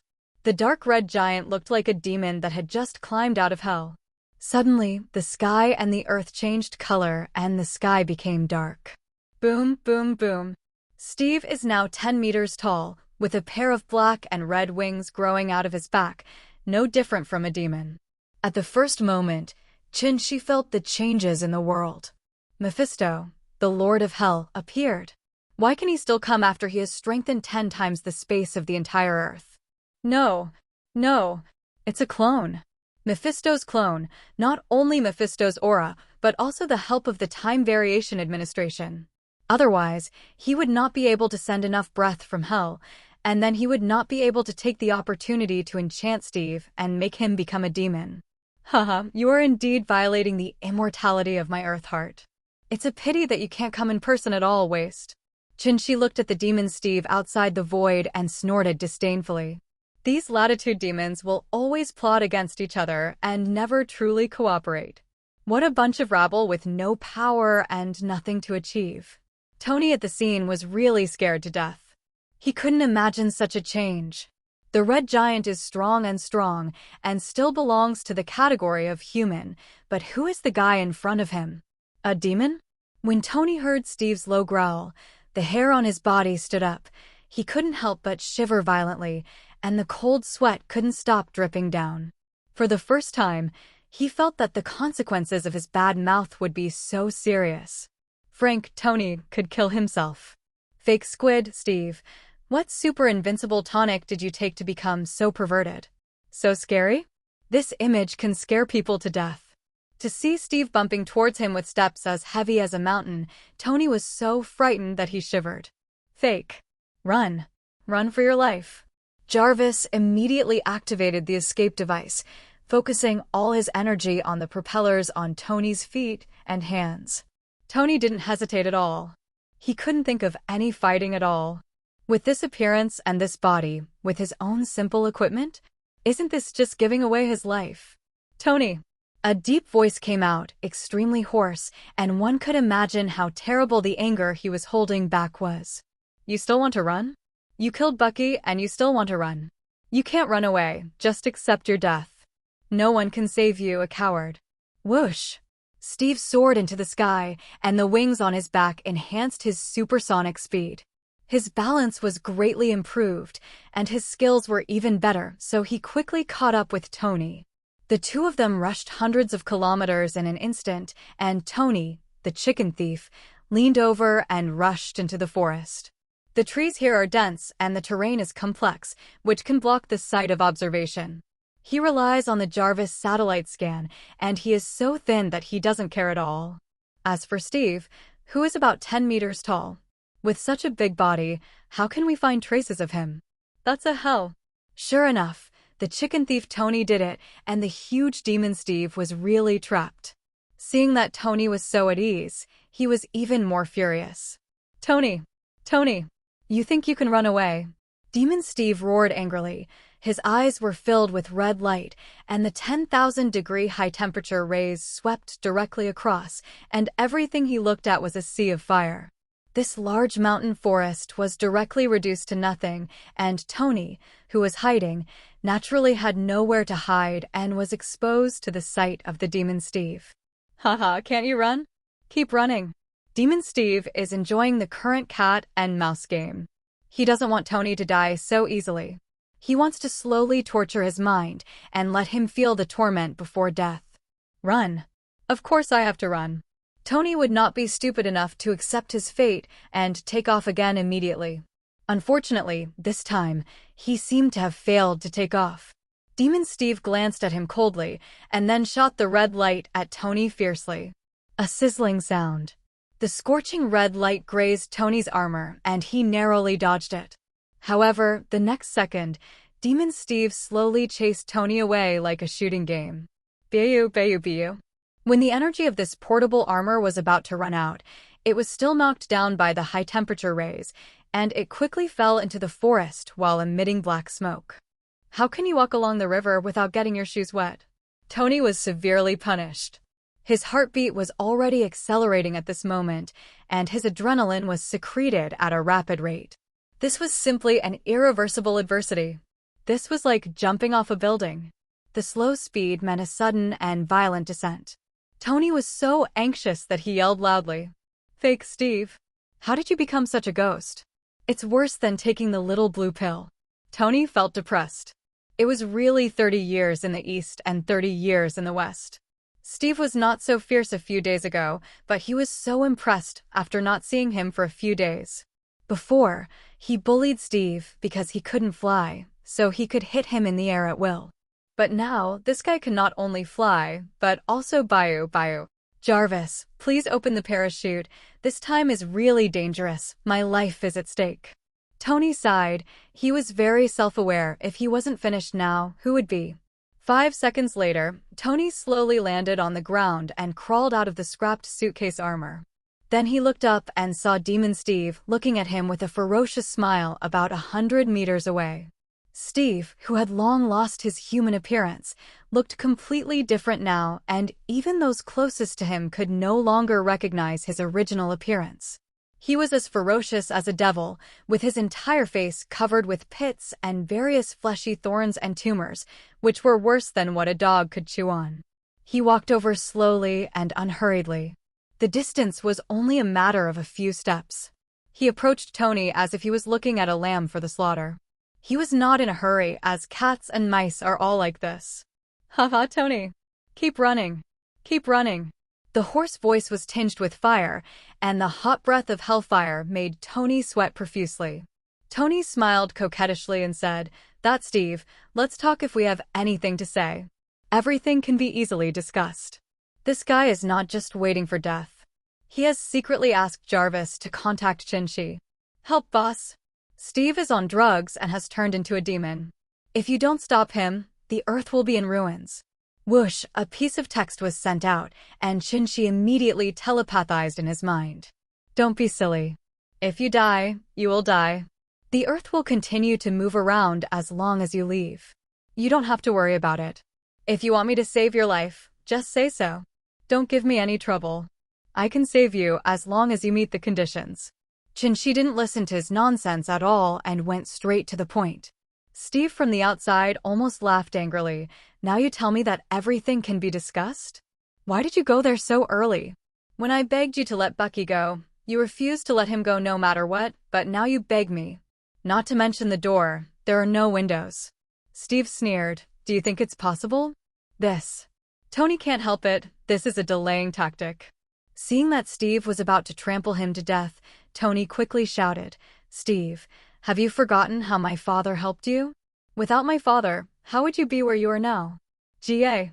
Steve's movement stopped abruptly, his eyes flickered a little, and he hesitated a little, as if he had fallen into the past, the days when he and Howard drank and picked up girls and fought side by side. Taking advantage of the moment when Steve stopped, Tony quickly shouted to Chin-Shi in his heart, boss. I agree to whatever you say. If you wait any longer, my life will be gone." Hey, Tony, you really won't shed tears until you see the coffin. Do you have to surrender when death is imminent? Chin-Shi laughed, not to mention how comfortable he was. Oh, boss, please tell me. Tony is so anxious, I'm going to die, and you still want to make me happy? Okay, my condition is that you will be my little brother from now on, and you will fight wherever I tell you. You will do whatever I ask you to do. Chin-Shi stopped teasing him and put forward his own conditions. This condition? It's a bit cruel. When did Tony Stark become someone's little brother? Just as Tony was thinking about it, Steve woke up. Tony, it's useless for you to talk nice things. How can Howard and Bucky compare? If you kill him, I will definitely kill him to avenge him. No one can replace Bucky's position. If he kills someone, he kills it. He has no control over what happens to others. Steve immediately raised his foot and stepped on Tony. He was going to crush Tony like an ant. When Tony Jian saw this, a lazy donkey rolled and narrowly avoided his big feet, almost frightening him to death.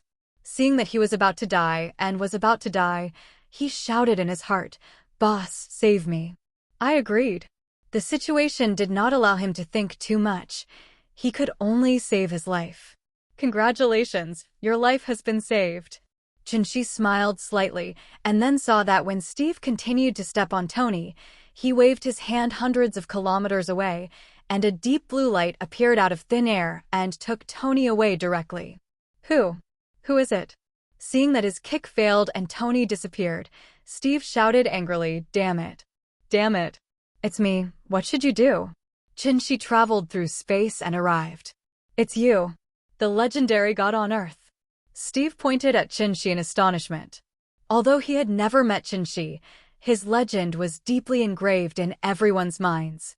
God on Earth, Chinshi. No matter what, this is the consensus reached by senior officials from various countries. After being stunned, Steve immediately became angry. Does this matter have anything to do with you? Why do you want to stop my revenge? He looked at Chinshi angrily and yelled, Why? Why did you stop me? I just want revenge. I didn't do anything harmful. Reluctant questions echoed back and forth in this mountain forest.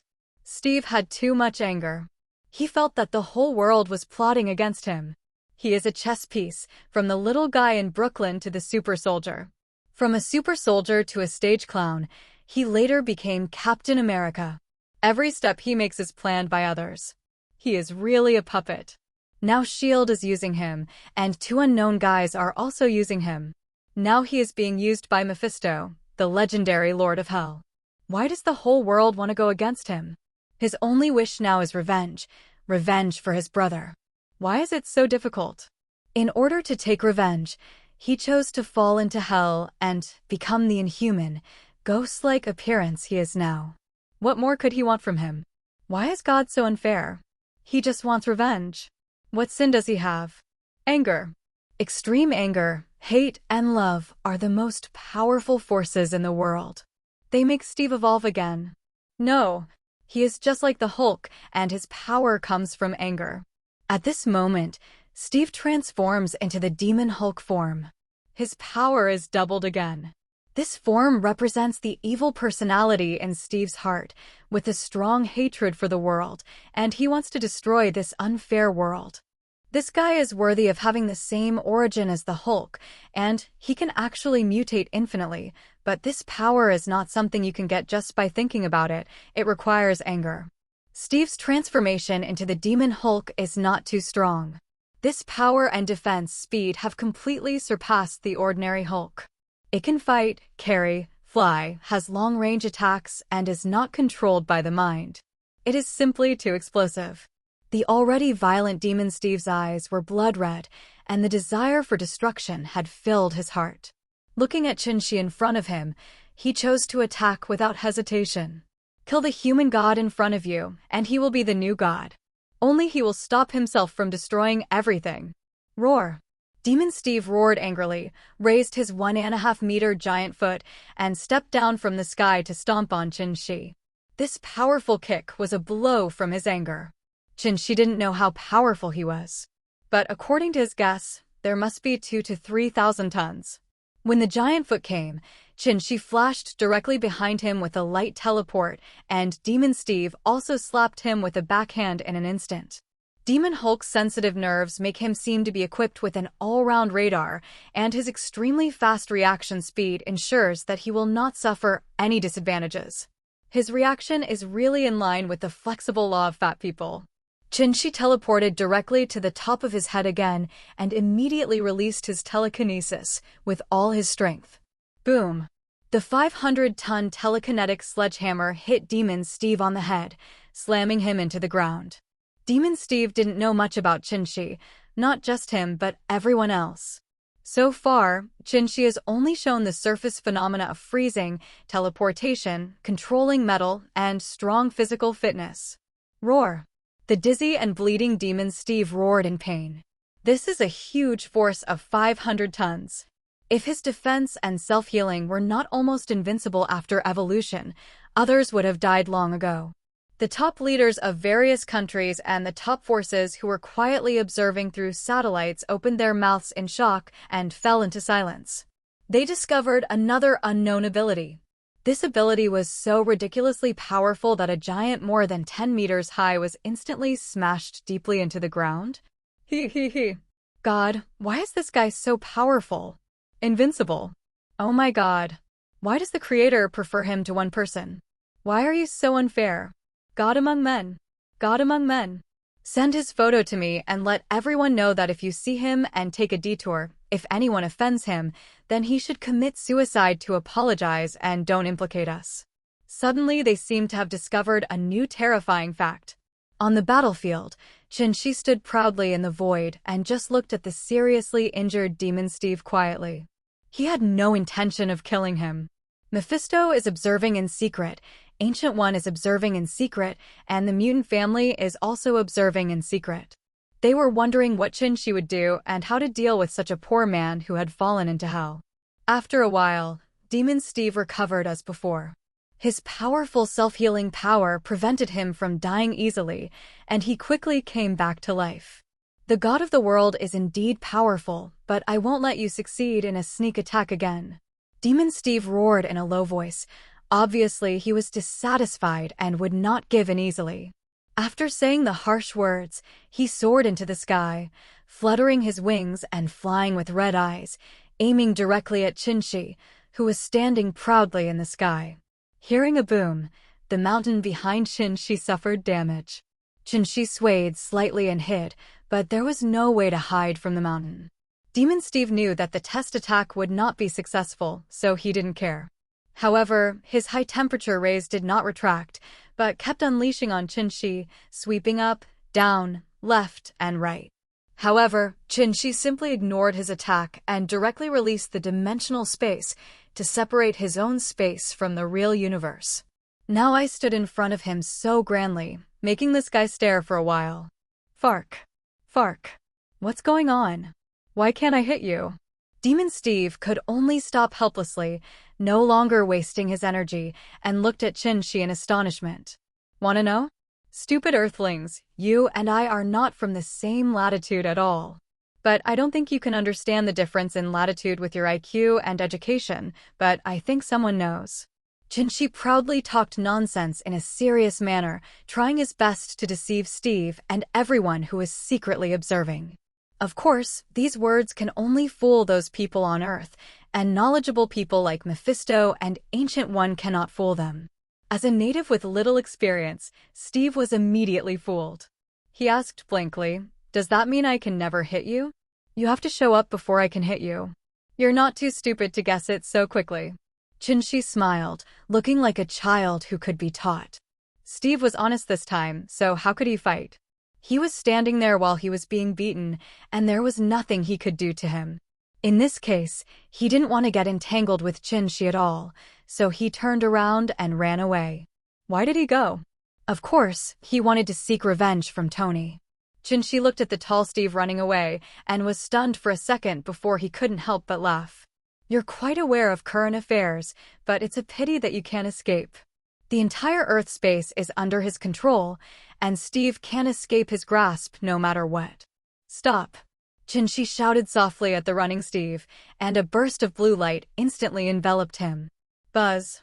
There was a sound, and the invisible space came closer, instantly trapping Steve on the spot, and saw him hammering the invisible wall in front of him frantically. Boom! Boom! Boom! 1 punch! 2 punches! 3 punches! The huge force of thousands of tons is so powerless at this moment, and the invisible wall is an unshakable copper wall and iron wall. How can he fight against the multidimensional space gems? Haha, don't waste your efforts. You can't break it even if you exhaust all your strength. Qinshi had already appeared in front of him and said calmly. Hearing the sound, Steve stopped. He stared at Qin and growled unwillingly. Why? Why do you want to help Tony so much? Why do you want to stop me from avenging Bucky? Why? Qin raised his head and glanced at him. How can there be so many reasons in this world? Everything is fate. If I do this, it really only means that Bucky's life is not good. Qin shrugged. There was no need to explain to him. I just felt unhappy with him, so this was his bad fate. You. Steve was furious, but couldn't refute. Weakness is the original sin. Okay, I'll give you a chance. You can see Bucky again. Of course, he can't come back. If you are willing, the price you pay is that you won't be able to come back without my permission. Qin understatement made the giant Steve so excited that he couldn't help himself. He asked in an excited, trembling, and nervous tone, "Are you telling the truth?" "I'm not going to lie to you yet." Qin words did not make waves, and his voice was very soft, but they were like a huge stone falling into a calm lake, causing Steve's dead heart to ripple again. After receiving an affirmative answer, Steve's heart started to beat. It kept beating so violently that Qin even heard his heart start to live. Steve didn't even hesitate. He said categorically and extremely firmly, "As long as I can see Bucky again, I will have no regrets even if I fall into hell." Steve has long since had no complaints. He no longer hates anyone and doesn't owe anyone anything. His heart has been wandering between Howard and Bucky. He is really tired. The painful torture these days has almost driven him crazy, and now Bucky has given his life back to Howard. The two of them were even. He didn't owe Howard anymore. He could face himself and Howard calmly.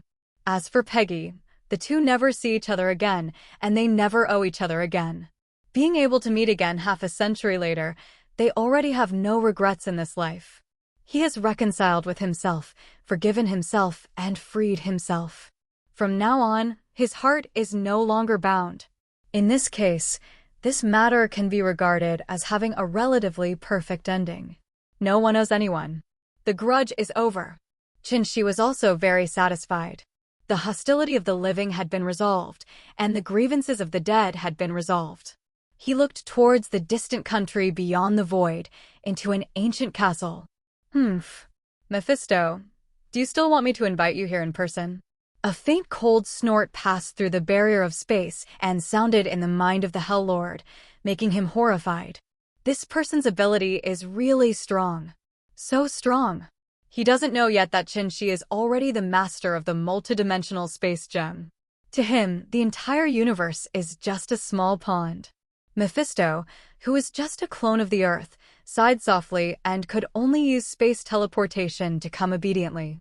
"Dear Earth powerful man, this is the first time we have met. Please forgive me for disturbing you so presumptuously. The situation is stronger than the person." Mephisto kept his posture very low when they met. "Anyway, don't reach out and hit this smiling man. He has to protect his clone. The current Earth is more than 10 times more difficult to enter than before. Before, Kamal Taj blocked it, and he could only plan carefully for thousands of years. Now the plan is ineffective, and the Earth is impregnable. He is now walking on thin ice, taking every step for fear that his clone will perish directly." Qin saw that this guy was gentlemanly and polite, showing the hypocritical etiquette of this British aristocrat, which was quite good, and he didn't want to embarrass him. Anyway, they have no conflict of interest. Sooner or later, they will need such a cunning guy. So he smiled. "Mephisto, I heard that you have been using the Holy Vatican sacrifice to collect the souls of the Earth, right? Then you want to use this method to summon your true form to come and devour the Earth? How courageous are you?" Qin came up with a show of force, which was so fierce that he frightened this insidious and cunning Lord of Hell.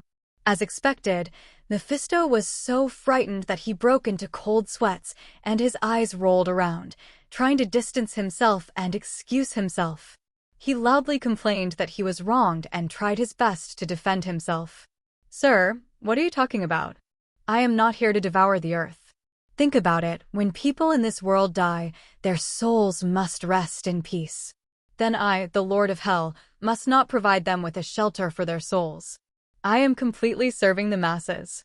I am a good person. A very good person. Those things you heard are all slanders, Hongguogua's slander." He is maliciously slandering me.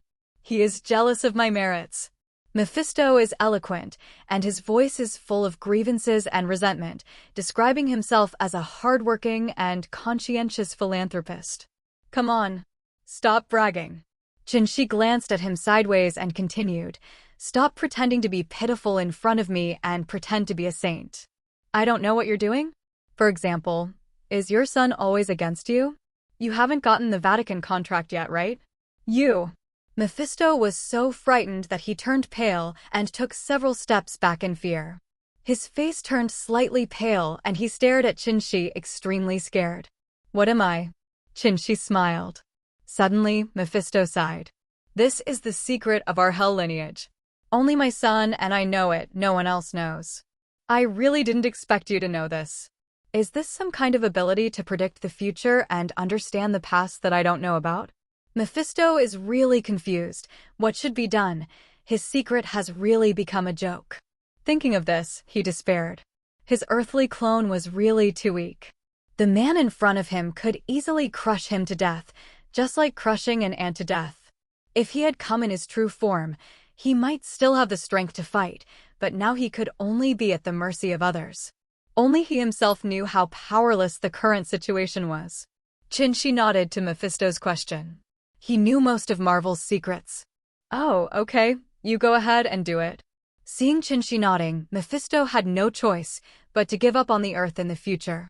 What a 1,000-year plan, it all came to an end in one day. Kill you? Why kill you? What's the point of killing you? If I want to kill you, I won't talk too much nonsense with you. Chinshi said speechlessly, this guy's imagination is too scary. Really? You really don't want to kill me? Mephisto was overjoyed. It would be better to die than to live. No one wants his 1,000-year plan to be in vain. Of course it's true. I came to you because I want you to take Steve to hell and reunite with Bucky. It's that simple. Chinshi's purpose is of course more than that, and he can't say it clearly.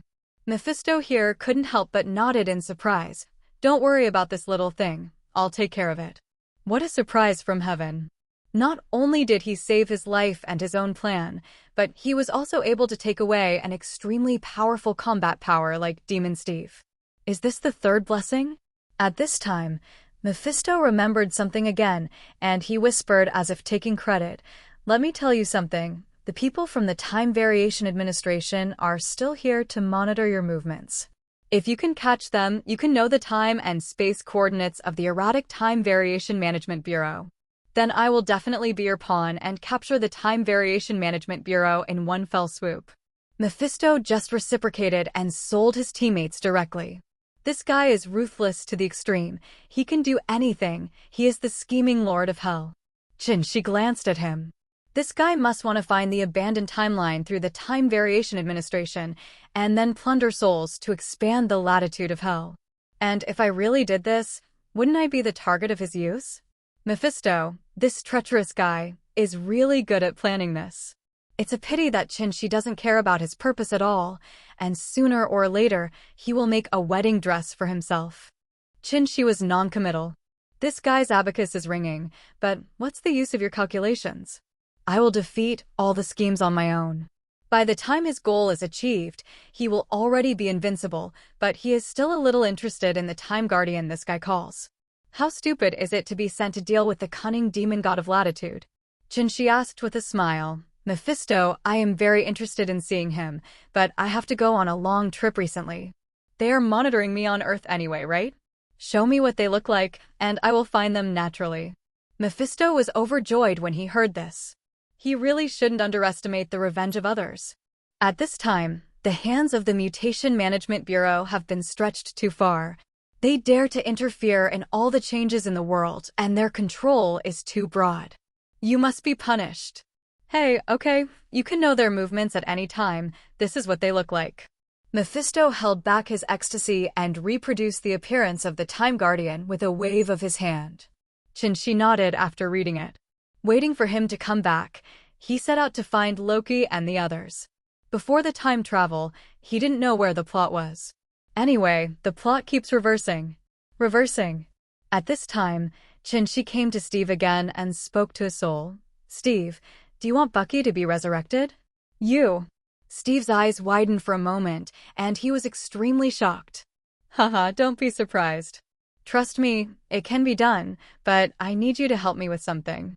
She said lightly. Since Mephisto is planning to go to more abandoned timelines to collect souls to expand hell, he naturally can't let others work in vain. The confused Steve calmed down instantly and replied in a deep voice, "What do I need to do?" "Steve, you go to the Hell Dimension first, where you can live with Bucky for a while. When you figure out all the military deployment in the Hell Latitude and the distribution of the major forces, I will attack the Hell Latitude. At that time, I will arrange for Bucky to be resurrected in another universe." She made it very clear that after finding the location of the latitude of Hell and the distribution of the major forces, he would conquer Hell in one fell swoop. As for the spearhead, it was naturally Steve. The moment Mephisto appeared, a new plan was born in his mind. He wants to take over Hell and let the Soul Gem control the souls of the world, which means he controls the souls of the multiverse. As for the bargaining chip that made Steve willing, it was Bucky.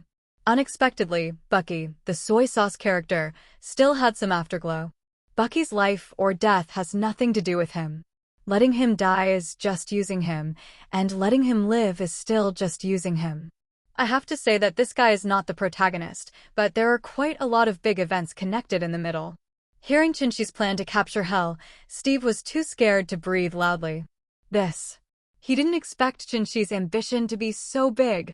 He actually wanted to conquer Hell. How much confidence did he have in himself? He didn't take those group of Latitude demons seriously at all. He plotted against them with his backhand. This kind of courage has never been seen before. The frightened Steve suppressed the shock in his heart, took a deep breath, and nodded fiercely. "I promise you." "Haha, very good. You made the right choice." Chinshi laughed and exited his mind. Mephisto in the outside world didn't know that he had been plotted in just a few seconds, and he was thinking about how to collect souls quickly and secretly. "Mephisto, take Steve and leave now. I will let you know when I get settled." "Okay, then I'll wait for your good news." Mephisto kept a gentleman's smile on his face, but he was smiling inside. After saying that, he took Steve, who had returned to normal, towards a black portal. Suddenly, she shouted inexplicably, "Mustache." Mephisto paused and replied subconsciously, "Sir, do you still have trouble with me? Too bad. Too bad." The moment he finished speaking, Mephisto regretted it and shouted something bad. Shet. Shet. What happened to me? Why did I expose myself so quickly? Mephisto secretly cursed himself for being such a pig. He betrayed himself with such a casual temptation. He quickly made amends. "Sir, what are you talking about? Who is that mustache? There is no one else here. I thought you were calling me." Mephisto smiled coquettishly, with an embarrassed look on his face and an obvious hint of paleness. How could he admit that he was Mustache? In order to collect a large number of souls, he had started too many wars. In such a killing war, he was afraid that the strong man on Earth in front of him would really kill him with a knife out of hatred. Seeing that this guy was so self-proclaimed, he felt like he knew it in his heart. Glancing sideways at Mephisto, Chinshi said quietly, "Those are things in the past. I won't kill you over old scores, but I'm very unhappy. Sir, look, what kind of compensation do you want? As long as I have it." Hearing that the clone did not need to be killed, Mephisto quickly showed his courtesy and took out all his treasures. "You'd better keep those things of yours, but now I'll give you a suggestion. Don't you want to collect souls? That disgusting plaster country has a large population. Do you know how to do what I said?" Chinshi's voice was very soft and calm, just like a normal chat, but Steve shuddered when he heard the murderous intent in it. He wants to exterminate a race. How cruel is this? Is this their feud? The vast majority of people in this powerful country really have this hatred deeply ingrained in their bones. It's not that Steve doesn't surf the internet, he has seen too much, but this is really the first time he has seen someone as ruthless as Chinshi.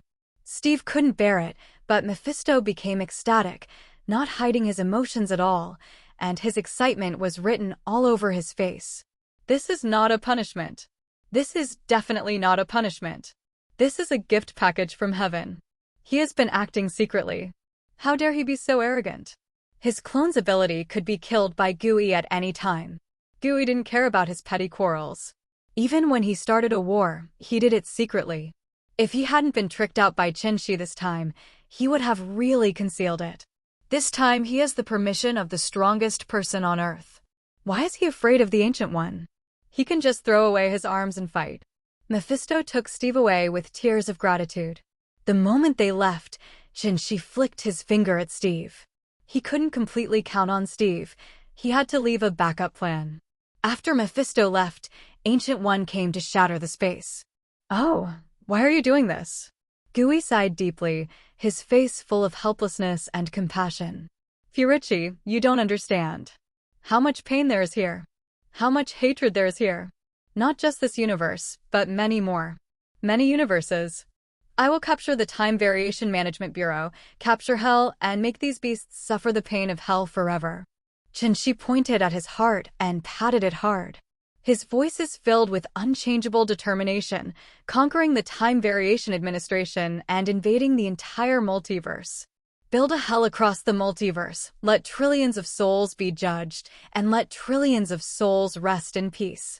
Qinshi's attitude was so decisive that Gui's expression darkened. She knew she couldn't stop him. But what a life that is. She still wanted to try one last time. Qinshi, I know the hatred in your heart, but that is all in the past. These people were all innocent later. Why do you need to vent your anger on them?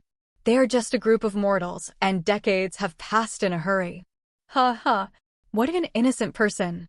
Qinshi laughed heartily, as if he had heard the funniest joke in the world. Okay, let me lend you the time stone. Oh, I know what you want to do. When Qinshi finished speaking, Gui sighed and took out the time stone and handed it to him. Look at how innocent they are. Qinshi uses the multidimensional space gem to locate space, and uses its energy to activate the time gem to locate time. He pulled Gui and saw countless tragic scenes unfolding in front of the two of them one by one. This is purgatory on Earth, a world where people eat people. War. Massacre. Robbery. JY. Children's wails, women's cries, men's roars. Blood stained the entire earth red, and gunpowder smoke filled the Huxia sky. Countless Huxia sons and daughters have gone on to defend their homeland and country without fear of death so that future generations will not be invaded. Men cannot retreat. Behind them are 5,000 years of great rivers and mountains, their fathers, mothers, brothers, sisters, wife, sons, daughters. An inch of rivers and mountains, an inch of blood, 100,000 young people, and 100,000 troops. They are creating a bright future for future generations. Qinshi looked at the scene and saw that this was not some drama, this was a bloody reality. Qinshi was trembling all over, gritting his teeth, and his blood was boiling. He stared at Gui and said word by word. Are they still innocent? They bully our Huxia children, and they shed the blood of sin.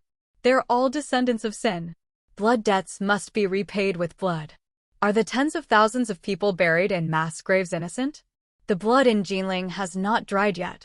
When I was weak, I was powerless and could only rage with incompetence. When I could control their life and death, I could eradicate them all.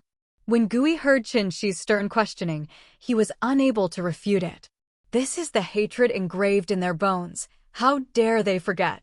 Who dares to forget? Alas, the cause of the predecessors is the result of the descendants. The original hidden dangers have been laid for a long time, and there is no way to fix it. There is no way to fix it. Gui sighed quietly and then disappeared. Even if she was compassionate and didn't want to see people in ruins, she couldn't change the ending. This is fate. They deserve to be like this. Steve is gone. Ancient One is gone too. The whole world has become quiet from the previous fluctuations. But Mephisto was more excited than anyone else, and Qinshi was also extremely happy, knowing that Mephisto had taken action. At nightfall, Qinshi summoned his entire family for a gathering. Wanda, number 18, Natasha, and Jean Grey are all here. Looking at the flowers and beauties in front of him, Qinshi nodded with satisfaction. What more could he ask for after being favored by so many beauties? Looking at the young and beautiful women, He slowly said, "My beautiful wives, I have something to announce." "What's going on? So serious?"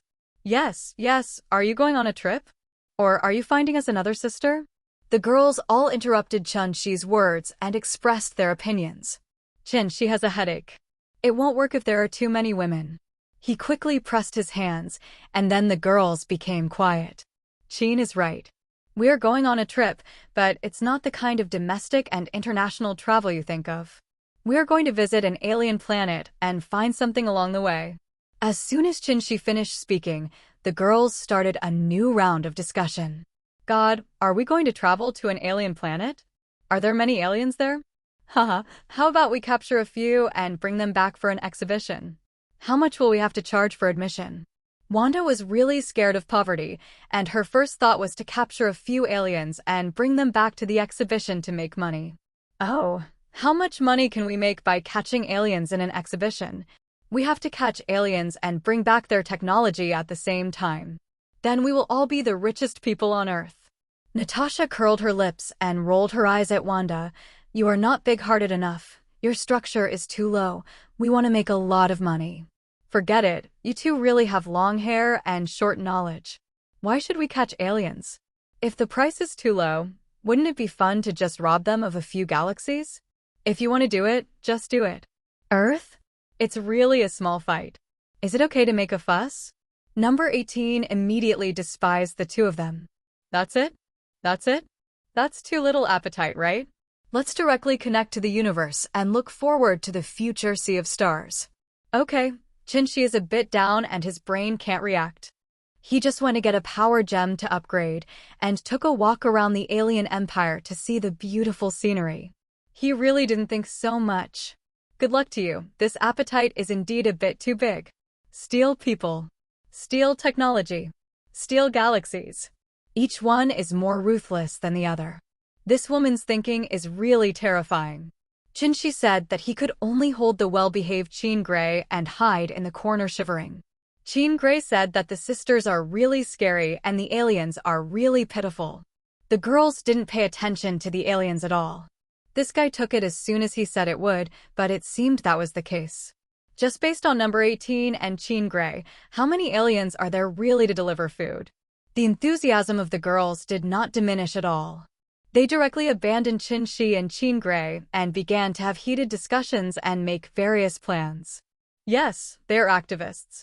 It's dead of night here in New York, but the sun is shining in the sky over there, and it's a beautiful sunny day.